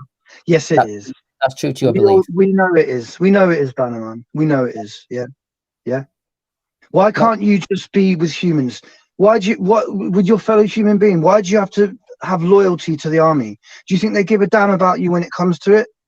They don't. Am I being loyal to the army, John? You tell me. You tell me. I believe you are. I believe you are. I believe you're 77 Brigade, and you've been given a camera to go and film these fake events, and you did it on the 26th of September. You filmed crisis actor after crisis actor after crisis actor. The first one that cricket man, do you know what he said? He said that the only thing stopping him seeing his girlfriend was the VACCINE. Now, how is that anti-lockdown movement talk? If that's what he said, that's what he said. I didn't pick up on that. Yeah, no, I know you didn't. So basically, what you're saying to us is that you didn't bother seeing any videos of the protest after you filmed it. You expect us to believe that? What videos are you referring to? Any videos? Look, some of us, have dedicated our lives to exposing this, i.e. me, So don't patronize me, All you've got to do, go on YouTube, 26 September protest, and you'll get loads of footage, And I've exposed all these people as just being fake filmers, and I'm afraid So you are one as well. You want me to watch your films, do you? I don't want you to do anything apart from be on the right side of it. Simple as that. Well, you don't seem to comprehend the fact that I'm not aware of what I'm doing in your understanding. It's nothing to do with my opinion. Do you not think it's a coincidence? I haven't seen the information that you've researched. That's what I'm saying. Yeah, exactly. Do you not think there's a coincidence of why I'm getting all these subscribers? Do you not think that's a bit strange? Maybe it's I know because exactly why. I know exactly why. No, I can tell you why. Because people believe in everything you say. Yeah, because why? Because I show them hours and hours and hours of evidence of the same actors doing the same dodgy things and the same people filming it.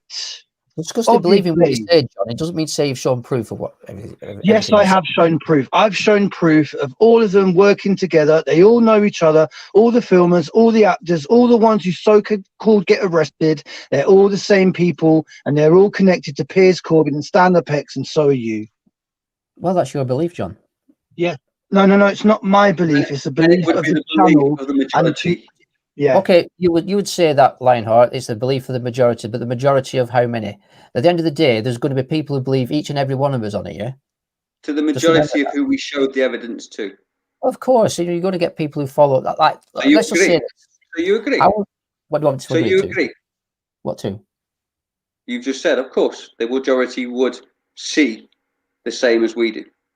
A majority of people would see what you do. A majority would see what John does. You won't agree on everything that each and every individual of yourselves would do together, just like I wouldn't agree with everything. Yeah, we do. Yeah, we do. That's the whole point. That's why we're here on this path. And you're on the opposite side of the path trying to stop us. But you're doing it in a politician, limp-wristed way, and others do it by threatening us. Just different strokes for different folks. Well, at the end of the day, you do look like you're against something other than you're saying to me. What the hell does that even mean? In other words, you're trying to steer me in a direction without any proof. Oh, you're just trying to bombard me with you're wrong. So you keep we don't need to steer you in any direction. We just need to show the people the truth. That's all we need to keep doing. Well, there you go. And we will keep showing the people the truth. I believe, and I swear on my. See you for what you are. I will give you for what it is. I believe on my children's lives. I believe everything I'm doing is the truth about everything I've explained. But you obviously can't see that. And I accept the fact you can't see it. That's bad. Have you even got children? Have you even got children? Have you even got children? Yeah, I got 5, yeah. You got 5 children. And you're filming Greybleeder in sight. Oh my God. I can't even finish that sentence. You need to finish the sentence because it's not made any sense yet. Just like most of yours. Oh, that's fine. I can't believe this man. I can't believe this man. I can't believe you're like this. I can't believe it. The reason why I'm calm is because at the end of the day, I respect the fact you've got an opinion. That's all it is. It's not an opinion. It's fact. You filmed Greybleeder inciting violence against police. That's it. You're done. Your career is done. Every time that you're mentioned, people are going to remember what you did. You're done. Persona non grata. I think you should just go now. I think you should just go now. I can tell you exactly what it is I believe about. No. I think you should just go now. You've wasted a lot of our time now. You haven't answered anything honestly. I think you should just go. Well, everything's in there that I've tried to do for you. No doubt you'll leave this live stream up, and I think you should. Of course I bloody will. This is history. Are you talking? Of course I am. I haven't said anything wrong. No. You said nothing though. That's the thing. I've tried to explain myself, but you don't seem to understand that. No. Don't try and summarize it in your like media-friendly sound bites, mate. Yeah, you're done out here. Well, I filmed Greybleeder, you said, didn't you?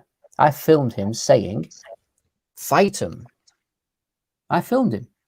But I'm not aware that he's an actor like you claim he is. It doesn't matter if he's a random person. You filmed someone inciting violence against the police. You left it on your live stream. You are promoting that sentiment. You're done out here. Did you profit from that video? Which one? In fact, I can answer that. Hang on. No, I didn't profit from any video. Did you profit from? No, listen. I've never profited from any video you see on my channel. That's why I can answer that question. You have made no money from any video on your channel. I've had help to get to places. From who? Police. Well, there's a GoFundMe. You can go to it now. You can see how much I've raised. No. No one is giving you any money, mate. Are you serious? Are you serious? You got 5 kids. I couldn't finish the sentence off because I have got a daughter, yeah? And you saying this makes me sick to the stomach. For you to say that you've got 5 kids and you allow Greybleeder to say, fight the police, yeah, go through them on your live stream, that's it. Your career's done. Your career's done. Your character has been done, mate, yeah? It was just a random act. You know, no, he said... I don't want you on my show anymore now. Thank you very much. Thank you. Okay, that's what dictators do. No. You've had hours and hours, and you don't see anything wrong as a father of 5 kids of what you've done. You don't see it. John, your opinion's fine with yourself, and many can look at right. Okay, let's read some of the comments. Right? Remember, this is your channel, John. They're always going to be. Get him off, John. Using his children to cover his lies is disgusting. Yeah, exactly. I had a shield just like Banaman scoped me out with the same soft-spoken voice. He did all the textbook stuff after, dropped my name, etc. They are sad. Yeah. Lack of emotions is creepy from him. John ripped the fake. Trying to help you there, John. I mean, how many more comments do you want me to read? John ripped the fake footage of Bradford apart, and you filmed it. Banaman, you have chosen the side of evil. I will be keeping my eye on you. Oh my God, his children. Yeah. You know. I think your days are over, Banaman. Yeah, all these things they're saying about you, mate. Yeah. Who? All these people who follow you. I understand they follow you and they'll have your opinion. I get that. No, they don't follow me. They follow the truth, and the truth is that you've made yourself. You've shown yourself, mate. You've just highlighted a lot of things that you haven't shown me evidence of, and I'd like to see the evidence. And you're claiming that it's all in front of my eyes. All of these people can see the evidence. All of these people can see the evidence, Banaman. I've already said I'm happy to look at anything you want to point out, and you've actually given me a little bit of... You've already filmed it. You've already filmed the thing that put the nail in your coffin in your YouTube career. You filmed Greybleeder, someone who's been infiltrating movements for 5 years, and you allowed him, dressed like that and speaking like that, to say, go through them, fight them, talking about the police. That's what you did. That's your legacy now. You know, I've got a legacy. That's fine. Everybody's got a legacy, haven't they, John? Yours is a bad one, mate. Yours the one is going to cause deaths of innocent people. Mine isn't. John, it's not. Mine isn't. It highlights what's happening in real life. It highlights what's happening in real life, John. That's all it is. Stop saying my name. I don't even want you saying my name, to be honest with you. It creeps me out. What do you want me to call you? I don't want you to call me anything. You can come on another time, but right now I just can't take any more of this, to be honest with you. I can't do it anymore. Okay? John, that's fine. Good. At least you came on, but you know, that's all I'll say.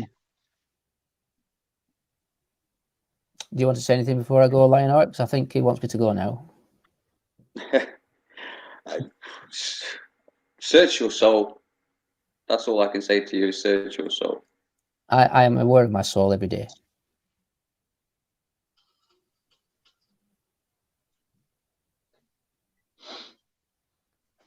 I don't know what to say, mate. I said to Lion before you came on, if he comes on, it's not the right thing for him to do. Because basically, I just thought I was helping the situation for yourself. Obviously, I get the fact you've got your beliefs. You can laugh all you want. You know, it's coming from my heart. Is this? It's not, mate. You haven't got a heart right now. Maybe I am as naive as some of your, subscribers think I am. Maybe I am. You said that you got 5 kids, which I'm not sure I believe personally. And Well, you I said don't need to prove it to you, but I have. no, you don't. You know if you're lying, mate. And if you're lying about that, that's pretty low. Because I can tell you that lying, I've got John. 4. People have heard believe- her on my YouTube channel. Yeah. I believe Anyway, you've told me you've got kids. I believe you. Why should I disbelieve you? You're Anyway. telling me, aren't you? Anyway, you filmed someone inciting violence against the police, Here we go again. and there's no way you didn't know who he was because you've seen pictures of him in the Daily Mail. I guarantee you've seen That's it. the only song you've sung all night, along with your Because Venom. that's the nail in your coffin. That's all I need, just one thing, and that's it. That's why you're here, to defend that, and you haven't defended it, mate. No. What is there to defend? I filmed a man saying Mark, nothing to do with me. Mark. The Yeah. 77th Brigade might think they're doing the right thing for their country, but their country is more than just the army. You know that, don't you? I'm aware of the 77th Brigade and what they're doing, and I think it's wrong for them to do that. So who are they then? Where are they? You must have seen them then. I don't know who the 77th Brigade are, but I know what they're. They're censoring things that are true on the internet. Twisting people's opinions. On what? For instance, if you want to highlight something that's true, they will either say it's not true or they're fact checking and saying, like what? Name one thing. Name one thing. One example, please. Off the top of my head right now, I can't think. But if you say something, I'll tell you whether I agree with you. Right, here we go. This is a question that we should have asked you a long time ago. Do you promote the VACCINE? I would never take it because I don't believe in it, and I don't think anybody else should take it. But if they want to take it, that's their choice. So I don't discriminate. Right, so you're pro-choice. Pro-choice, obviously, yeah. But at the end of the day, I don't think it's helpful to anybody. That's my opinion. Right, that's the first. Why inject something when your body's immune system is quite capable of looking after itself? So then, can you see the damage you do by promoting the face covering? The face covering is a personal choice. Like Ali said, if they want to wear it, that's up to them. I don't discriminate. No, your branded ones that you wear. That I've shown 2 photos of you wearing them in separate occasions. One inside that room on your own, but you say there was someone else. So what? Anyway, and then one outside. I answered your question. It was a reveal. Watch the video, you'll see it. So that'll back up my claim. Yeah. And the one outside, if you watch the video, that's the reason why I'm wearing it, because I think I said in the video why. It was so long ago, John. So basically, what you expect me to believe, right? This is what you expect people in this room to believe. I don't expect anybody to believe. No, I haven't finished yet. I haven't even started yet.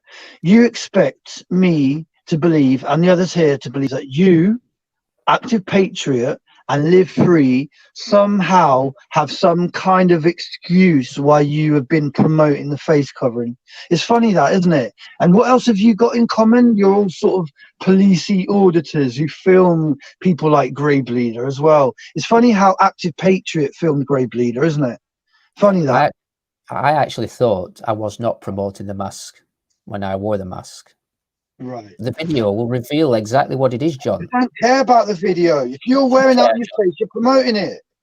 Yeah, but it's not about me promoting it. It was about taking the piss at the time. I'm pretty sure it was. So go watch the video. Do you think it's funny? Do you think it's funny to take the piss out of this when this is a symbol of our slavery? At the end of the day, it is a symbol of slavery. It's like, shut your mouth. We've got your mouth covered. You can't speak. I get that, and John. Here you are wearing it. Here you are wearing it. Here you are wearing it. Here you are wearing it. You're wearing it there. Yeah, you're wearing it there. What are you trying to and prove? Not even the blue one that all the normal people wear. You're wearing this one here, aren't you? Your flashy one. Yeah. What does it say? What does it say?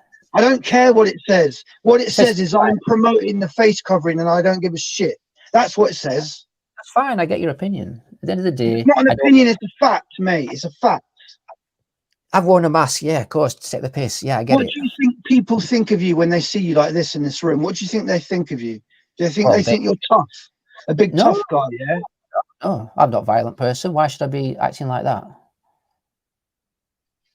I know everybody can hear you venomous towards me. Everybody can hear that. Yeah, John. I am. Yeah, I am. Because you deserve it. Because you're promoting a face covering, and so is Active Patriot and Live Free. And how funny that both of you two went to Bradford and both filmed fake events with Greybleeder. What a coincidence. Does coincidence keep coming and coming, don't they? But you'll just say, oh, I wasn't aware. Some people actually like to get to these events to highlight the truth, what they believe is the truth. And I believe... And you're not one of them, are you? Well, I'm only showing people what it is. No, you're not. You film actors. You film middle-class actors like Jeff Wyatt, yeah, who's a Tommy Robinson fan. Are you a Tommy Robinson fan? I don't support Tommy Robinson's views regarding Islam. No. Okay. What about those who film at Dover? What about that? Do you think that's productive? I've watched a couple of videos about that. What they are doing, in my opinion, they are filming people coming into this country illegally, right? At the end of the day, if people didn't come to this country, where else would they live? Because their homes have been bombed, haven't they? Yeah. By the British and the Americans, you know? Yeah. I understand that it's a problem and there's ways that they should go about it. But, you know, the red tape and the government, they're all, you know, it's all a big mess and it needs changing, John. I get it. Right. So basically, people that you film, like Jeff Wyatt, is a Tommy Robinson fan. Did you know that? A follower of him. I didn't know that when I'd filmed Jeff Wyatt in Birmingham. I think it was. I might have filmed him a couple of times. But if people are willing to talk on camera, I'm happy to take whatever it is they say and let people judge them. I don't judge people. Well, right now you do need to judge people, because right now we're being deceived on a scale that mankind has ever seen. So if you ever needed to judge, my friend, it's right now.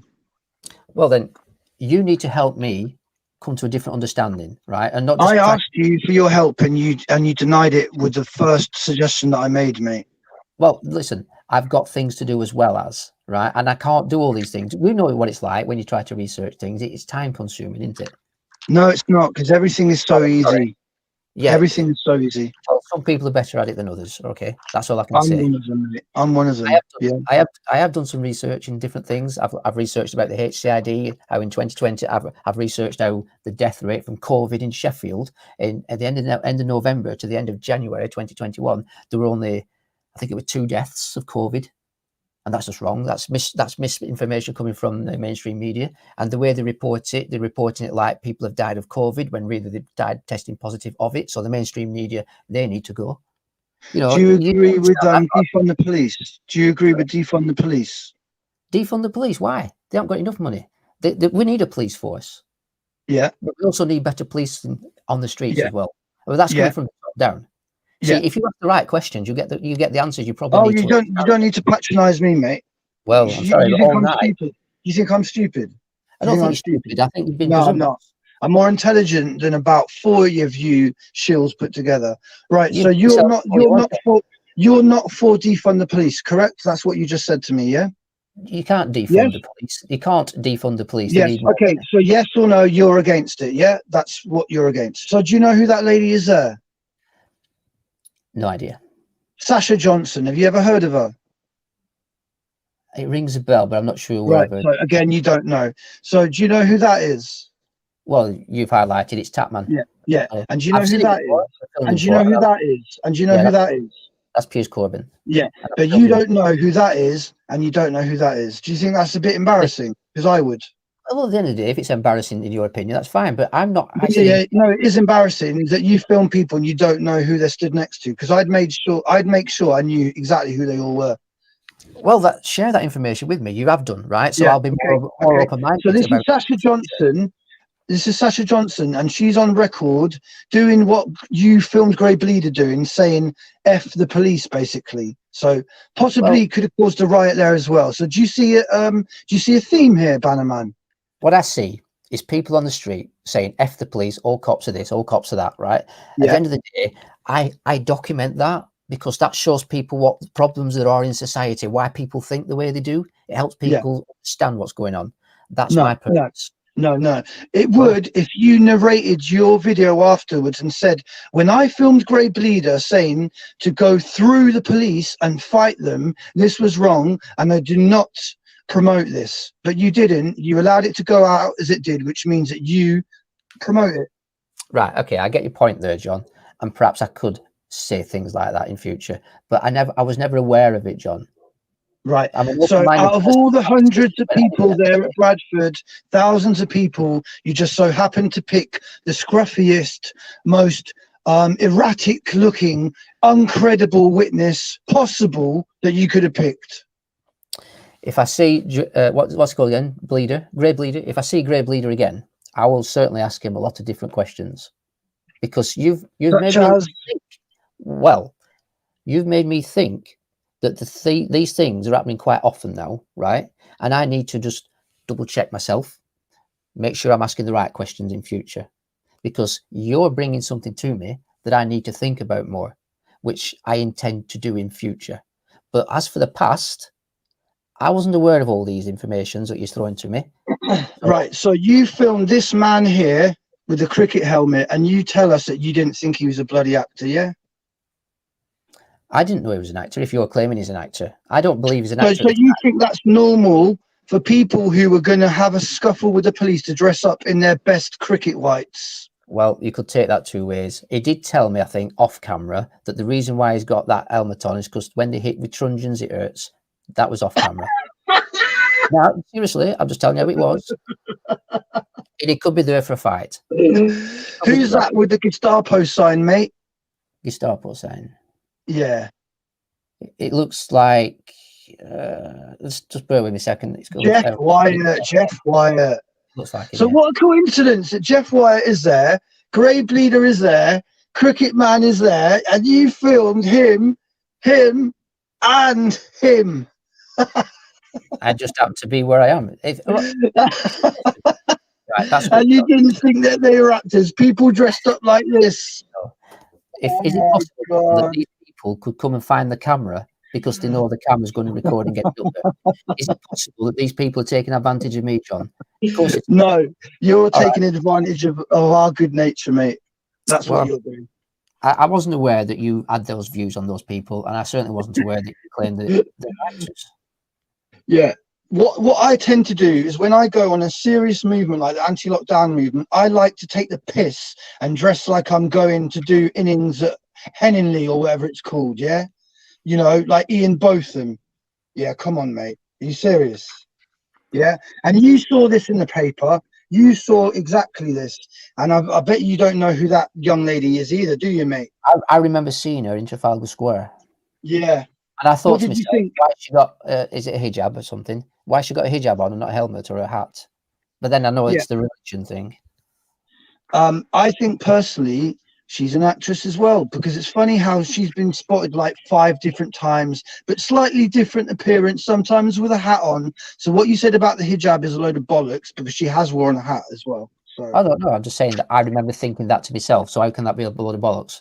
I thought that to myself. And then this guy here, who's basically seen agitating the police as well. Do you know who backs him up? Tyrant Thunder. So Tyrant Thunder backs up him. You basically back him up by filming him. Yeah, it's just a joke, mate. And you think we're stupid? Yeah. Well, all I can say is the same again. I'm not aware of I'm doing something that you believe to be different, and I shouldn't be doing. It's nothing to do with you believe. None of us think of this guy as someone that you should interview as a credible witness to what's going on. Ever. You know what? If I see him again, I'll certainly interview him again. You will not stop me interviewing anybody, but I might have. I'm not trying to stop you doing anything apart from stop being a traitor. That's all I want you to stop doing. If you think I'm a traitor and I'm being a traitor in your eyes, and I'm not aware of it, how can I ever understand anything about that? I'm only going to do what I believe. I don't believe I'm a traitor in that sense. So you film people like Greybleeder, you film people like this cardinal dressed in the satanic robes. You don't question it. You don't question why this guy's got like an earpiece in his ear. You don't question why he stood next to Piers Corbyn. You don't ask why he's there with the earpiece there. And then it's just, come on, mate. You're part of a soap opera and you know it. If I'm part of that soap opera, as you claim, I will eventually see it, because you've just given me things to look at, but I can't believe anything unless I see it myself, can I? So well, you're seeing it now. You're seeing the same man event after event after event after event, and they want to tie this man here to Piers Corbyn to make the anti-lockdown movement look like a bunch of crackheads. And if you can't see that, then you're either thick or you're part of it. Do you get me? Well, I'm seeing what I see, how I've explained it. I'm not aware that they're connected if you claim they are. And until it's funny how this news even makes it to the Jewish news of Israel as well, isn't it? The Jewish news of Israel even have that picture of Greybleeder next to Piers Corbyn. Yeah. Who took that picture? Yeah, it doesn't matter, mate. Well, it weren't me, was it? And then this guy here as well. I bet you don't know who he is either. Yeah. No, I know who he is. Yeah. And you think this is a normal guy that you should be interviewing for a good, educated response on a crisis in our country, yeah? I've interviewed him once. Yeah. Once. That's who you picked out of thousands of people in Bradford, yeah? This guy. Well, I picked him out as well as everybody else because he was at the side of me at the time. Yeah. I noticed he was from London. If he's from London, I'm thinking to myself, I've seen you in London. So I thought I'd ask the question, you're a long way from home, aren't you? You know? Yeah. Sean, there's reasoning there for you to understand. If you don't want to and then when he said, I'm gonna just go through and fight him, you didn't think, oh my god, he's just basically inciting violence against the police. We're in Bradford, which has a history of riots anyway. Maybe this isn't the best thing for me to be doing. You didn't think that, did you? I didn't think anything apart from just recording the events as they unfolded. Exactly. Well, that's my purpose, John. Yeah. You're not getting out of it. A few things like you might even have to commit suicide. What's someone saying in the background? Lion, was that you saying something? Yeah, sorry, man, that was me. No worries. Sorry, what were you saying? I couldn't hear you. It was something. I was having a conversation in the background. I forgot my mic was on. Sorry. All right. You just mentioned suicide. Yeah. Well, that's what's happening. That's going to happen because of stuff like this. These fake people that you're filming, Banaman. What's that? Sorry. People are going to kill themselves because of people like this man who's going to be responsible for extending the lockdowns and destroying business, destroying mental health. And you filmed him. I didn't film him. I exposed him. You filmed him. You glorified him. Yeah. You made him one of us. John, yeah. That's what you did. I get the impression you'd like me to change my ways. Is that correct? Everyone in this room, apart from the shills that are here to back you up, would say the same. Yeah. Right. There's a better way of going about that, John. Help me get my ways, as you say. Go on then. Suggest them. I need to understand these things that you believe. And until I understand them any other way, how can I do anything different to what I do? However, what I can do is think about the things I ask next time I see such people. And I may ask different questions. So what are you going to ask him next time then? No idea. I always go off these at the moment. I don't plan. The heat of the moment could have caused a riot and innocent people dying. So is that something that you want to risk again, is it, mate? That's not my fault, John. I disagree with you. It is, of course it's your fault. You filmed it. You have responsibility for what you put out there. You're a journalist. You have ultimate responsibility of what you put out there. Don't try and get out of it. What I could have said at the time is, I don't agree with that. Yeah, and you didn't. And you still haven't. And you still haven't. There's no reasoning with you, John. I didn't No, there's not. Because I'm right. I don't recall what the conversation was at the end. If you look at the video, I don't even remember him saying it. I only know he said it because I've watched the video and edited it. And I included it because that's what he said. It's for no reason. If I wanted to cut that out, I could have done. No, I'm not having it.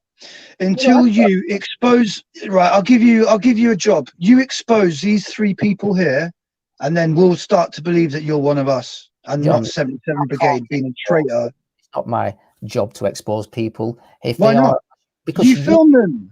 John, apparently you can do it on your own because you don't want my help. I can. That's why you're here. Well, how can I expose these people? I don't know them. They live in London. You can find out who Tatman is. You can do that. You have the ability to do that. Oh, tell me how. How do I have the ability? I have the same You ability. can email Piers Corbyn and you can say, hi, it's Banaman. You should remember me from such and such protest. I just want to do an interview with this guy here. And you show him an image and you say, could you give me his name so I can contact him? Simple, job done. Right. So you expect me to do that, do you? I do, yeah. Yeah, I do. Well, I don't know anything about him. And if I ask him questions, what do you think he's going to say to me? I want you to contact Piers Corbyn and find out what this man's real name is, considering that he's always next to Piers Corbyn and Piers Corbyn could be the mayor of London. Well, at the end of the day, Piers Corbyn can't speak for him. He can only speak for himself as far as I'm concerned. So if I ever see this man on the street, I'm going to introduce myself to him and I'm going to ask him a question or two. No, you won't. No, you won't. Yeah. Yeah. Well, No, if you I won't. All you'll do is allow him to say what he wants to say. That's all you'll do. And that's all you ever do with these people. You don't question them objectively. You just allow them to spill their narrative. That's what you do. Well, I always thought, to do. I always believed I was giving the people the voice of what they want to say because this is what they represent. And if people agree with it, that they will agree with it. If they disagree with it, they'll pull it apart, just like yourself.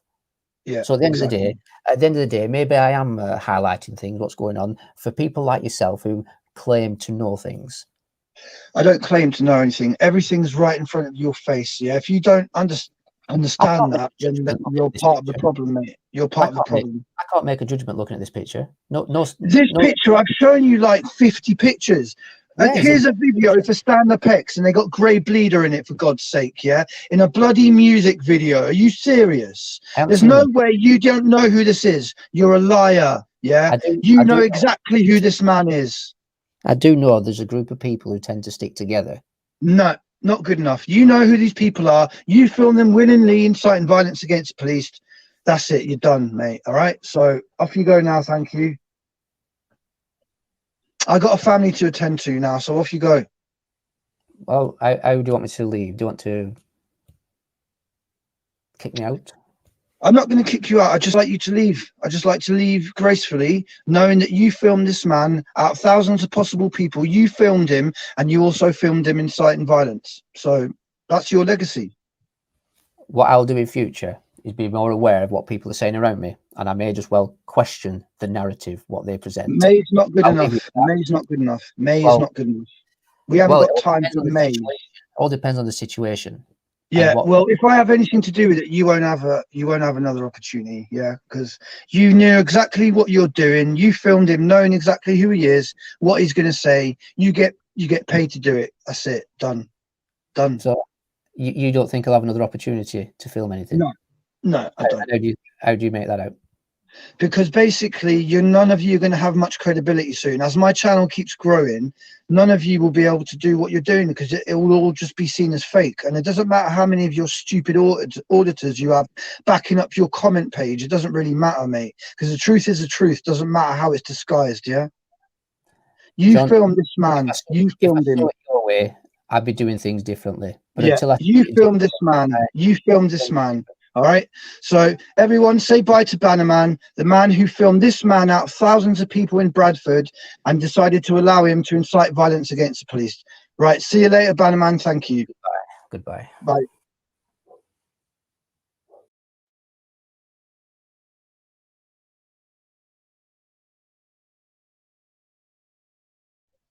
Lionheart, are you there? Oh, I'm still here, man. But I'm not sure how much is left of me. I'm going, mate. I'm done, mate. I'm done. I'm done. We've done exactly what we said was going to happen. So Have we just done the 79-hour stream again? Yeah, on one person. That's what it feels like. I feel that drained. That's what he's there to do. He's there to drain you, to talk in riddles, waste time. You saw how many times I asked him how many subscribers he had? Yeah. He can't even answer simple questions. Why can't these creatures answer simple questions? Yeah. Yeah. They can't. I just find it unbelievable. The lengths that they try to just talk their way out of it instead of just having the balls to say, yeah, I was wrong. I could have been the cause of people like actually getting harmed, you know? Yeah. Right, we're gonna end it now. So yeah, we were only supposed to be going for an hour. Yeah, an hour and a half. Yeah. And remember, Lion, Banaman was the one who gave us his whole schedule for the week and said he could only do it at these times, 7 and 11. Yeah, 8th of April, blah blah blah, like Whitney Houston. You know what I mean? Like a diva. But yet, when we go on the panel and start talking, then all of a sudden he's all right to come on today. Yeah. We see through them. Oh dear, oh dear, oh dear. I'll tell you what though, I'm glad we've done this because I'm gonna watch this back and there's gonna be so many highlights. So many highlights. Yeah. Well, it's been another entertaining one, and I shouldn't use words like that. I really shouldn't, because it isn't entertaining.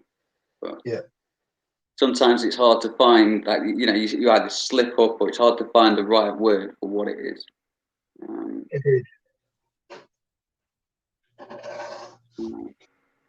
Yeah, I hope more see the truth of our reality soon. They have to soon. We can't be censored forever. Sooner or later, it's going to spread too far for them to control it. Catwoman 2005, I already said this to you about an hour ago. I said you can come on another panel at some stage, but today was not going to be the day, because we set a date to do this with Banaman, and that was that simple. And, you know, he should be able to stand on his own. You know, he should be able to stand here and say what he did was wrong, and he didn't do it. So whatever, really.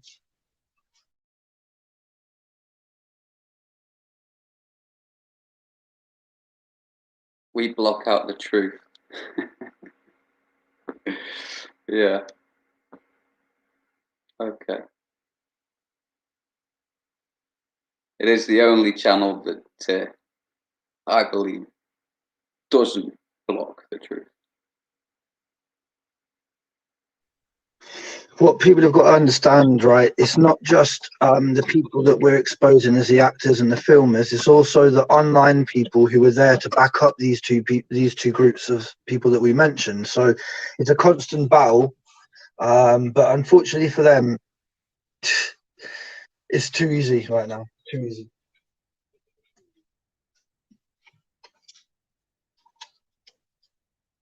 Yeah. Please, we've done it though, bro. It's good to get on. Yeah. I'm gonna drop out and leave you to shut it down. Yeah. And I'll obviously speak to you. Yeah. Speak to you later. No worries, man. I appreciate it. No worries. Take care. Speak to you soon.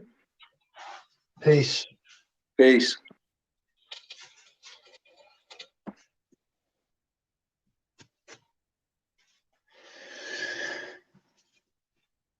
If I am actor, you, my friend, are a comedian for sure. Laugh out loud. Basically, what it is you're all getting hired to basically pretend like you're getting arrested.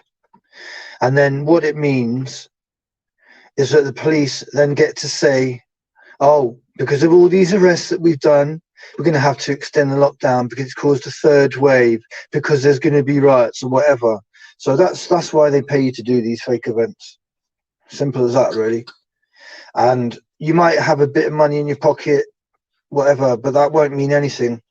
That won't mean anything in the future. Trust me on that. So if I were you, I would just get on the right side and actually expose these people, because you're insiders. So you have the opportunity to expose these people from the inside. Yeah. So that's what I would say to you, Catwoman. If you really are a decent person, what you will do is expose what you've been asked to do, and all the auditors as well. Yeah. Because obviously they don't want real people pretending like, no, they don't want real people auditing. So therefore what they have to do is pay people to do it, to make it act like someone is actually doing it. That's simple as that, really, isn't it?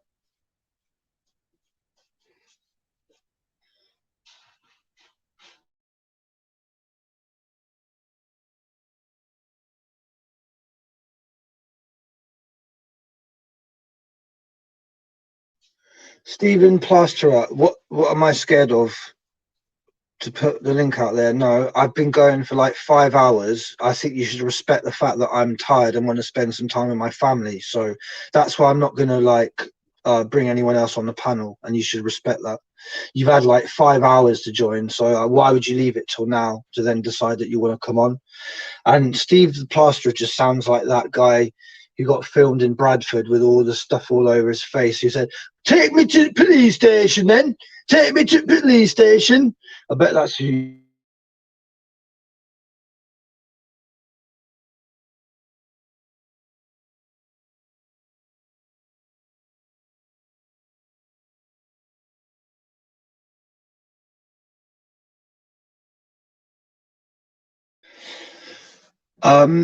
Someone said she was getting timed out in the chat. Oh, well, get over it. I've been hidden from Tyrant Funder and Subject Access rooms, so get over it, yeah?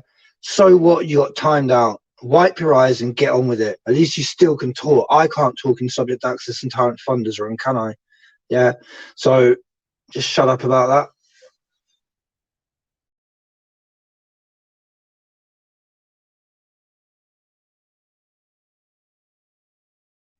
No, I will not get justice on Sometimes. Thank you very much. I will not get him on for the simple fact that he's tied to Tyrant Funder, who's tied to Based Welshman, who's basically a racist. So the very fact that justice is in that chain is just absolutely laughable. Yeah? Laughable.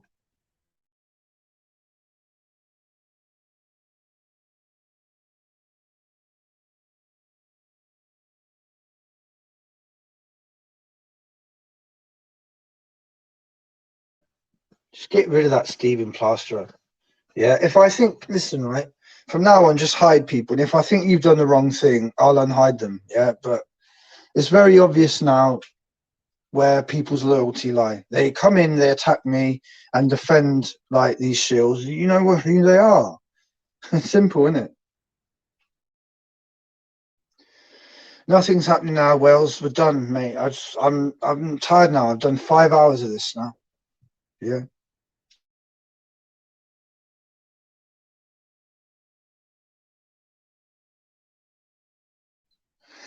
So basically, I don't really think Banaman did himself any good by coming here, unfortunately for him.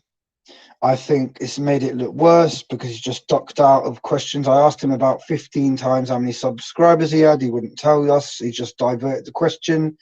I said to him that he incited, he got Greybleeder to incite violence against the police. He had nothing to say about that, really.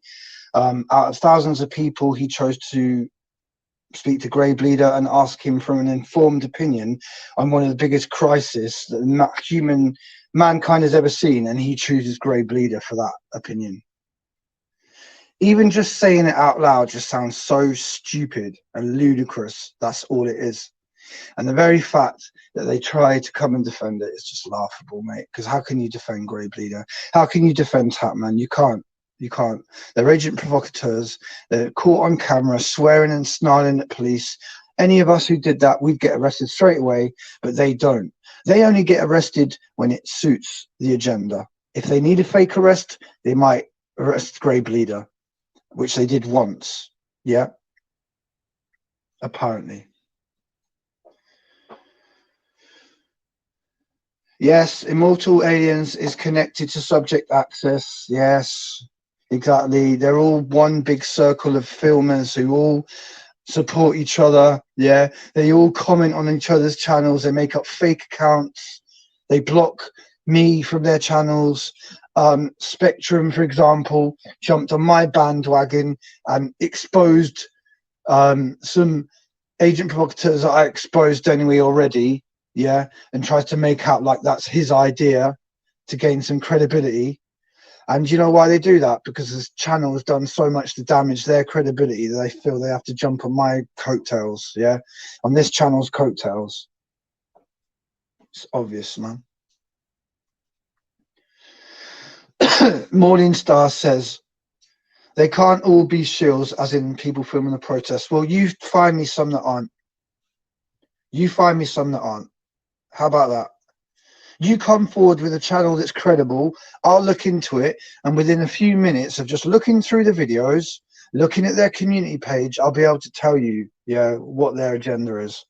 And also who they're connected to. If they're promoting shills and promoting fake actors and promoting agent provocateurs, then obviously they're part of it as well. And all these auditors stick together, and all the fake filmers stick together, and all these people who wear face coverings like Active Patriot, like Banaman, like Live Free, they've always got some excuse as to why they wore it before the pandemic, yeah, or while it was happening. Oh yeah, I've got this excuse. No, you're promoting it on your channel. You've got it in your avatar. Active Patriot and Live Free are promoting the face covering by having it in their avatar. That is simple, plain truth. No one can argue with that. Live Free and Active Patriot promote face coverings by having it as their avatar. You can't deny that. Okay?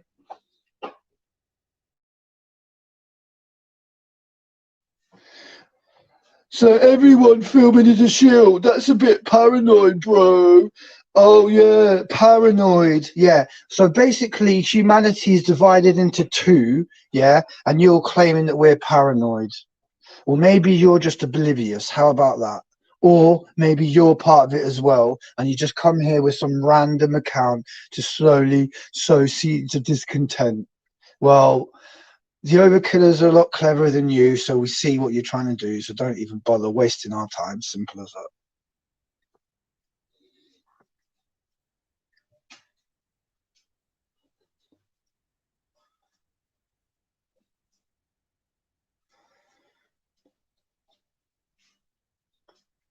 Catwoman, my heart bleeds for you. Yeah, my heart bleeds.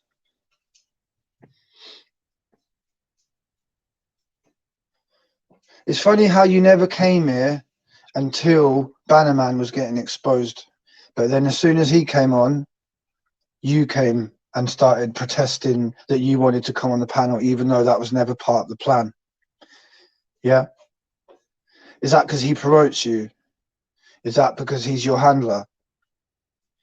Basically what you've got, yeah, if you've got the sort of more educated ones, the 77 Brigade, and they will be the handlers for these sort of lower level sort of people who've been in trouble with the law, yeah, and then they make a deal and they say, well, you're going to do this amount of prison, but what you can do instead is you can work for us with this cushy job filming YouTube events, protests where there's going to be fake arrests and you're going to film them. You're going to go and film Piers Corbyn get arrested for the 100th time, and we're going to pay you, and also you get to keep any PayPal donation you get.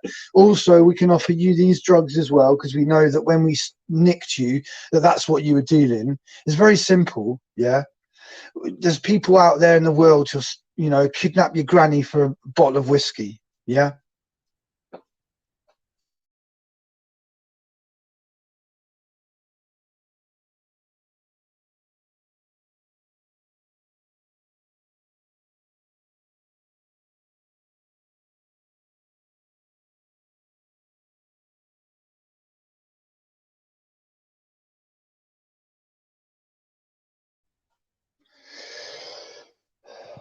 Yeah, it was only supposed to be an hour and a half, Ali J, but Ali Duggan jumped on and was very helpful, especially when he was talking about that female flu world order, who obviously has been targeting him as well with her psychological tactics.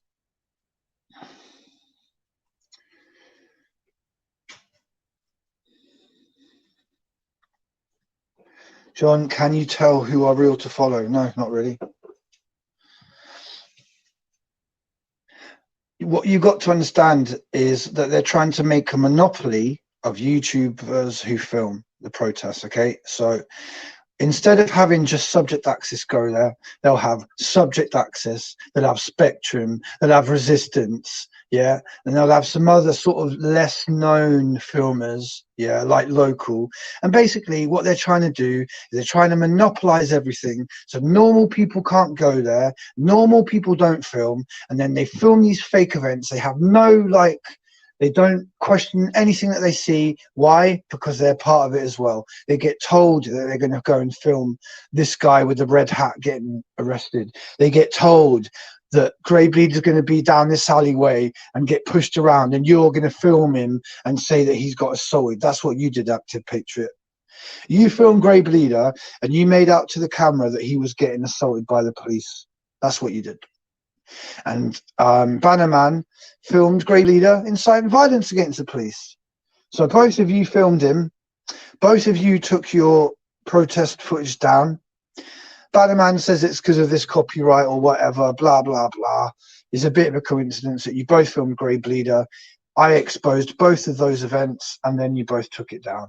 And then you probably only put it back up once you got together with your other people and said, right, he's exposed this again. John Overkill's exposed the Bradford protest yet again. How do we limit the damage done? So they ask you to come on the panel.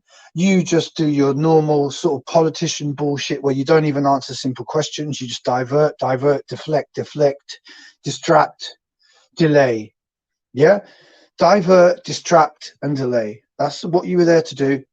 But at the end of the day, you exposed yourself. We could have done it in about an hour or half an hour. You exposed yourself. You said you've got 5 kids, and then you're there allowing someone on your live stream footage to say, go through the police and fight them.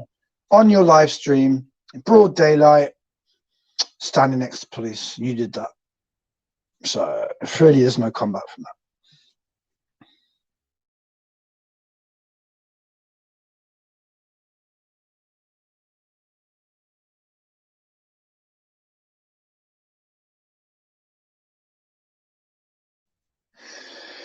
Right, I'm going to go. I'm aware that there's 154 people listening right now. And for those who've got good intentions, my respect goes out to you.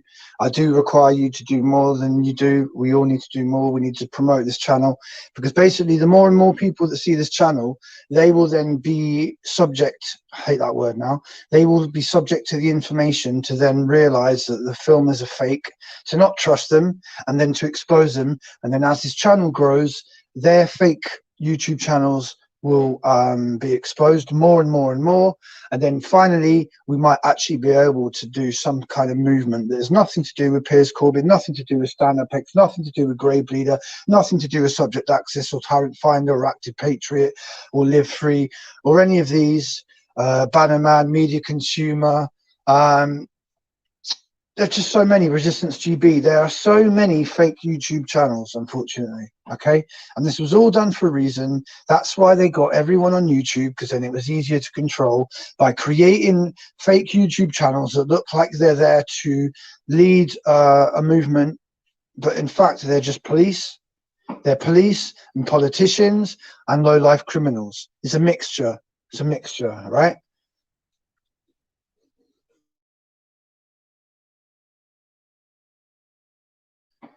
Can you tell me why you keep blocking me out? What am I saying that is offending you so much? I'm not blocking you out at all. If I was blocking you out, would I be able to read your comments, Catwoman? No, I wouldn't. No, I wouldn't. Simple.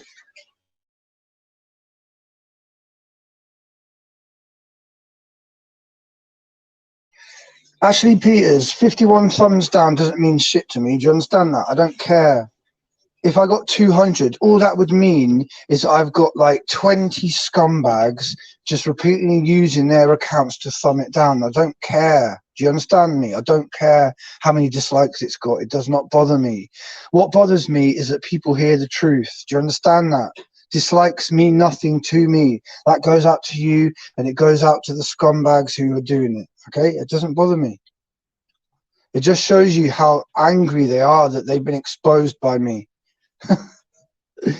One person with some help from others managed to bring this whole thing down. Yeah, stack like a house of cards, mate.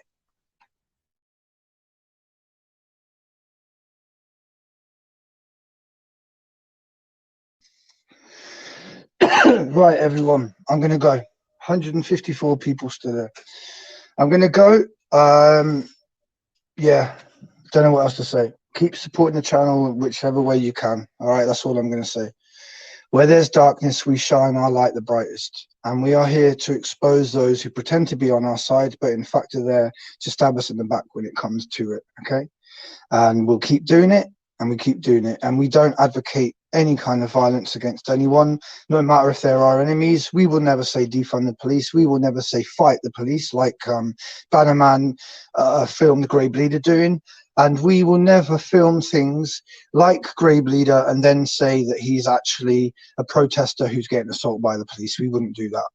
Okay, if we were to ever film things or review them, we'd tell you the truth about them. We'd say this man has been spotted doing this for 5 years. He's an agent provocateur. He stands in the face of police, shouting, swearing, gets away with it. We show you fact. We show you proof. Over years, sometimes months. Yeah, simple as that.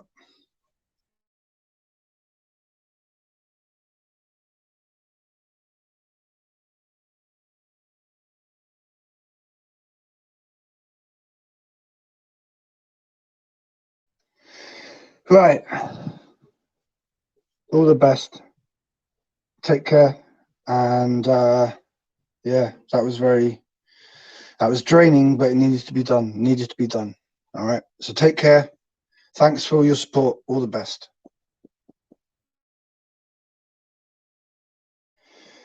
And a special thank you to my missus, who gives me the time to be able to do what I do. Keeps me fed and happy and safe and loved. And I can assure you this, the people who are betraying us, they don't have that. They do not have someone there who loves them, who's looking after them, making them feel top of the world. They don't have that. They're full of hate. They're full of hate for us.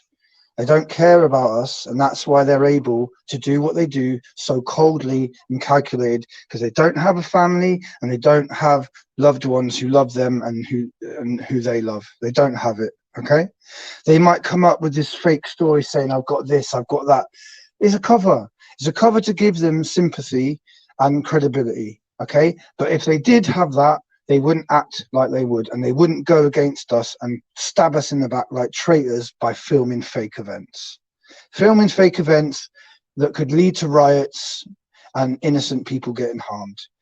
I am never going to be part of that, and I will call out anyone who does that. Okay? Take care.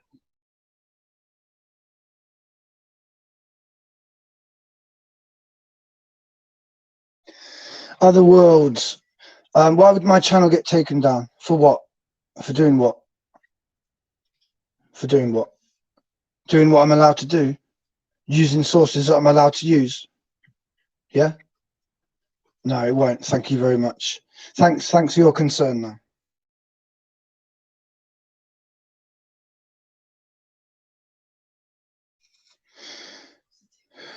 Right, I'm going to say bye to everyone. Peace to Angela.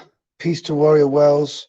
Plain Drifter, One World, D, Kevin, Andrew, Morgan, Thomas Young, One Love, Hashman, Red Pilled, said that, Hawkeye, Ashley, Switchy, take care.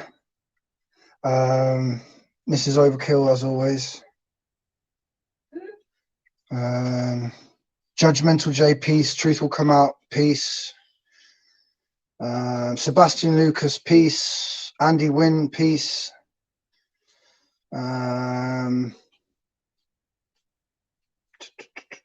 Callum O'Connor, peace to you.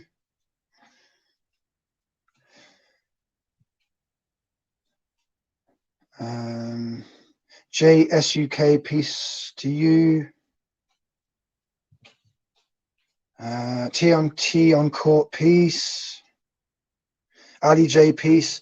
Thanks to Ali Dogan. Thanks to Lion as well. I appreciate that. And for Banaman, because he showed us, he did the work for you. Dear oh dear. Banaman's legacy is the one who filmed Greybleeder telling you all to fight the police and inciting violence. That's his legacy. All right, everyone. Take care. All the best.